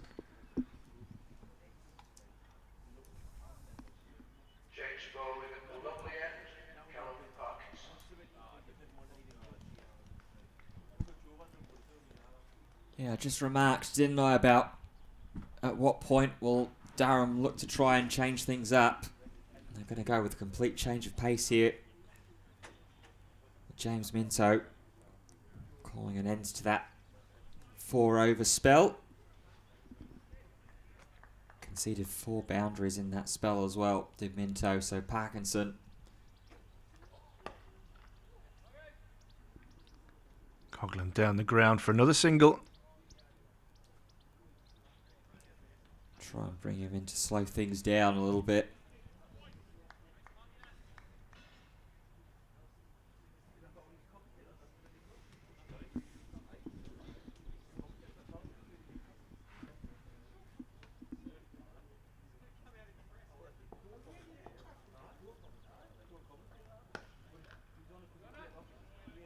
Good picking of the gap from Michael Jones. It's another single down to Ben McKinney. Is that long off? 220 the lead now. Nicely bowled from Parkinson.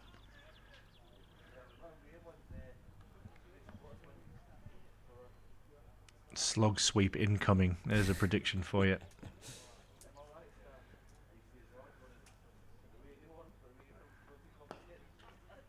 Instead, Coughlin punches off the back foot, resisting the little man on his left shoulder, screaming at him to smack it.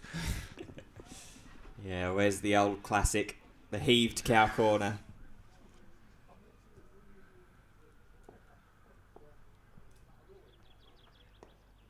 It's nicely played by Jones. I'll think about 2 here, but Emilio Gay does very well. They might get an overthrow now. In fact, they do. Parkinson a little bit disappointed with the throw in from Emilio Gay, who apologises.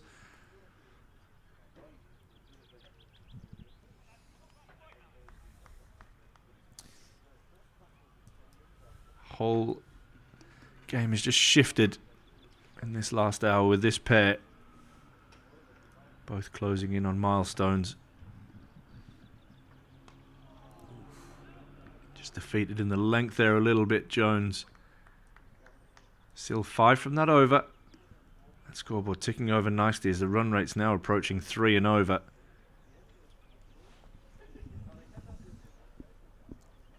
Lancs regaining control in this game.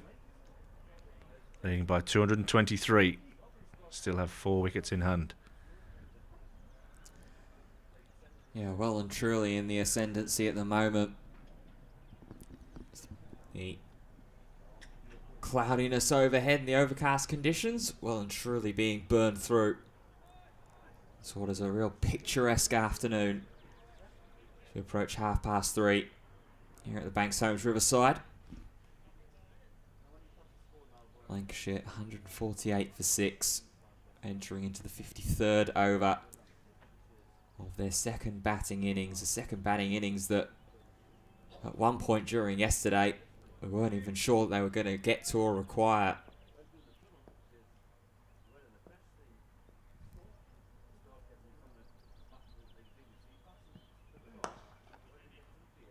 As this game often does and often has done for us throughout this weekend, has offered up some really juicy twists and turns.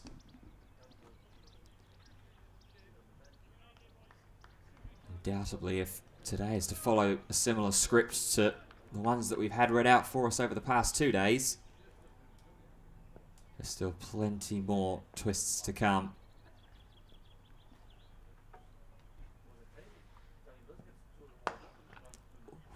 Driven with ferocity back out to Casey Aldridge, and he's felt that one sting the palms. It's a very, very good stop from the bowler. That was destined for the boundary rope without it.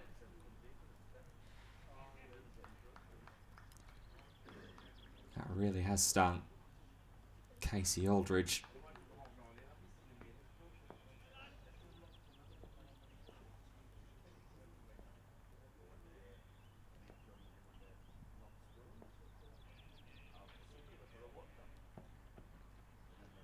Fallen down the leg side.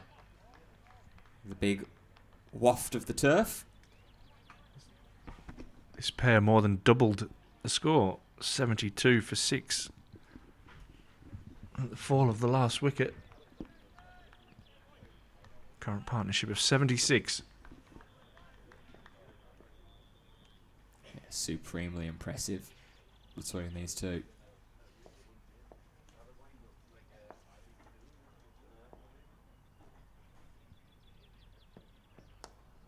Followed down the leg side this time, Coughlin. Down to Parkinson at long leg.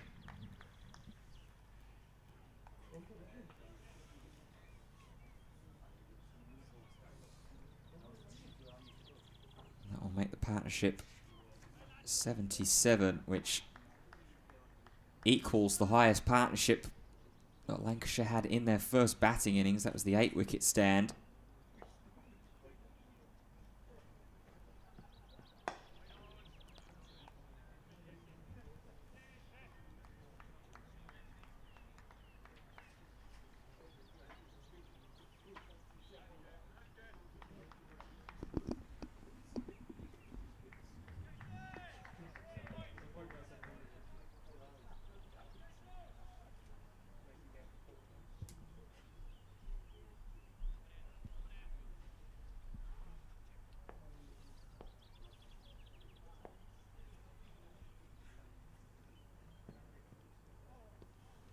A leave from Jones to complete the over.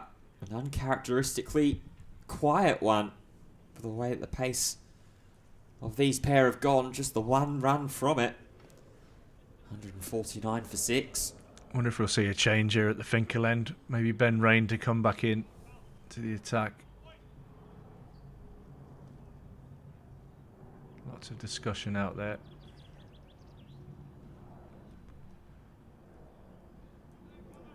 Callum Parkinson will continue.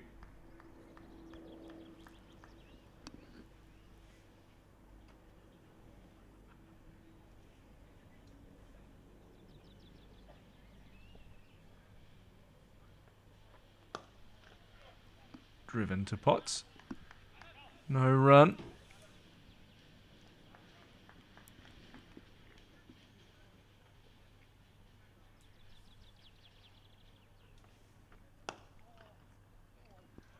This one does beat Potts, and comfortable single for Coughlin down the ground.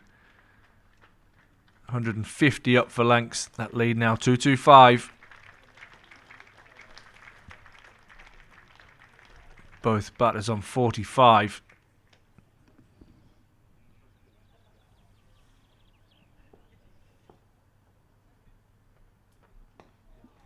Jones squeezes this away on the leg side and will pick up another single. Nice challenging line that from Parkinson. You feel it's going to be a Lancashire mistake here rather than good bowling from Durham. That's going to produce the next wicket.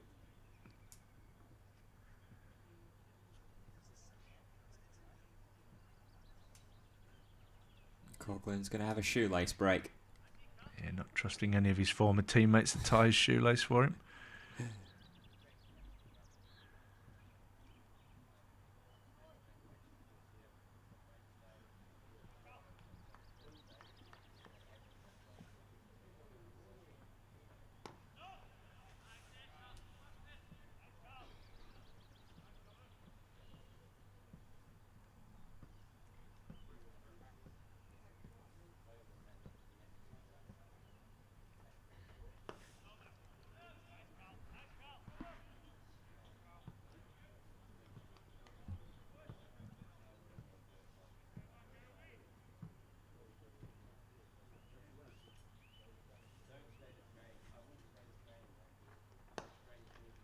Punch down the ground for another single. Ends the over. 3 from it. Lancs 152 for 6, leading by 227.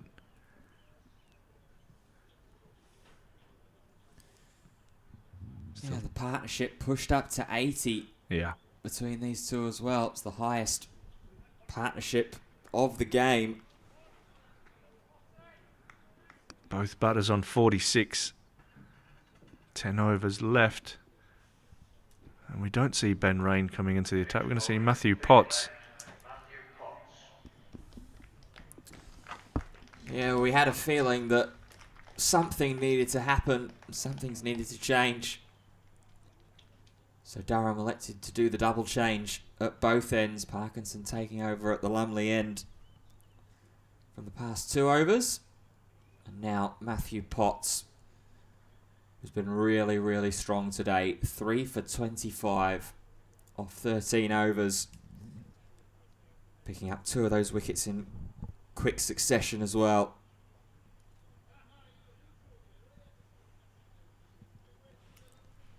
Durham are going to hope that he can be the key. Yeah, picked up Harris and Bohannon in the same over.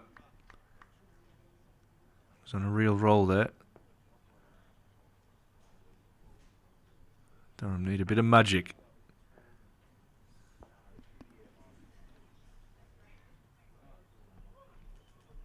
Bit of width, and Coughlin tries to carve that away through the offside.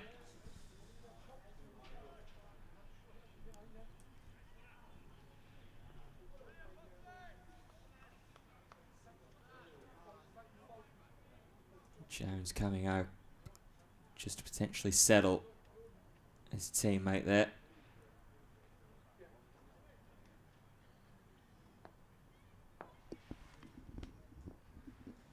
Lees is waving to Minto on the offside, just bringing him a little bit squarer. Oh, again, staying with this wideish line to Coughlin. It's like an Instagram pose, that. Holds the shape with the shot, take the photo, and then his stumps are removed in the background. Michael Jones just having a word with Paul Coughlin.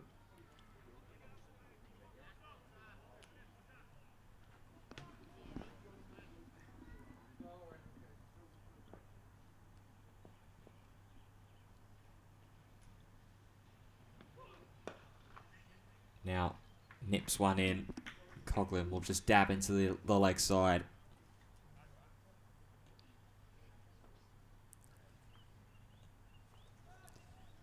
Gets himself off strike up to 47 now as well. Jones on 46 of 110. Played very patiently.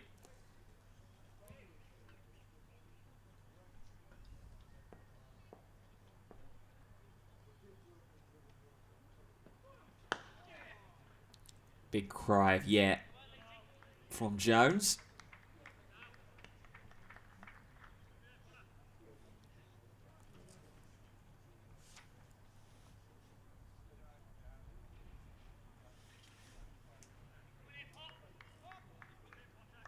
Scores from around the grounds. Gloucestershire 498 all out. Derbyshire 281 all out. So Gloucestershire have had a dire start to the season. In control there.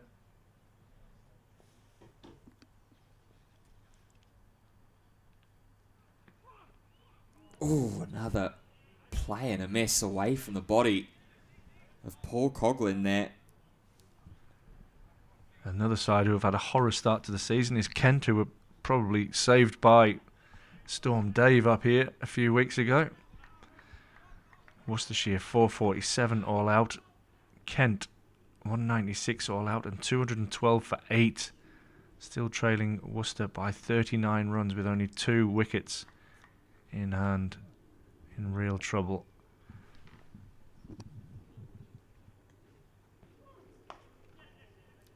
Darts back in to Coughlin's bat for the last ball of the over. Pushes into the offside. Good return over that from Matthew Potts. 3 runs off of it. And a couple of questions asked about Paul Coughlin's composure outside his off stump. 155 for 6. In Division 1, Leicestershire 404 for 4 in reply to Glamorgan's 440. It's almost East 5-5, 4-4-4. Nottinghamshire following on against Warwickshire are 160 for 1. They still trail by 20. Warwickshire 459 all out. Notts 279 all out. And Surrey are 393 for 6 in reply to Essex's 409.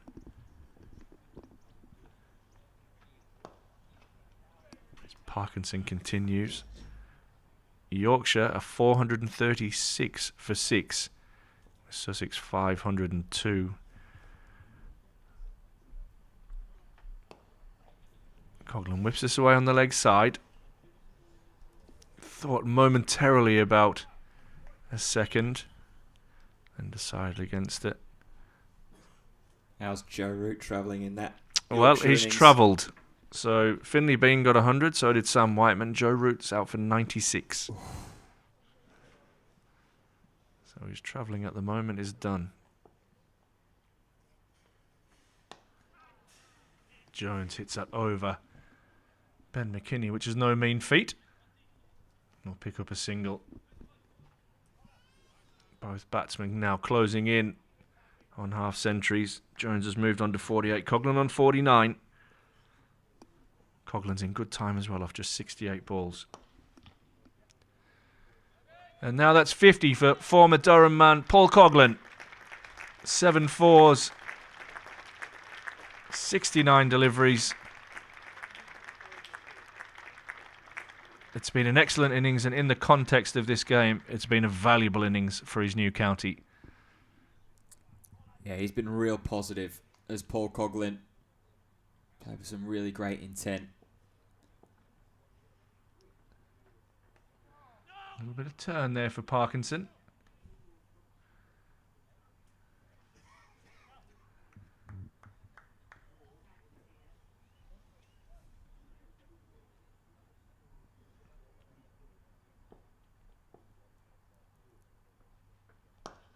Jones drives beautifully down the ground and moves on to 49. And will keep the strike. 4 from that over. 159 for 6. Leading by 234. Lancashire building into a strong position. Yeah. And a curtain call as the extra details are conveyed of Paul Coughlin's 50. Unless Durham can do something and something quickly at these next couple of deliveries, Michael Jones very well may get the same treatment. As Ash mentioned, it seems like at this point in the game it's more of a Lancashire mistake that's going to draw out the wicket as opposed to the bowling from Durham. Coughlin did flirt with a couple outside of his off stump in the last Matthew Potts over. Will Jones be tempted to do the same? No, he will not. Thought about it for a fraction of a second. Then immediately put the foot down and kept the bat on the shoulders.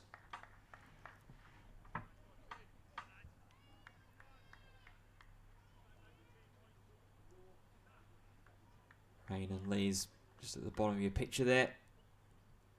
Having another chat for a moment.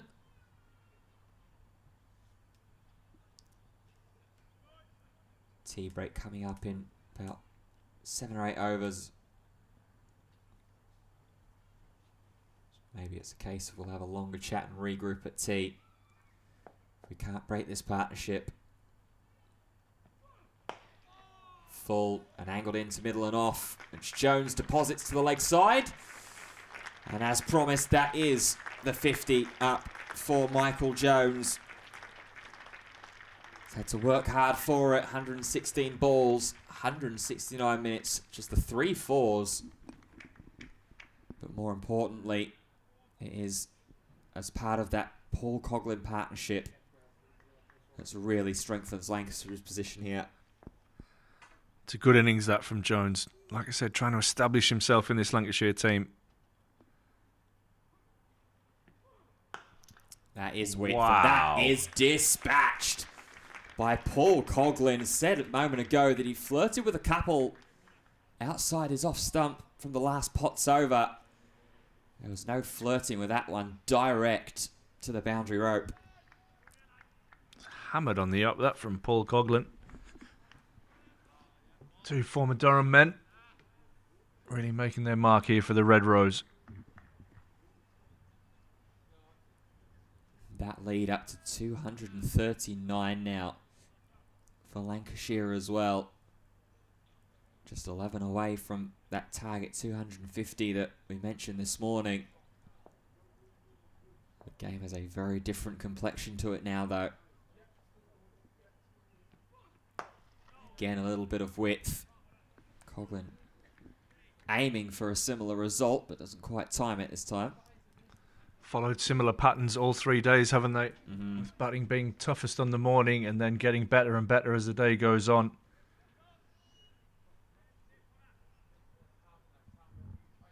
Coughlin definitely better than a lower order player, is a genuine all-rounder.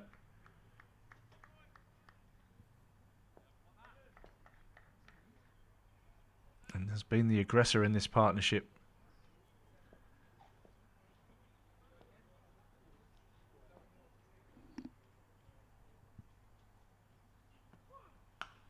Again, width. Again, punched on the up. This time, a little square up. We'll just get the one run for it.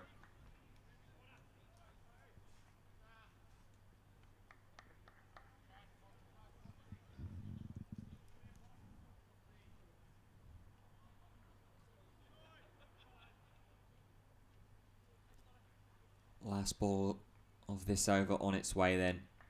Jones reaching 50.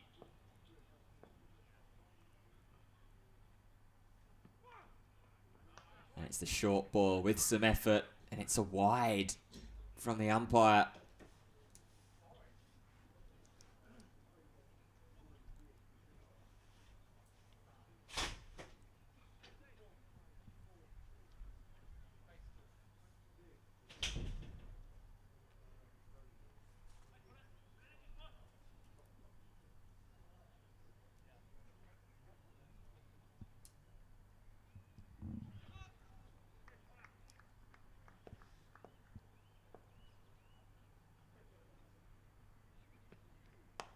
Applies to go shorter, and Jones meets him up there. Doesn't quite get all of it. Jones set off for the second straight away. Coughlin was a little slower. Throw went to the keeper's end though. So both men through safely. And that's the end of the over. 168 for 6. That run rate now ticking up to 3 and over. Even the running between the wickets has showed real intent from this pair. Obviously batted together and familiar with each other from their time here in the northeast.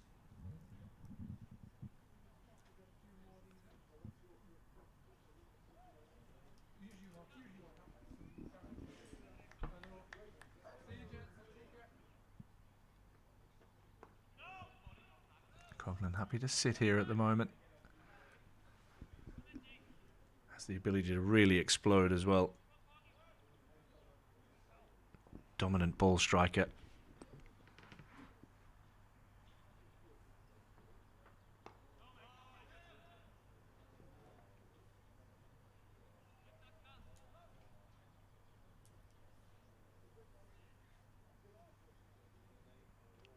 Still 6 overs after this one to tee.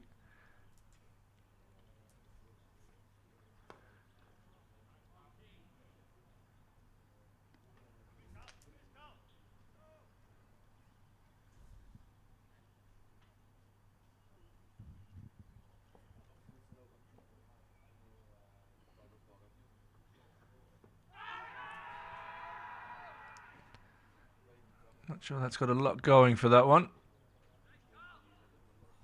Sliding down leg. Not sure if I heard 2 noises as well.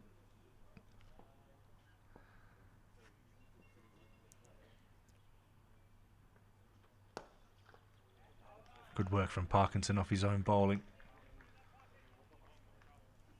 to Tap on the backside from Ben McKinney.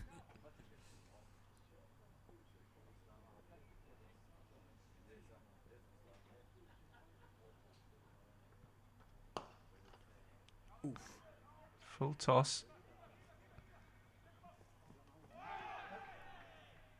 A little bit happening there. A little misfield from Parkinson, who missed it with his hands altogether and has bounced it up off his knee or his calf.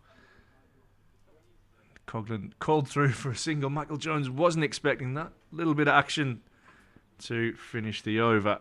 Just the one from it. Lancs moved to 169 for 6, leading by 244. It was a good throwdown as well. Onto the keeper's end stumps. Just had enough to carry it through. Durham here alluded to maybe a sense of desperation was starting to creep in. Now it really feels like that is the overwhelming thought at the moment. This partnership by far and away the highest of the game between these two sides, up to 96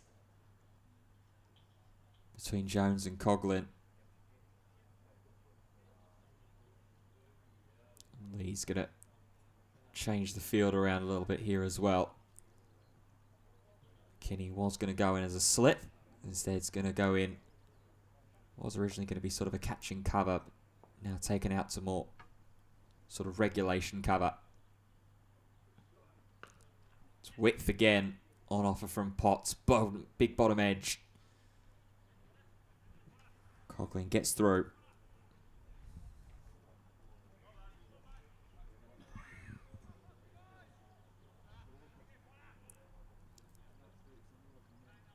About what, 5 overs or so till the tea break as well.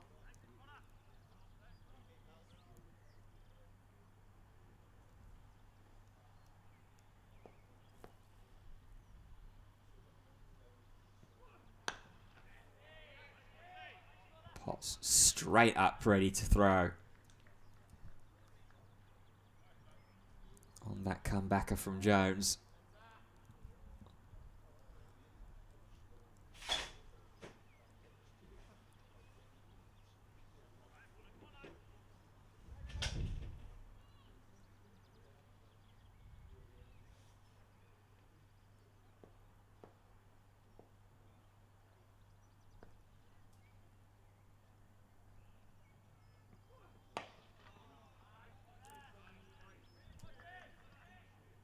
Still managing to generate a decent little bit of shape here for Potts.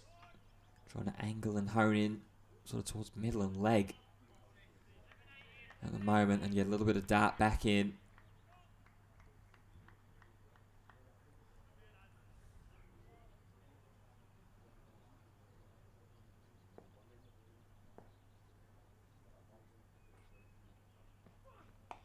Step across. Squared up a little bit there was Jones.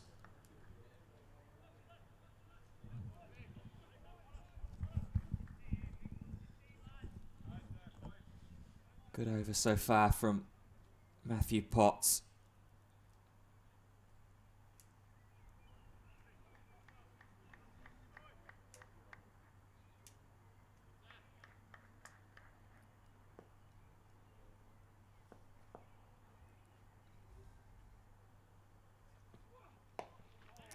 Little width again, quick single, and taken well, as it has been pretty much the whole time between these two.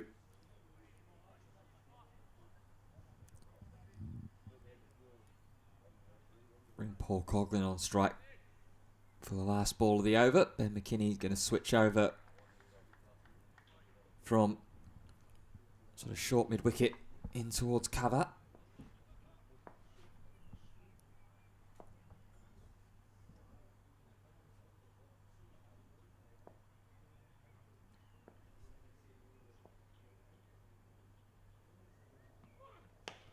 Width again, launched slightly upish by Coughlin. 100 partnership up there, Ben.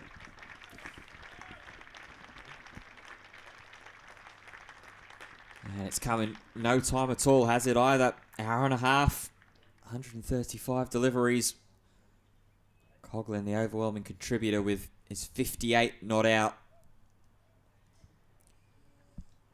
It's not a bad way to end the over either.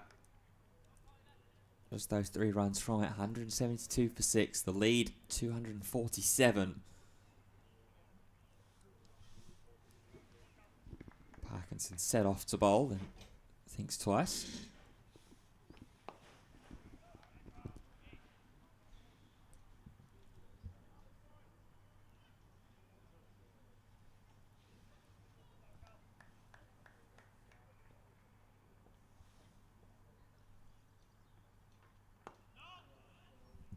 Tidy stuff from Parkinson.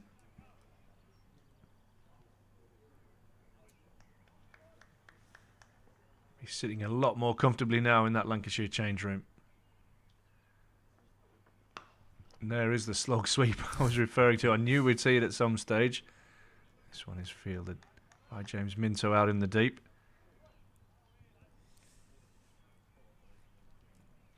Yeah, you're right. The ethos and the nerves for Lancashire certainly will be considerably quelled.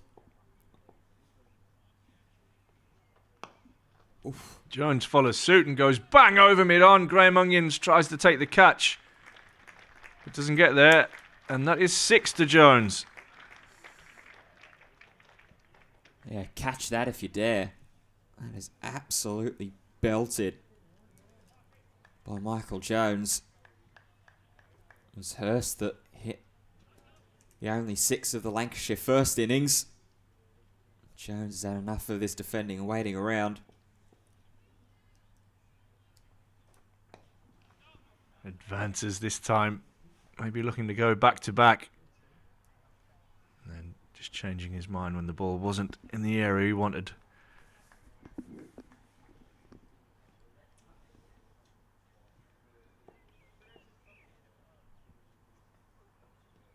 Oh, that's close. That is very close.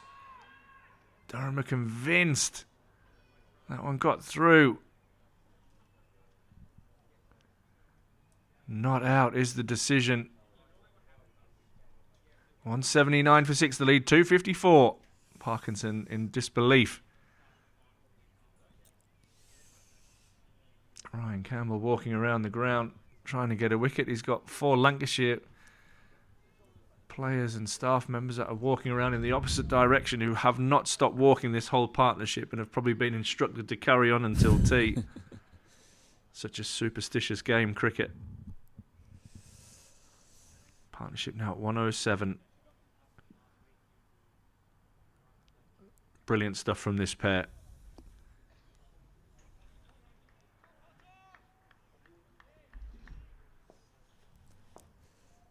Potts to continue. 4 overs till tea. Width again. Big bottom edge from Coughlin. 4 overs to tea. And you feel that Durham really must take one of these wickets. Mm-hmm. Yeah, well, they thought they just had it, didn't they? And out of all the LBW shouts that there have been throughout this partnership, that one looks really, really close. There was a question of height or maybe a hint of a second noise.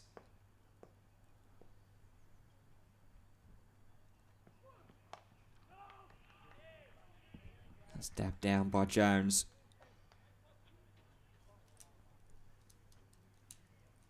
Yeah, the fact that Lancashire were 59 for 5 going into the lunch break.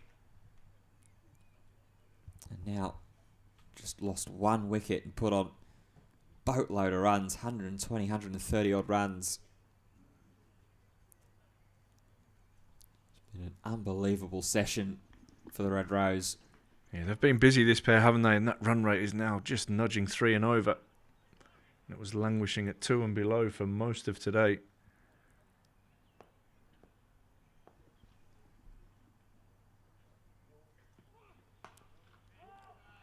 Well bowled from Potts, really trying to zero in on the top of off stump.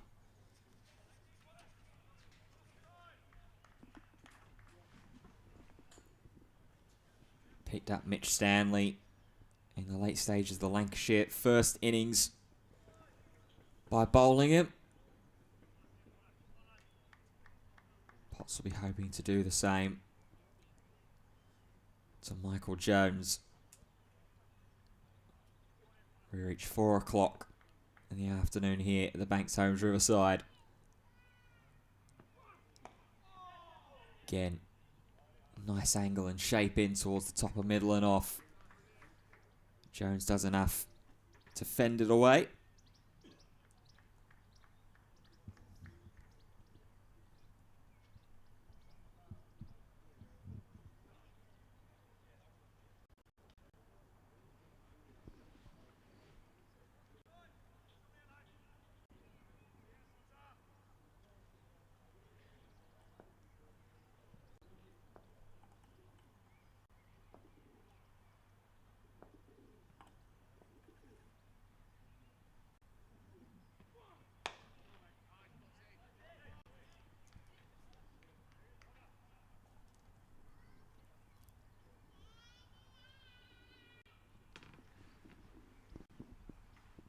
One ball left and then 3 overs before tea. Durham desperate to break this partnership. Those 4 Lancashire lads might be happy for them to break the partnership as well, because they haven't stopped for about 2 hours walking around the ground.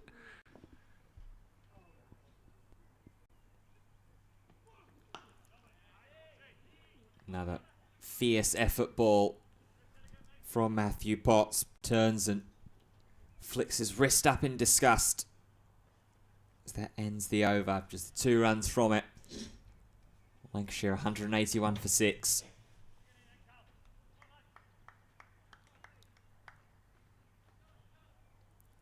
So it'll likely be 2 overs for Parkinson and 1 more from Potts to bring us to the tea break. Parkinson was convinced, as were the Durham field. They had their man trapped in front last over. Nice bit of flight there from Parkinson.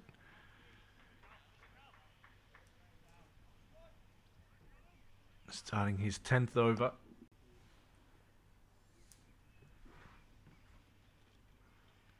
That lead 256.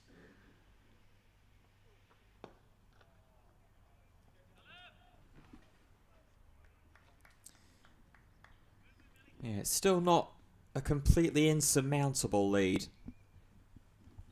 You'd have to say, if Durham can get their bats going.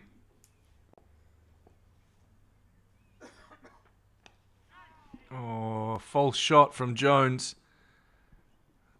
Ironically, it's going to pick him up 4 runs. Much to the frustration of Callum Parkinson. Trying to hit that one probably over the 2 men in the covers, which is a real strong area for him. Seen him play some incredible knocks in white ball cricket here for Durham. And that shot is a real feature and a strength of his. Didn't quite execute that, but got the result he was looking for.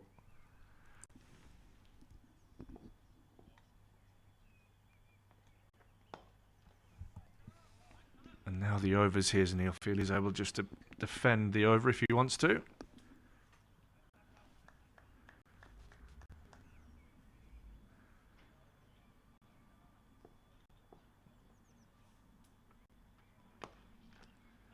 That's nicely punched off the back foot down the ground. Much more in control. Brings Jones another single. Moves him on to 65 now. And the lead's at 261. Oh, Down the leg side. Ends the over. 5 from that over. 186 for 6. Lead by 261. Coughlin 60. Jones 65. 2 overs to the tea break. yeah, so this will be the last chance before tea for Matthew Potts to strike again. I mentioned a couple of times throughout the game, throughout the weekend, what a strong performance that he had in Lancashire's second innings the last time these two teams met back in September of 2024.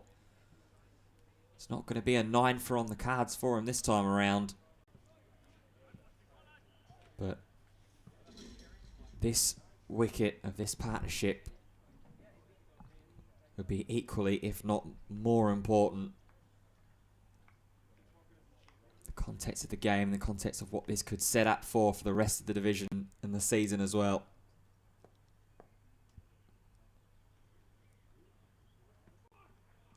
Fired down the leg side and all the way down the leg side as well. It's going to go down as byes. Ollie Robinson did not move. I don't know if that swung a lot after it's passed Michael Jones. But Ollie Robinson rooted to the spot, almost like a goalkeeper being wrong-footed.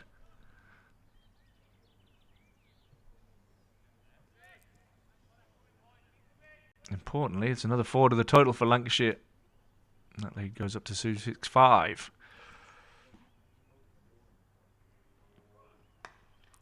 Up on the back foot, timed really nicely. Won't get the full compliment. James Minto's out there sweeping in the offside.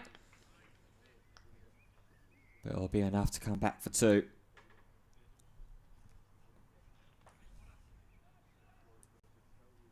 Six runs off the over already.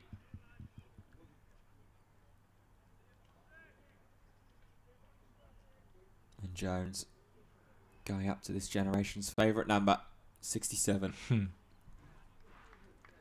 6-7.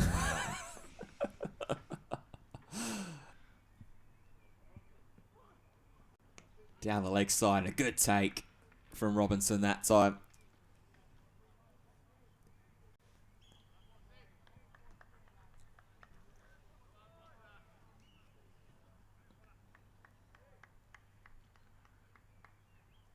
It's interesting now Lancashire have got this set up, got a handy lead, and will make Durham score higher than what they scored in their first innings, you would have thought.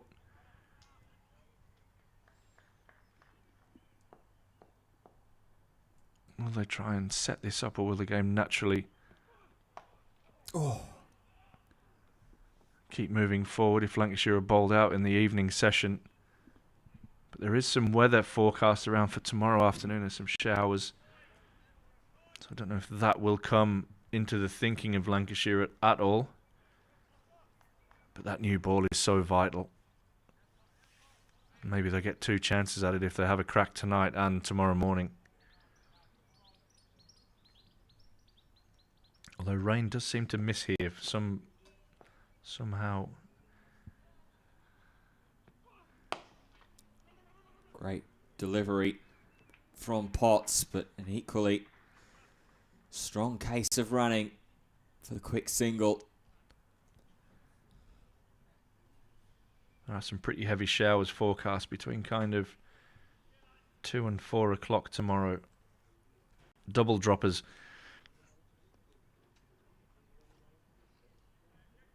Is that the official term that's being used? It is, double now? droppers, yep. On the old weather apps. Last ball from Matthew Potts before the tea break. He's just going to ask long leg to get a little finer before this ball is bowled as well.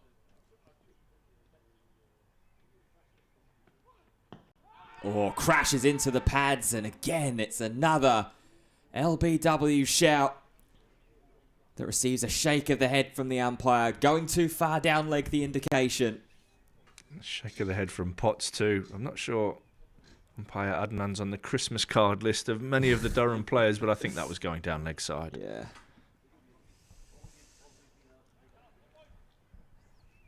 Ends the over, 193 for 6. And will set us up for the final over before tea. From the hand of Callum Parkinson.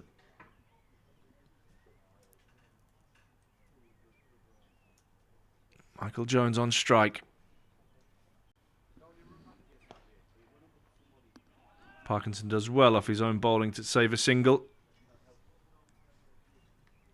Tell you what, he's thrown himself around in this spell, hasn't he? He does. He's just a fully committed player. Jones keeping that one out a little bit slower from Parkinson. Good variations in pace. None for 40 into his 11th over. Oh, and that one gets a leading edge. Jones just got into his shell a little bit here, thinking of the tea break. Paul Coughlin just having a word.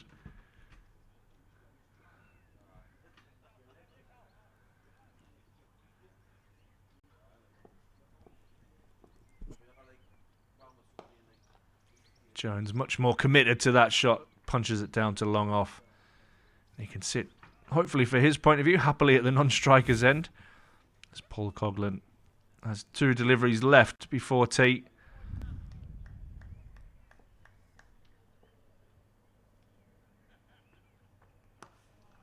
Coughlin punches that one. McKinney almost sells a dummy to his captain. Last ball of the session. It's been Lancashire's session. 1 wicket, that of Bell.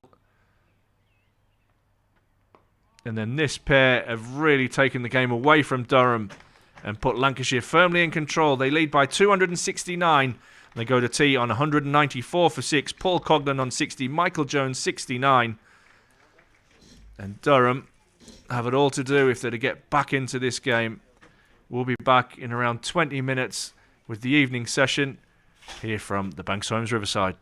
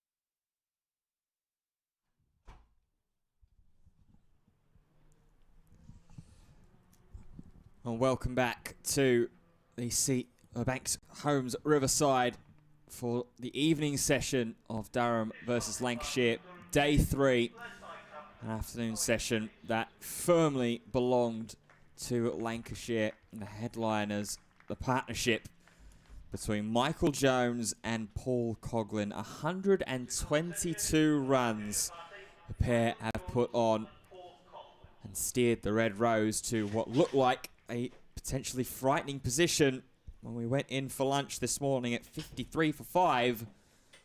Now making their way out with a lead of 269 overall in the game. 32 overs remaining.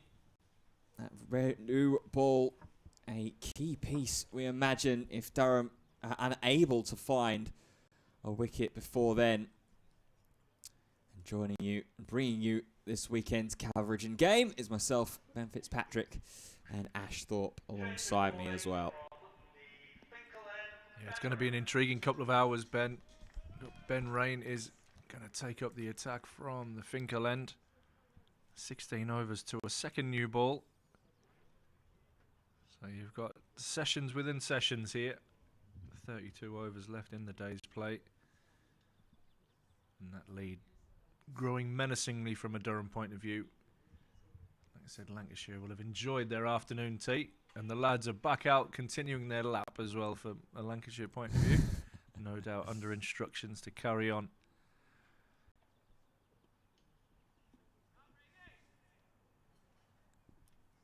It's going to be Michael Jones that will face the strike first as rain gets us underway this evening. Marcus Harris is one of those lapping, and he's had a football the whole time. His hand bouncing it and playing it. He's just handballed at Australian rules style. Off as well. And yep, the same four in the same clothing are back out trudging right for runs around the Riverside. Certainly worked for Lancashire. Didn't work for the Durham coaches, who were also trying to lap a wicket.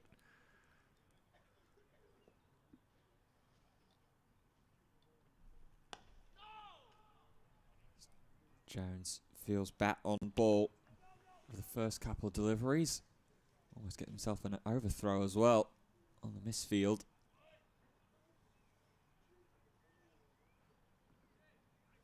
That's the last thing that Durham will want to compound the 3-digit partnership that these two are putting on is mistakes and miscues in the field. They've been pretty clean so far, especially with the catch opportunities.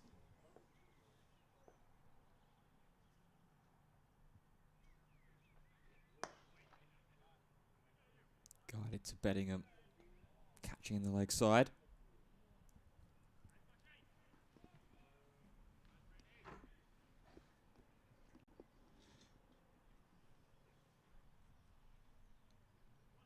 It's an interesting period of the game, and it has been all the way through, but after tea now, this pair will look to re-establish themselves. And then not long after that, the second new ball will be available. That's when runs really can start flowing as well with that hard cricket ball.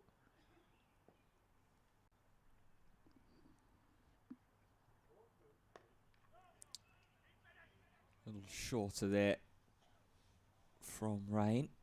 Jones bats it back down into the turf.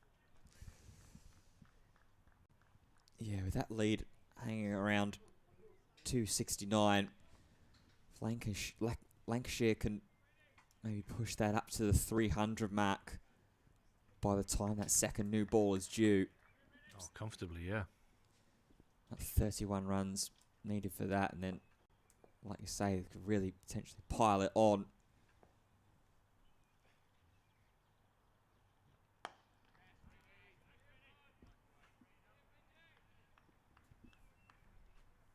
Be a real intriguing end to the evening session when that second new ball comes around. On one hand, like you say, runs having the potential to flow.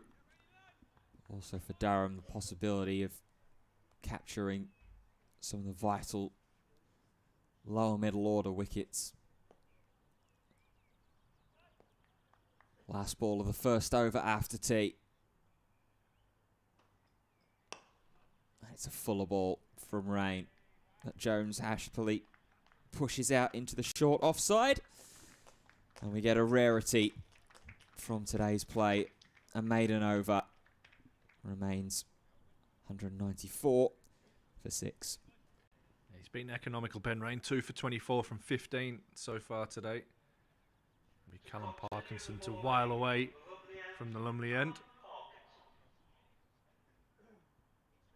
As that Lancashire quartet move down just in front of us. I'm sure you'll see them on the wider shots at some stage. You can see their heads there just at the bottom of your screen. There they are. What a Stevie and Ross producing the goods behind the curtain.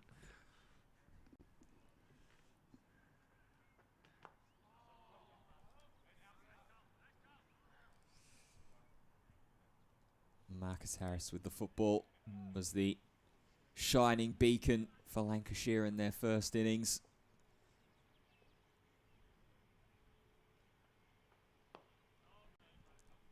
Nice from Parkinson.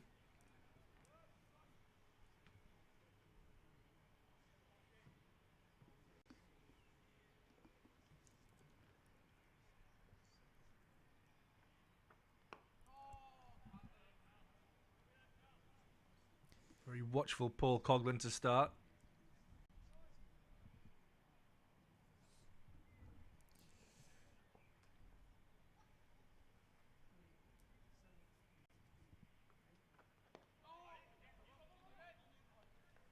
You look for two, and he's absolutely rapid between the wickets. That's brilliant running. And Paul Coughlin gets on comfortably.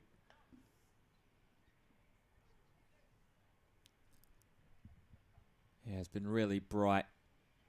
Real good intent from Coughlin throughout this innings. Striking at about 66. He'll tuck that away again. He'll just settle for a single.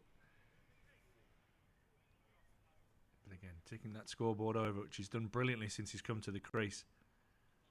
Moves on to 61 now.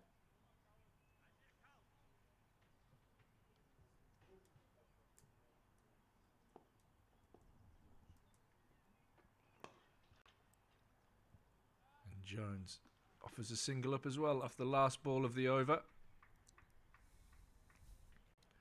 Sorry, Coughlin's on 63. Jones moves on to 70. And that Lancashire lead is up to 2-7-3.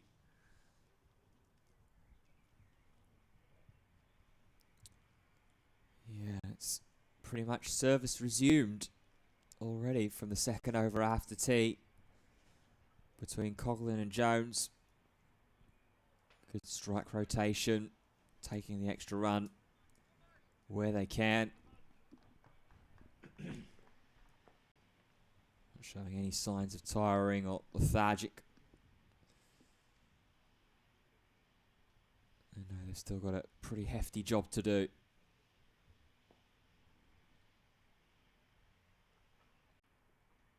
Oh, first one after tea that's genuinely beat the bat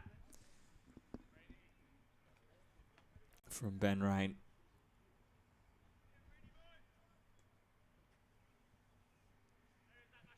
He'll be crying out to get himself another wicket.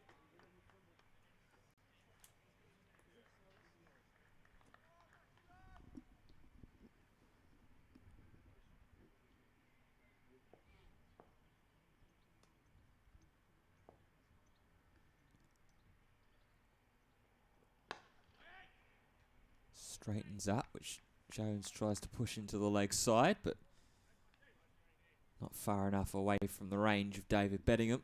I've got the stream on my laptop, and that was such a good ball, the ball before.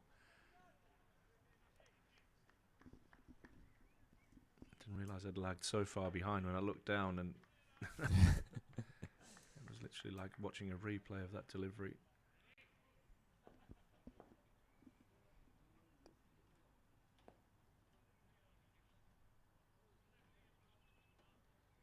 Oh, and a little fend at one there from Jones.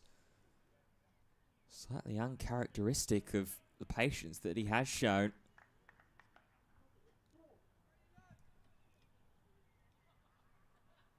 It's half a hopeful cry of catch it as well. just in case it had caught an edge or perhaps the back of the bat on the way through.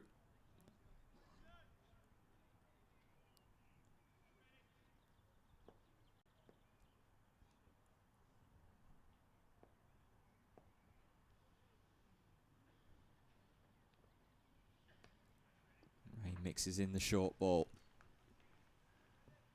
Yeah, I just felt that Jones was going to come at him there after a couple of plays and misses. He was completely right as well. Jones did take a couple of steps down the track. Seen quite a lot of the Lancashire batters look to do that, take the 1 or 2 steps against the pace.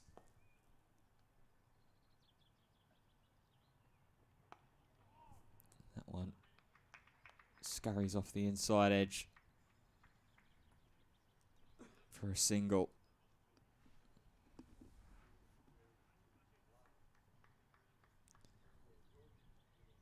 Puts the lead up to 274. Lancashire onto 199 for 6. Jones 71. Coughlin on strike 63.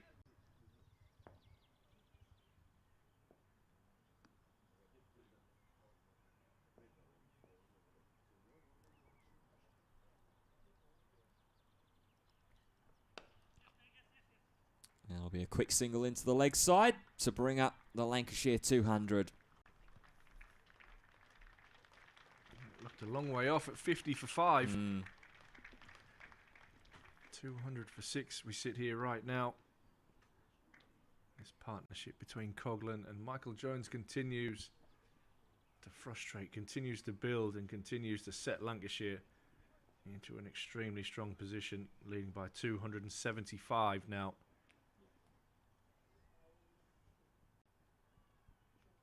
Yeah, this partnership worth 128 runs now.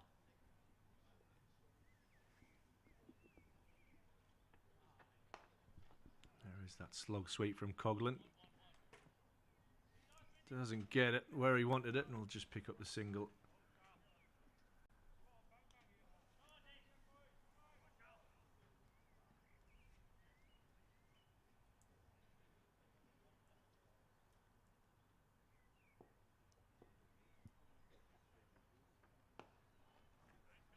Jones very watchful after tea so far.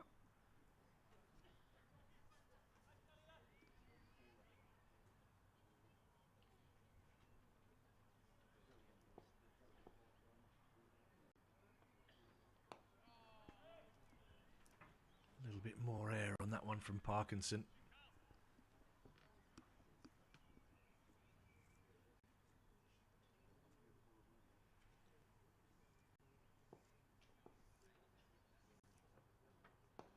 And this one a little bit quicker, so just changing around with his pace a little bit here, Parkinson.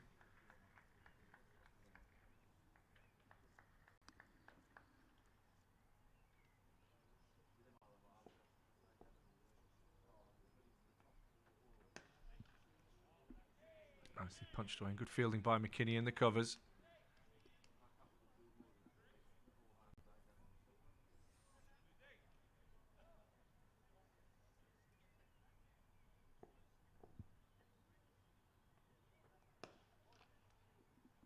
Just the one from the first ball of the over.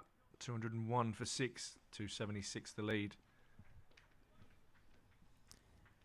Solid over from Parkinson there, just slowing and stemming that run rate.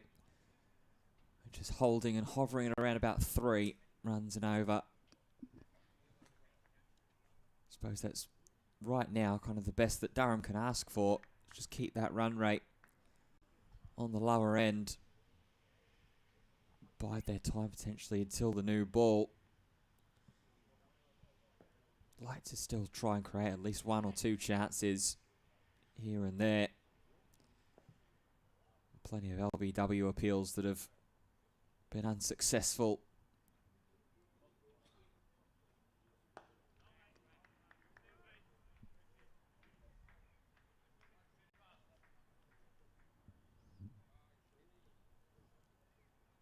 At the moment, neither of these two really look like they're capable of making a major mistake. They've had a couple of maybe slightly close calls and near misses.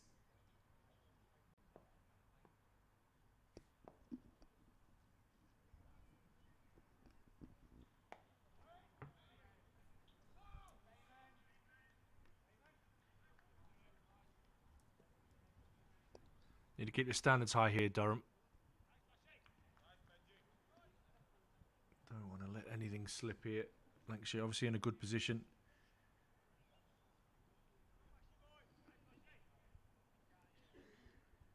Need to make them earn every run here.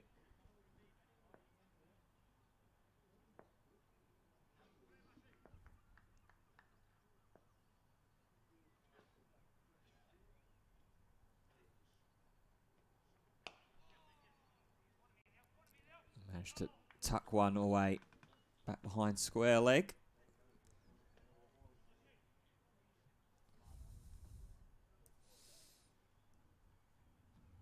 Yeah, they have come out fielding relatively compact here, Durham. Quite a few men inside what would be the circle in the shorter forms of the game. Trying to limit the amount of drop and runs that these two are able to and have taken under. In fact, there's the dance down the pitch from Jones. They'll try the throw down at the keeper's end. Not sure what Jones is doing there. Maybe a little bit frustrated with a slow start after tea. That was a massive shot. Yeah, it just looked like he was trying to sort of flat bat and swap that through mid-on.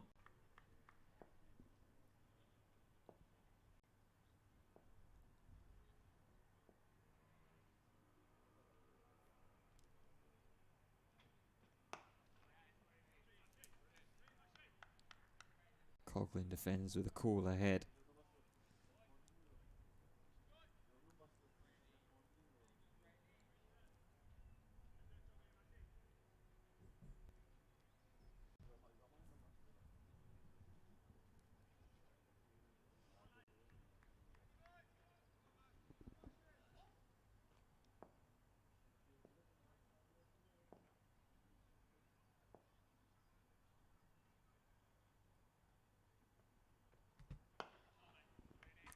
Full and direct towards the stumps from Rain. And it's kept out by Coughlin. End of the over. Just 2 runs from it. Lancashire still steadily climbing. 203 for 6.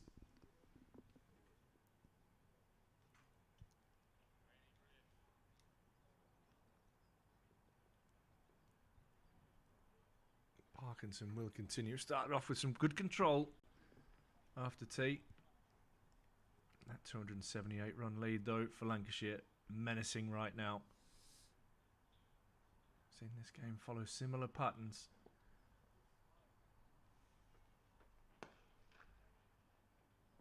Wickets, once that ball gets past the 30-35 over mark, have been very, very difficult to come by for both sides.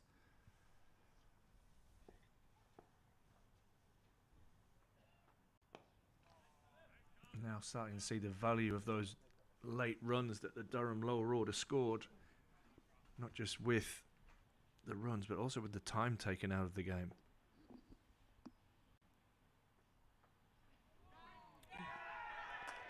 That is absolutely brilliant from Casey Aldridge to read the paddle sweep from Michael Jones. There's a little bit of confusion there until the umpire's finger went up. Michael Jones looked surprised to see the finger go up. But just watch the work of Casey Aldridge on this replay. Absolutely outstanding anticipation.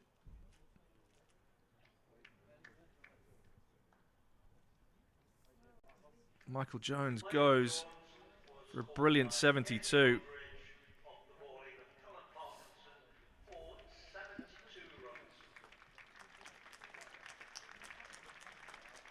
Absolutely superb bit of work from Casey Aldridge, his second one-handed catch of the day, his fourth in total.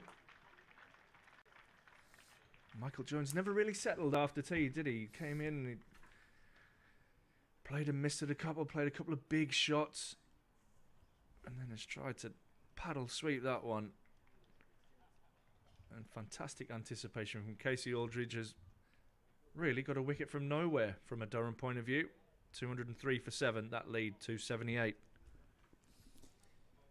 Yeah, we said, didn't we, that it seems like it's going to be a case of more of a Lancashire mistake than Durham bowling.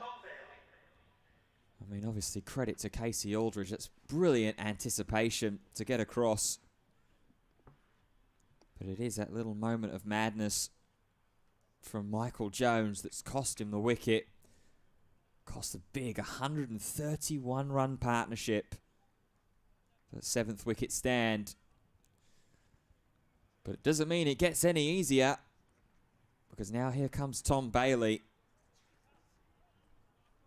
Put up a handy 28 not out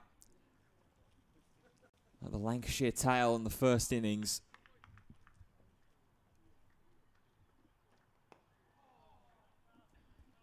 It's good from Parkinson. Got a little bit of reward there. He's bowled well after tee. Showed good control and variation of pace.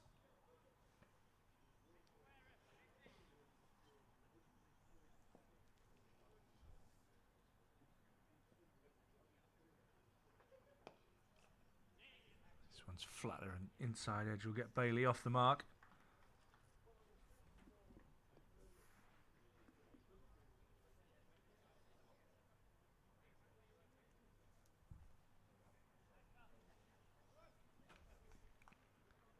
The Lancashire quartet has dropped to 3 with the fall of that wicket. Callum Parkinson with a little bit of mayonnaise on that piece of fielding. Ends the over, a wicket taking over. He has 1 for 47. Lancashire 204 for 7, leading by 279. Yeah, that's a massive grab. Really, really big moment. Talking about how it could have potentially been the new ball in 10 overs time that could have started to generate the wicket-taking opportunities, breaking that partnership before it managed to get upwards of 150. Now Ben Rain can start to try and attack the likes of Tom Bailey, and later on Mitch Stanley and Jimmy Anderson as well, who will come out in 10 and 11 respectively.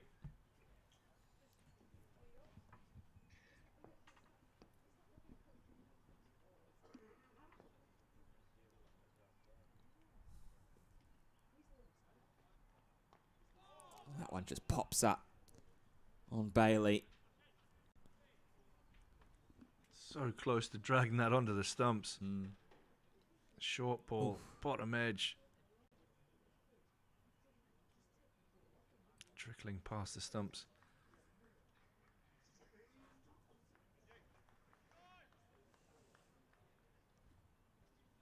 And the voice starting to creep back in for the Durham fielders. Full nips in a little bit as well in flight. There's a well-timed drive towards deep cover. It was a big innings that, wasn't it, for Michael Jones from his Lancashire career point of view, and not just in this game. Trying to establish himself back in the Lancashire setup after his move home from Durham.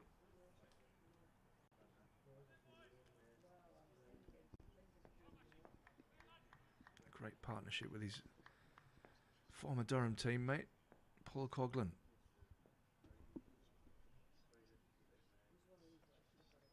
Oh, waved at that one. Little late shape away from Coughlin as their battle continues on. If Lancs feel like they've got enough here and they're not too bothered about the consequences of losing wickets. That was a huge drive from Coughlin. Yeah, the lead sitting at 280 right now. Still 21 runs away from 300, which is where I think I'd feel a little more comfortable if I was in Lancashire shoes right now.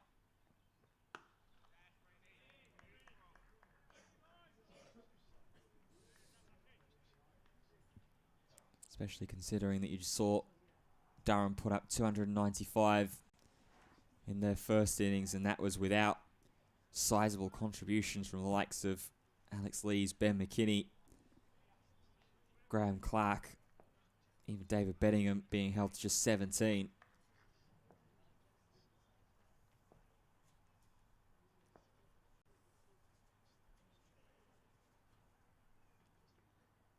Oh, nipped in to Coughlin there. Rain's in some really good stride here.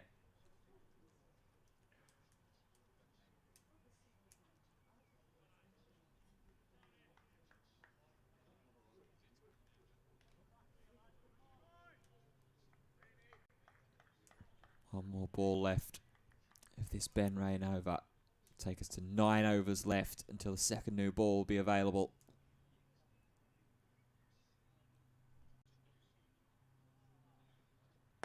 Coughlin advance and destroys.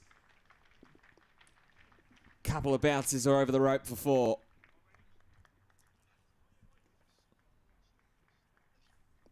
Well, if there's signs of intent, that one shows it right there.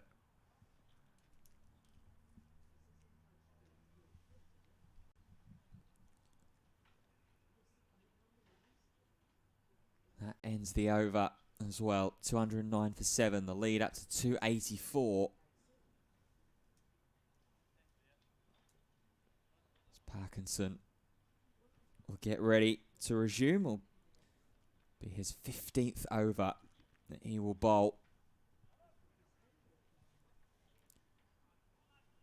He's the only Durham bowler not to take a wicket in the first bowling innings. He's been able to do so this time, and really where his team have needed it.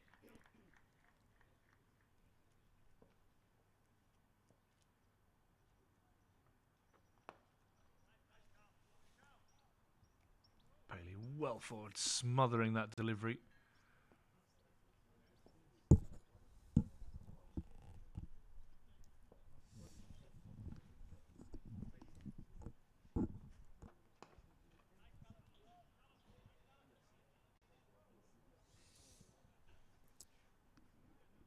Yeah, just happy to be a little patient here, Bailey. Oh, thinks of a single, gets sent back. Rightly so, as Emilio gets there quickly. Tell you what, direct impact, and there could have been a little trouble there for Paul Coughlin. He set off in quite a hurry.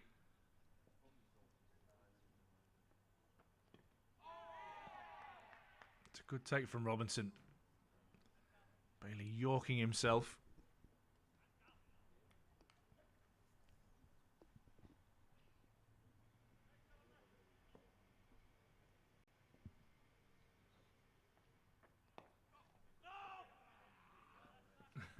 Emilio almost taunting Coughlin to run there.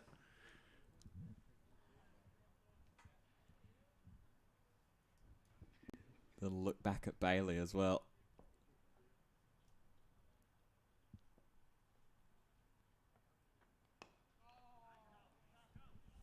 It's a good over from Parkinson. It's a maiden. 72 overs done. 8 till the second new ball. Coughlin's on 70 and looks like he's full of intent, full of mischief out there from a Durham point of view, looking to really put his foot down. That lead is 284.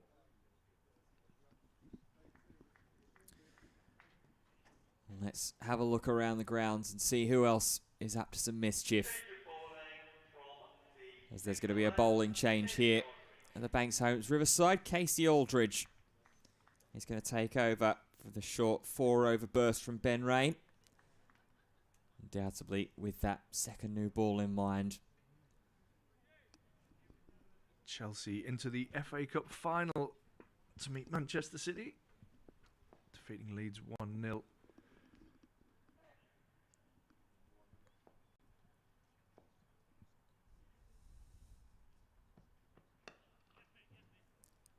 Quick single for Coughlin. Yeah, I had a funny feeling that that was going to happen at Wembley, and that was going to be the end result.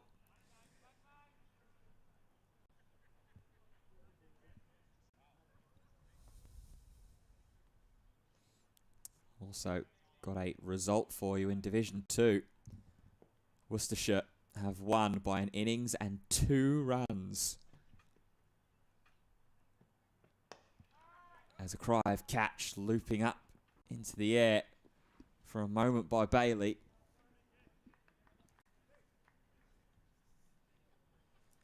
Yeah, Worcestershire set 447. Kent only managed 196. The follow-on was enforced. Kent could not quite get there with 249 all out.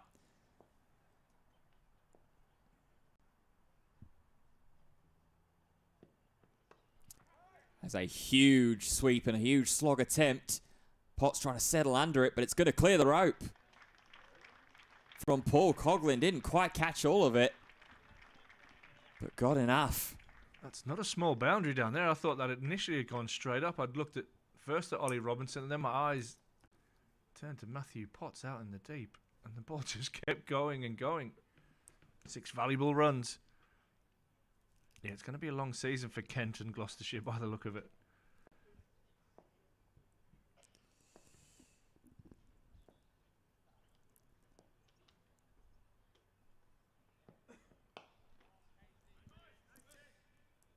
Saying that though, Gloucestershire forced the follow-on against Derbyshire. Yeah, they're having a better game this week, that's for sure. Yeah, 57 for 2 currently Derbyshire in the second innings, still trailed by 160.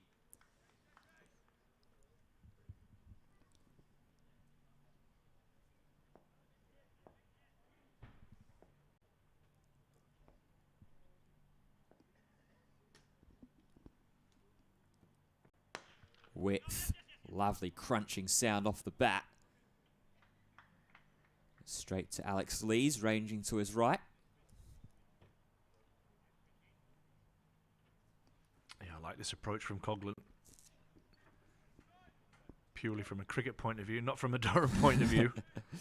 Just smack the daylights out of it.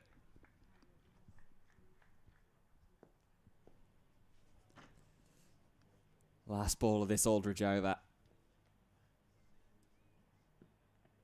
It's a short and slower ball to Bailey. Catches him by surprise, and enough so that it is a end of the over. Still 9 runs from it after the 6 from Coughlin. Lancashire 218 for 7.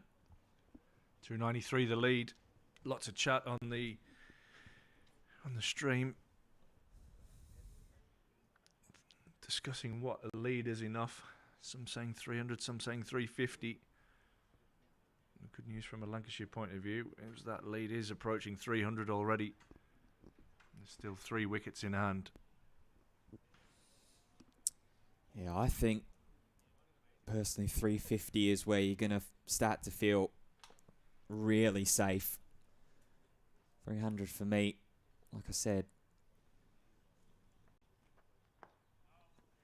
Considering that there weren't too many premium contributions from your top order bats for Durham, and they still managed to get to 295.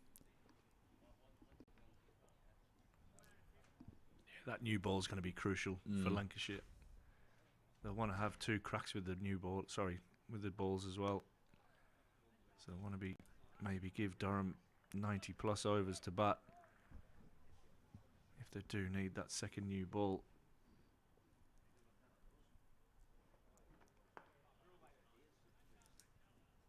It's good from Parkinson. Coughlin's looking to score, but he's keeping him tied down so far in this over. Just get the feeling something might happen. Excellent fielding off his own bowling.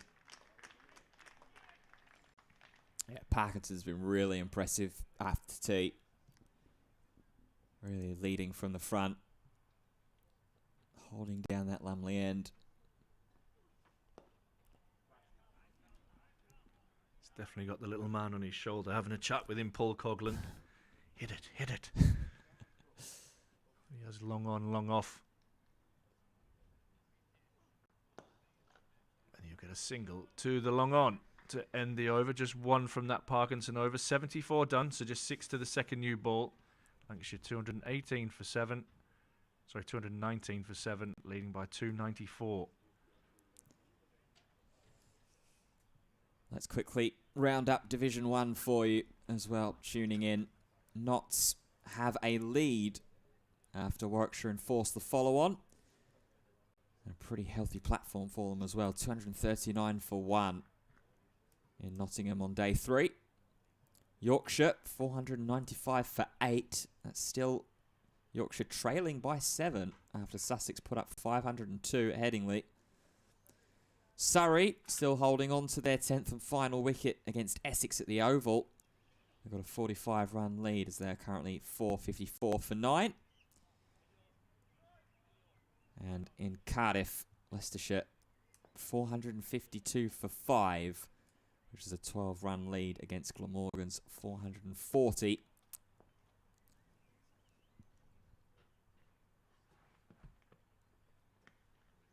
Aldridge bowls a bit of a loose bouncer to kick off this over.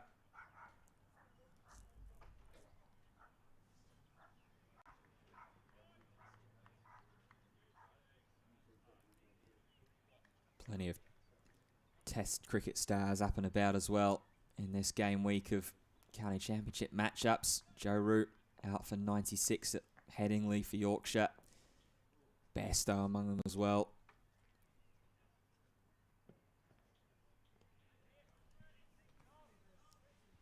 I think I saw I got Ben Duckett playing for Notts, who's ratcheted up to 50 as well. Yeah, batting at 3. Very interesting. And also, for those of the Australian persuasion, Jake Weatherall notched up a century and then has retired hurt for Leicestershire up in Division 1.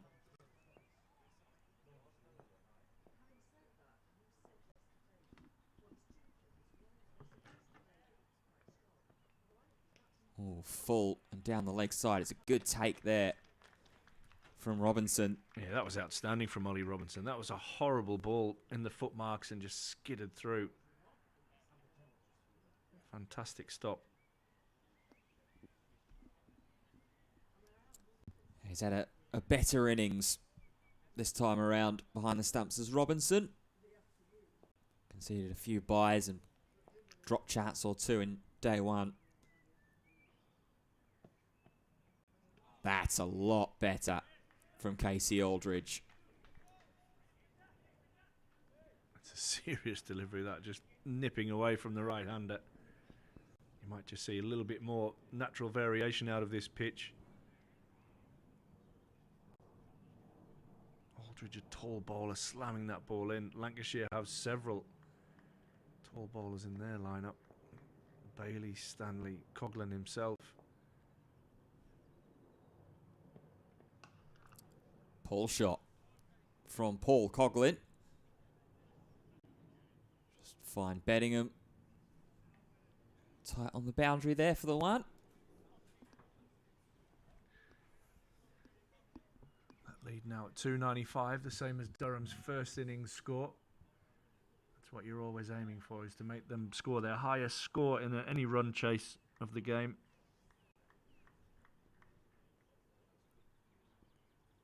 Another little psychological moment. Yeah, as the field slightly closes in around Bailey. Still 2 men out on the deep on the leg side. Opens the full face of the bat. It's a great stop there. Graham Clark at backward point.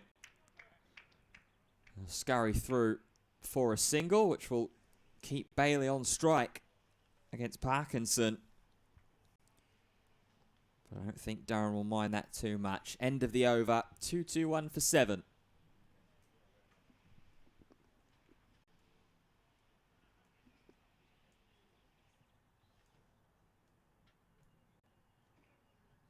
"21 overs still left in today's play. 5 to the second new ball. All these games within games. Bailey will have strike to Parkinson.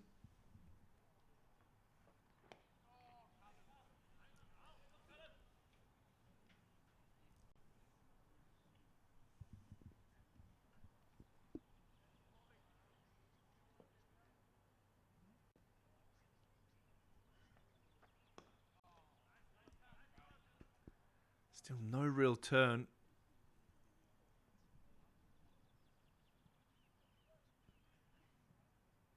Out of this surface. Parkinson having to play around with his line and his pace.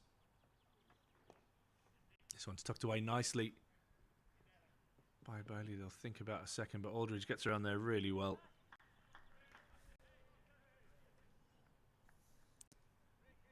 A good example there, Ash, of that variation of pace. Looks like that was one that was just dragged down from Parkinson. Trying to speed Bailey up a little bit.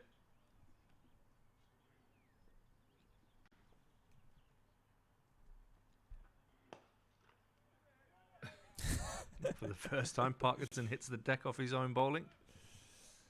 Spent a lot of time on the floor today, actually. Some tumbles in the outfield as well.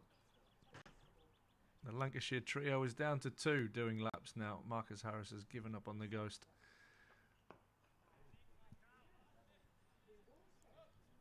Feels like he's done enough. Enough steps. Done enough to get Lancashire to a total that he's happy with. Richie Benno for 7. And that ends the over. Over 76. So Parkinson keeping it tight here after tea. He has one for 49 from 17. 20 overs left in the day. 4 to the second new ball. Lancs lead by 297. Yeah, Parkinson doing very, very well from that Lumley end to just stem the flow of runs. Run rate has just dipped under a hair of under 3. It's been continuously hovering around that sort of region for most of the afternoon.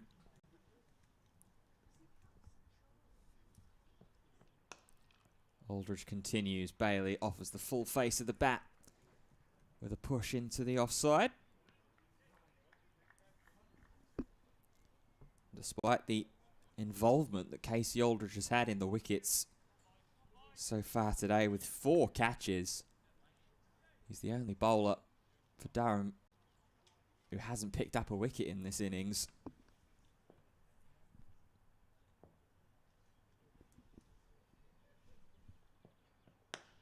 Width and up in the air. Good diving stop there from Rain at mid-off.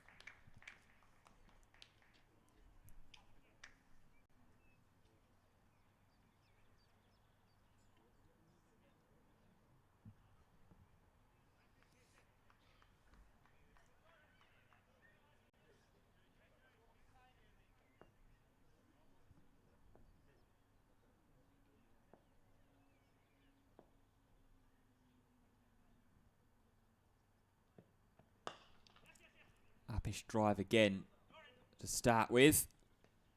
Scurry through from the single.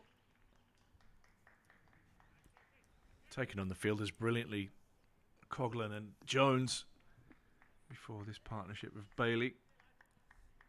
That was a real feature of that scoreboard moving forward. Picked up boundaries fairly regularly, but the running between the wickets was a real highlight between Jones and Coughlin.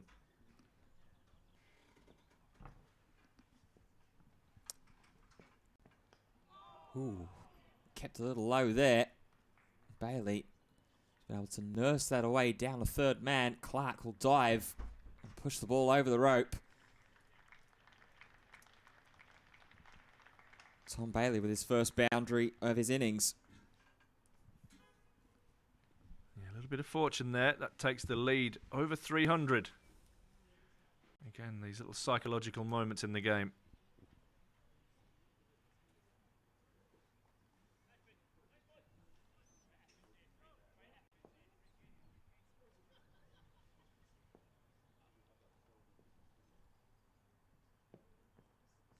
Oh, an offend for that one for Bailey. Aldridge started peeling away in celebration for a moment. He did as well. Wishful thinking.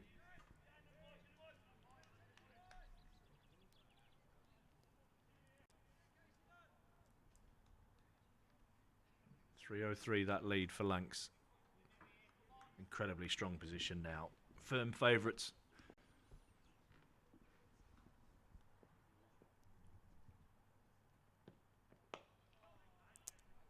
Bailey defends down into the leg side to end the over. 6 runs from it. 228 for 7, but as Ash has mentioned, the most important number is that 303 run lead. Still 19 overs left in the day's play as well, so lots of time almost for Lancs to set this up how they want. What do they feel is enough? Do they want to have 2 bites with the new ball, one tonight and one tomorrow to give James Anderson? They might think of declaring and take a little bit of a risk. There is forecast showers tomorrow afternoon.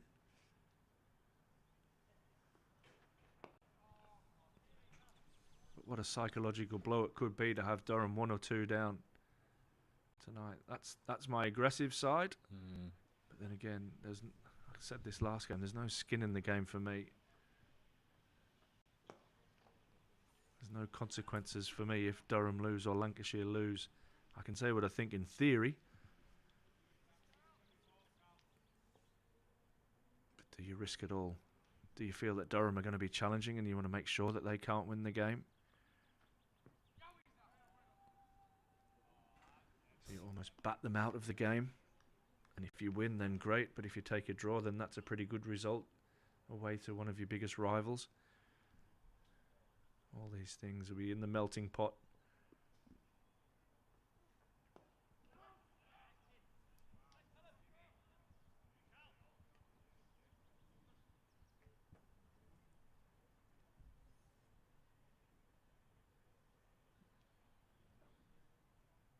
So Lancashire might feel that they'll just try and bat Durham out of this game. As Coughlin pushes this one down to long on, that sort of went hard at it, didn't they? And then just eased off a little bit the last few overs. Coughlin now on to 82, so he's approaching a milestone as well. 18 overs left in the day. After this ball that Bailey keeps out. Parkinson has 1 for 50 from 18. He's got some good control for Durham after tea. Lancs 229 for 7, leading by 304. Yeah, it's funny in your discussion there, Ash, that you mentioned the D word, declaration. There's that thought that floated in the back of my mind, and then I was also immediately reminded of the Ashes series, not the most recent one, but the series before, where Ben Stokes put in an aggressive declaration at Edgbaston and ended up being punished for it by Pat Cummins and Nathan Lyon. So I think that the bat as long as you can strategy is the safest option, as Coughlin completely disregards that point. I said he'd been a bit quiet the last few overs. Jeez. Dances down the track and attempts to smash Casey Aldridge back over his head for 6. Makes no contact.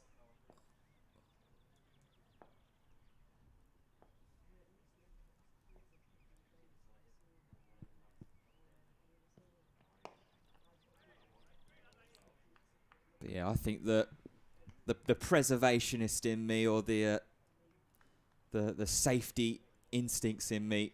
Don't do it. Risk it all. Quite literally the angel and the devil on the shoulder, both me and you. Absolutely. But no, I've said quite consistently throughout that afternoon session and continuing into that evening session, I think 350 plus is where you're looking for that lead to be if you're Lancashire. Coughlin opens up the face, takes the quick single up against Clark with a slight misfield.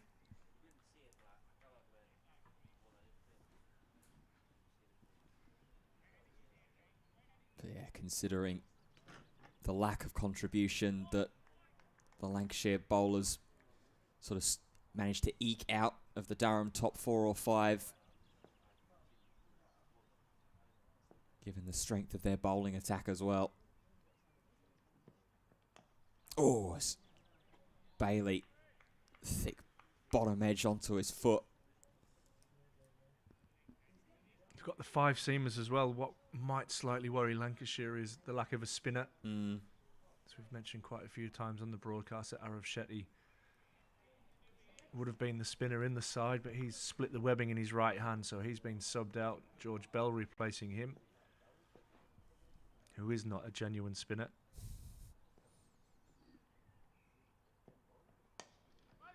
And in fact, we saw the man on strike now bowl a few overs of off spin, but obviously not his strongest bow either. He bowled beautifully with the new ball. Didn't get any reward. If you're looking at this game as a whole, Durham are probably regretting that first session, where wickets have fallen in that first session, and runs were hard to come by, but not on day one.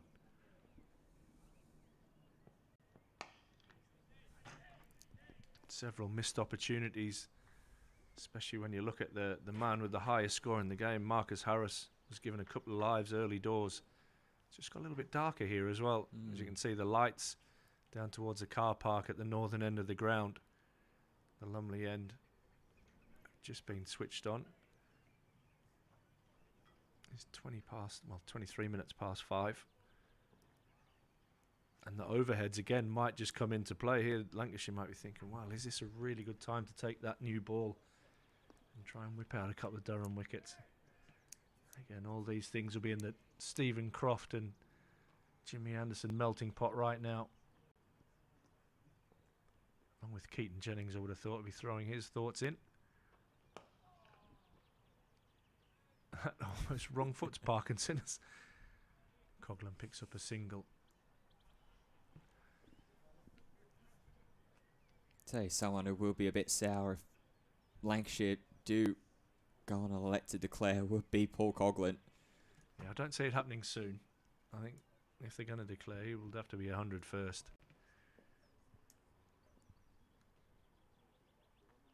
Oh, I thought that had got through Bailey's defences.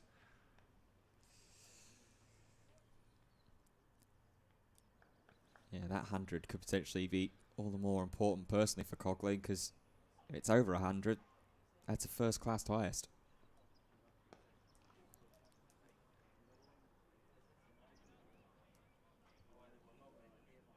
To that point of the car park lights at the northern end of the ground being switched on, floodlights are starting to creep into life as well.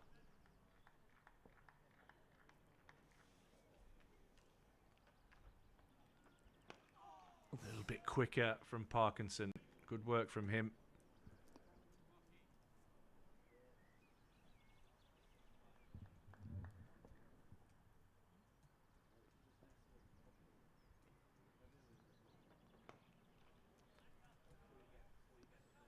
Bailey very content at the moment, just sitting on Callum Parkinson.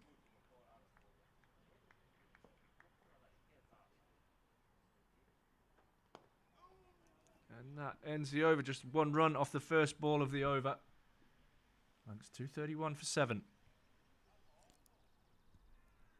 And that brings us into the 80th over as well. So the second new ball is available.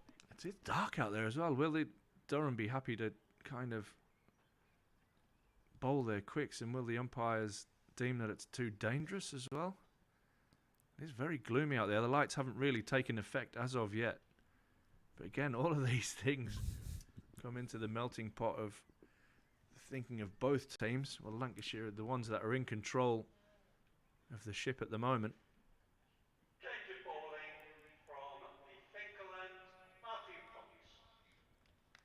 Matthew Potts is going to be allowed to take his mark and will be tossed the brand new Dukes.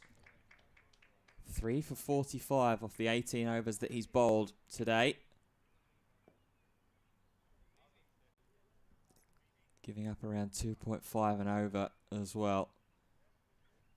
Be facing up against Coughlin on 84 not out, bowling to 2 slips.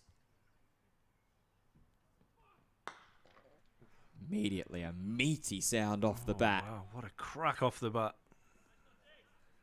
As willow meets leather. Mentioned there, Coughlin's career highest is 100 not out on the nose.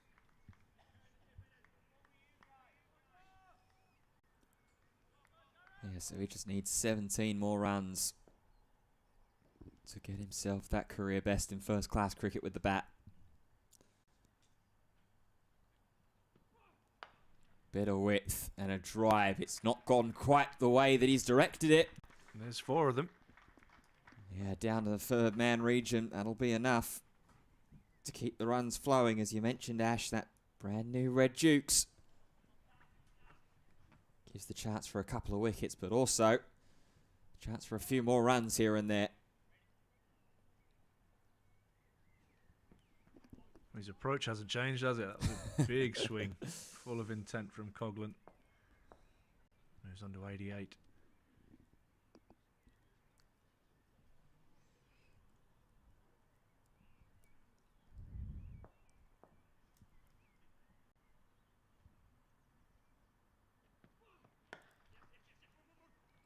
Coughlin immediately thinking 2 out of the traps, and we'll get that as well. Great Brilliant. running. Brilliant stuff. Been a real feature of his innings. Just a feature of his intent. As soon as he came to the crease, he's changed the direction of this game. Had great support with Michael Jones, but Paul Coughlin's been magnificent this afternoon. Yeah, the ghosts of Durham past currently haunting at the Banks Homes Riverside, with Lumley Castle overlooking as well, which allegedly has its fair share of ghosts and ghouls as well. Coughlin into the nervous 90s. Oh, and there. First little victory with the ball at the outside edge of the bat. Those lights just starting to take effect now. You can see multiple shadows from the players.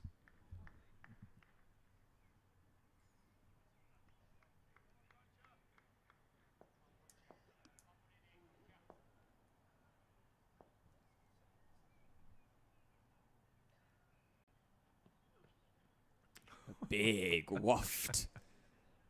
Trying to carve Potts up over the square.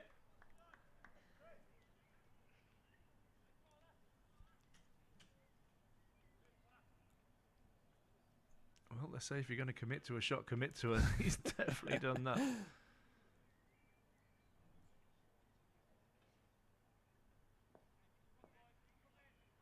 Yeah, certainly not being dissuaded by facing the new ball. Having Matthew Potts steaming at you. Last ball of the over. It's a comeback up straight to Potts, and that one stung the fingers as well.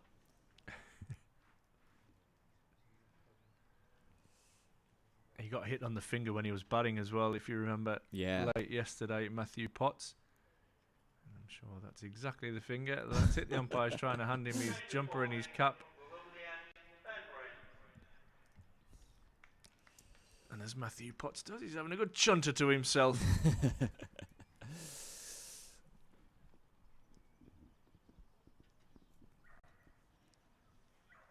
Lancashire up to 237 for 7 now. 312 runs is the lead. Ben Rain, who had a few transitional overs from the Finkel end during the afternoon session, will now get new ball in hand from the Lumley end.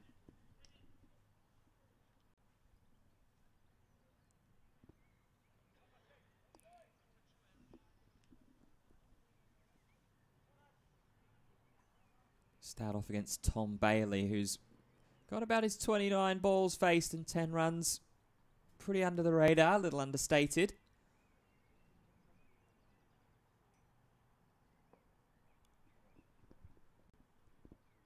coming from the Lumley end. That one beats Clark. It's going to take some stopping from Beddingham, who dives and does brilliantly. Oh, wow. Has he hurt himself?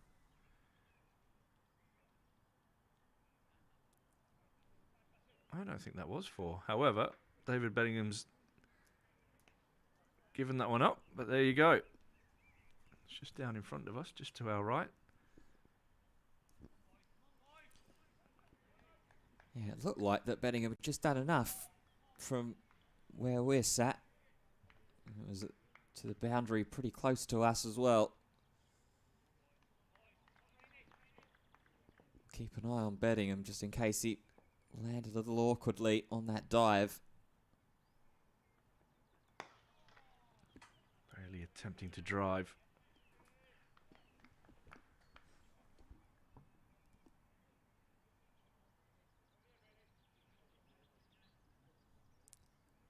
It was a sort of innocuous dive like that that ended up taking Arav Shetty out of the game yesterday with the damage to his webbing.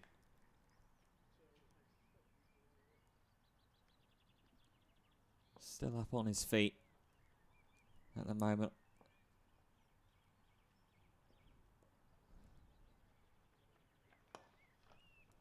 Whipped away down to Minto for a single. Minto took the new ball this morning. Bless you. Yeah, not the first sneeze we've had today. To be fair, getting up to the spring and summer seasons. Oh, hay fever central. Yes, sir. Yeah, preaching to the choir as a certified sufferer of hay fever. Yeah, it makes both of us, mate.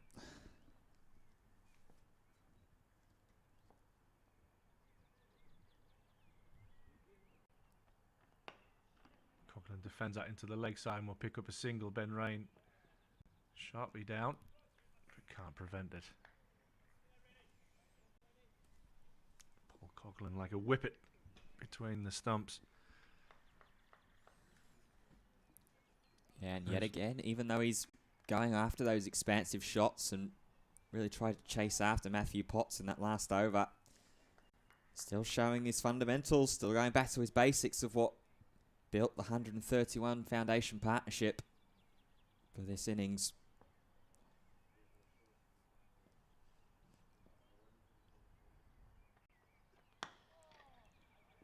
Bailey looking a little bit more confident out there as he strides forward into a drive, but can't beat Lees at mid-off.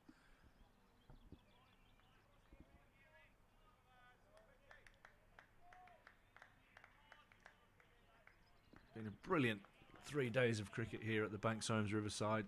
It's 14 overs after this ball left in day 3. Lancashire getting their noses in front at the moment.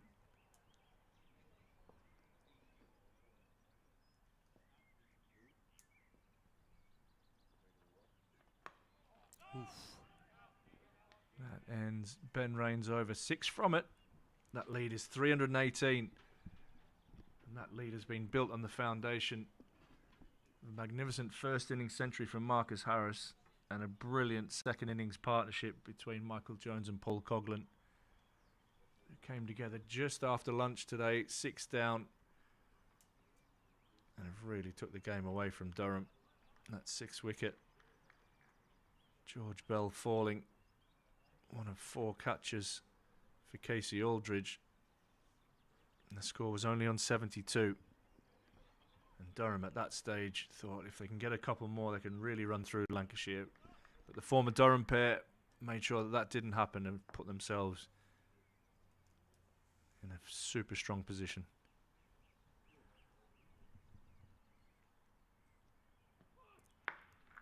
Potts to continue. That was a lovely loud sound. It hit the bat hard, didn't it? Yeah. Into his second over with the new ball. Coughlin at 91. Needs just 10 more runs for a first-class high score for Paul Coughlin in his career. Current highest is 100 not out.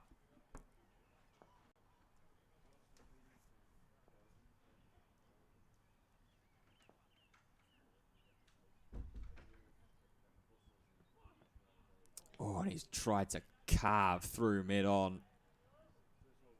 There is Paul Coughlin. Only coverage there is Alex Lees. It's very dark out there. I know we look through a tinted window here, but it's extremely gloomy.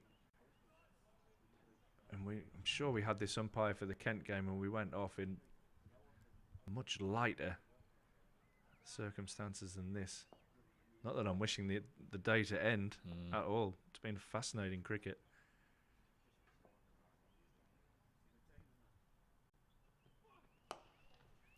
Tries that similar style of shot. Doesn't quite get it completely right as Coughlin, but it's run into the leg side for a single.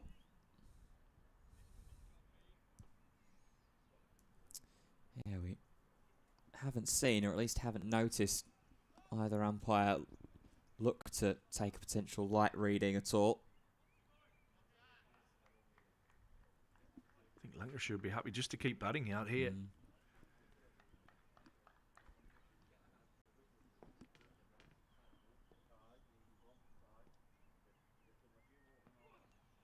Oh, beats the bat. And that's a great sign for Lancashire. That one just... To be fair, Bailey should have been forward to that, but it still did keep low. And with a lead of 319, you're not upset to see that.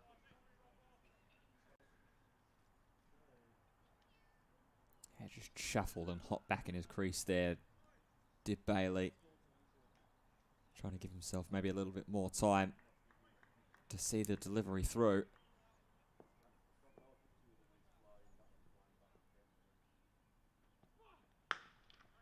That's a better sound, but straight to Colin Ackerman, who's on for 12th man duties. Yeah, I've just had a question there on the stream. Why was George Bell batting in the second innings? He's an injury replacement for Arav Shetty, who split the webbing in his right hand. So he was replaced, obviously, by another spinning all-rounder of wicketkeeper batsman George Bell.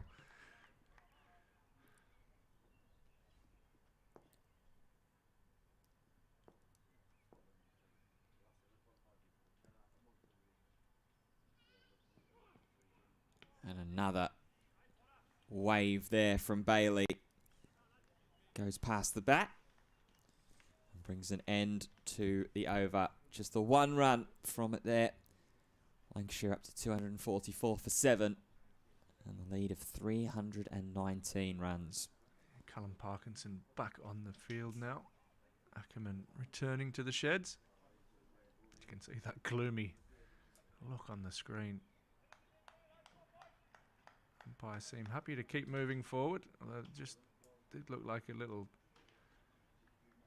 genuine look from umpire Adnan at square leg.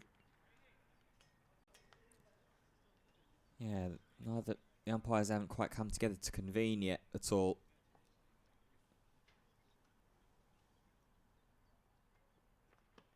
Oh, Coughlin a long way across. It's the bottom of the thigh pad, and we've seen those kind of ones cruelly trickle back onto the stumps. Happened to myself once.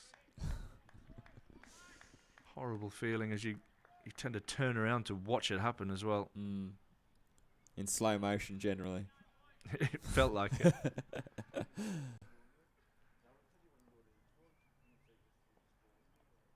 least it wasn't on telly at Lord's. True. And I hadn't scored. Cheers, karma.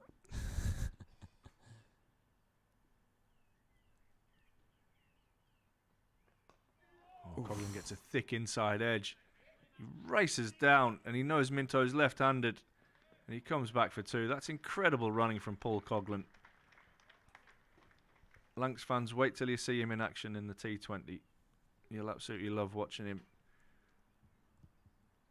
Absolute dynamite in the field and in between the wickets. Yeah, I mean, if anything, from some of the running in the wickets, from some of the positive attacking shot making, you've already seen a little bit of a glimpse of it as well, of what he's capable of.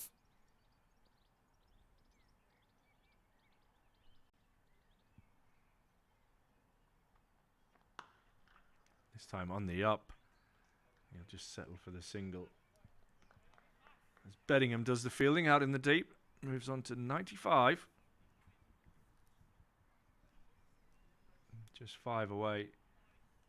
What would be a well-deserved century, and one that personally will fill in with great satisfaction, having moved from his home club across to Lancashire in the winter.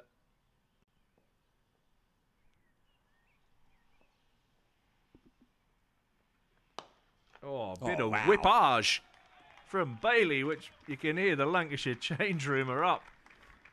Incredible shot. 250 up for Lancs, 251 now for 7. 326 the lead. What a shot. One of the shots of the day. I reckon that real composure from the number 9 batter facing a ball that's 3.5 overs old. It's a real stamp of authority on this game.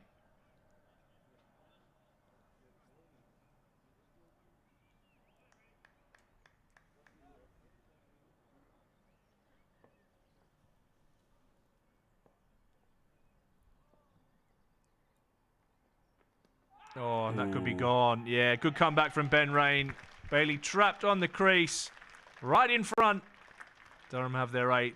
Rain has a little bit of revenge from the ball before. And Bailey's gone. 19. LBW to Ben Rain. 251 for 8, leading by 326 Lancs. Yeah, perfect reply delivery from Ben Rain. Looked pretty much plumb. Last thing that Durham would have wanted is for another extreme partnership to really start sailing away, especially when Paul Coughlin is 5 runs away from what would be a deserved and hard-fought century. Should bring out Mitch Stanley next at number 10, so no sign or indication that Lancashire are going to sit back on their 326 run lead that they currently possess. They want a little bit more. Yeah, they're not going to declare on Coughlin now. And I tell you what, I reckon if they went off at the change of innings, then Alex Lees, and I'm sure he's talking to them already, is telling them we're not batting in this. This is dangerous. There'll be words to that effect. Definitely being muttered in the ears of the umpires. This is on you. If somebody gets injured, it's on you.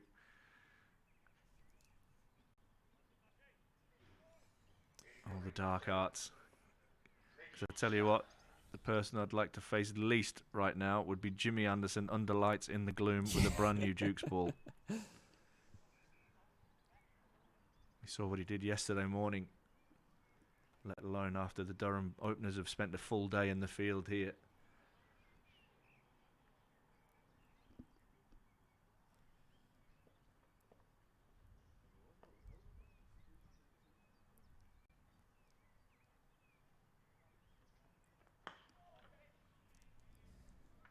Don't take the single off the last ball of the over. Paul Coughlin says, leave it to me.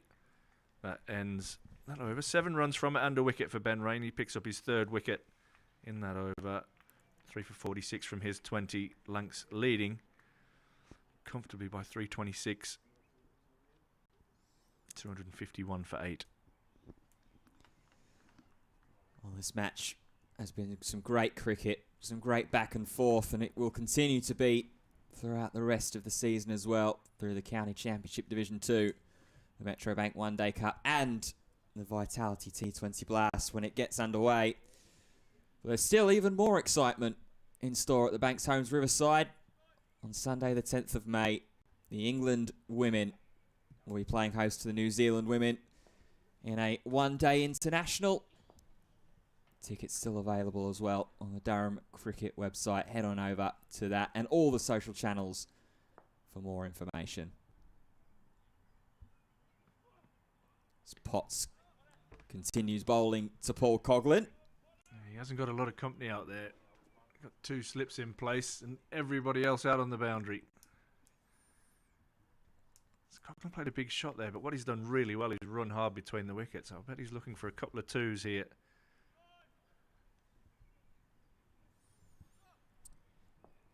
Yeah, try and protect Mitch Stanley as much as possible. He's trying to protect his 100. Feels for one.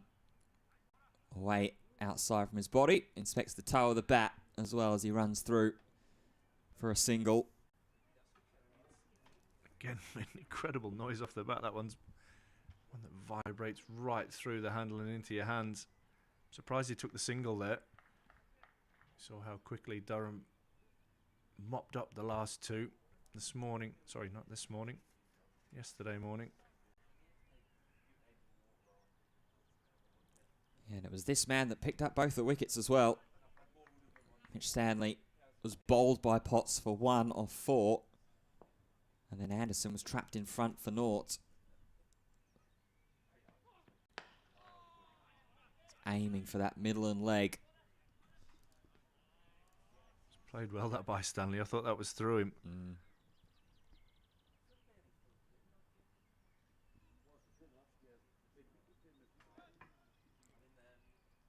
Get a few words of encouragement and advice, or maybe just putting the fear of God in him by saying, don't you dare throw away your wicket right now. I'm 4 runs off the century.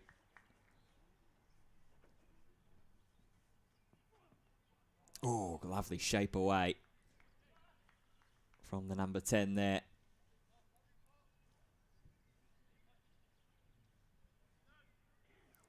This ball coming up to only 5 overs old as well.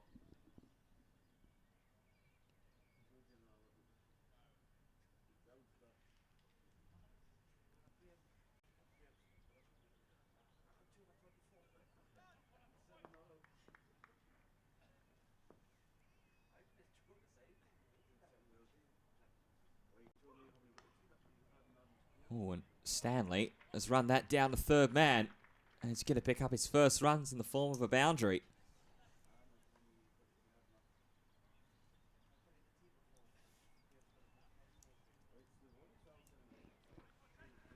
Yeah, Potts will feel that that's cruel. Stanley won't mind one bit, neither will Lancashire, as their lead goes into the 330s now.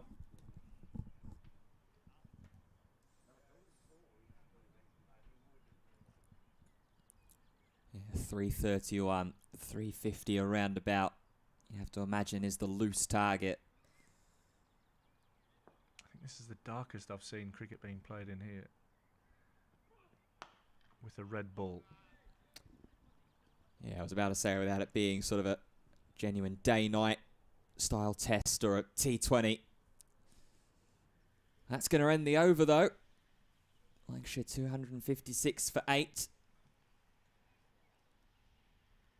Just 11 overs remaining in the day. So we're coming up to 10 to 6 in the evening. The umpires still haven't convened as of yet. There is a chat to the square leg umpire being had here for a brief moment.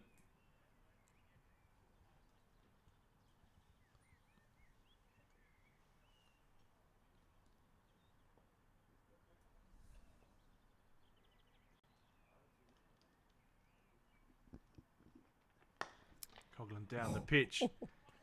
Hammers that to long on. They fire back for 2. This could be a run out. No. Ben Raines fumbled that there with potential run out on the cards. Yeah, would have been gone.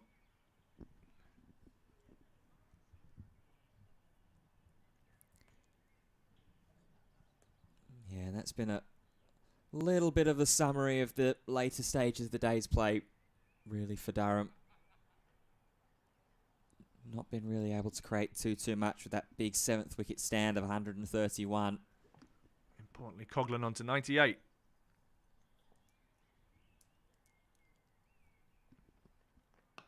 He's down the pitch and he hits that into the deep. He's thinking of a second.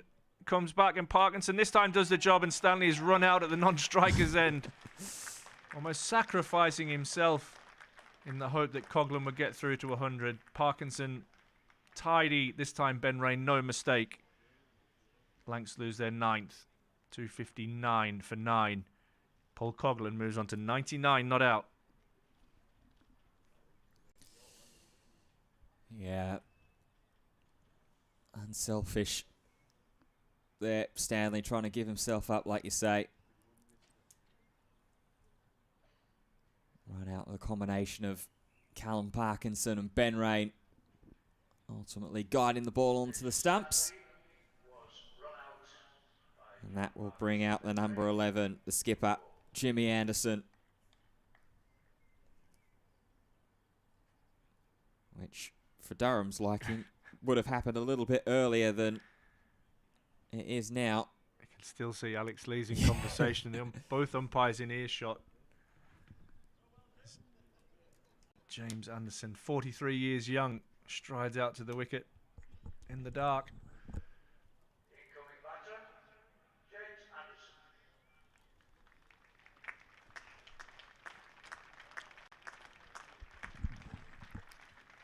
Warm applause for the Lancashire captain from those that have stuck with us here in person at the Banks Homes Riverside.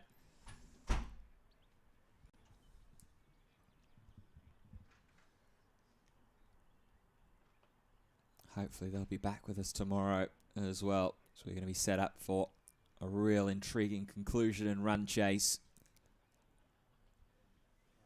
for Durham tomorrow.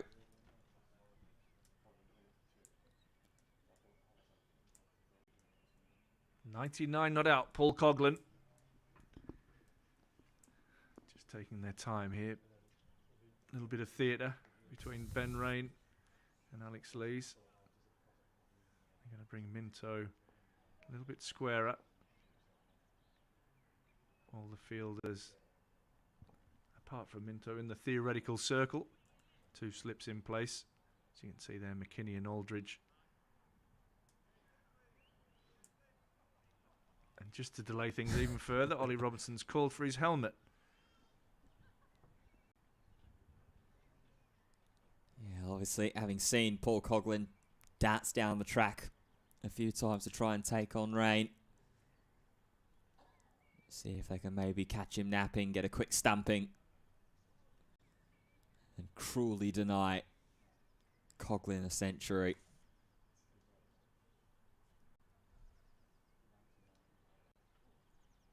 Be only his 2nd century in first-class cricket if he can find this final run.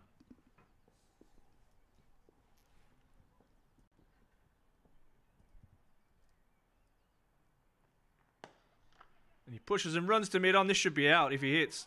And it's missed. And Paul Coughlin gets to his century. Fantastic innings from the former Durham man. 10 fours and a 6, 154 balls. And Lancashire walk off, declaring at that moment, I'm going to leave you with the crowd and Paul Coughlin as he walks off. Fantastic innings, well played. Paul Coughlin's century was achieved off 154 balls and including 10 fours and 1 6.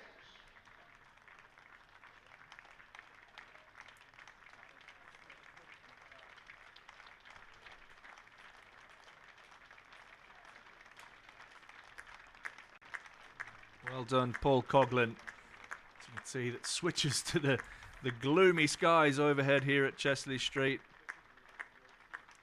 But that innings, along with Michael Jones, has really saved Lancashire's bacon here today. There are 4 scores in double figures. Apart from those 2, you've got Balderson went for 1, Jennings for 4, Bohannon for 8, Harris for just 12, Michael Jones 72, Hurst 4, Bell 14, Bailey 19, then Stanley was out for 4, Jimmy Anderson didn't face a ball, and Paul Coughlin 100 not out, his 2nd first-class century. Both of them 100 not out on the nose, and Lancashire have a lovely little period to have a bowl at Durham. There are 8 overs remaining in the day. I would be very surprised, however, if the umpires don't intervene here because it's extremely dark. But That's their call at the end of the day. We'll be back in around 10 minutes with Durham's reply and chasing plenty.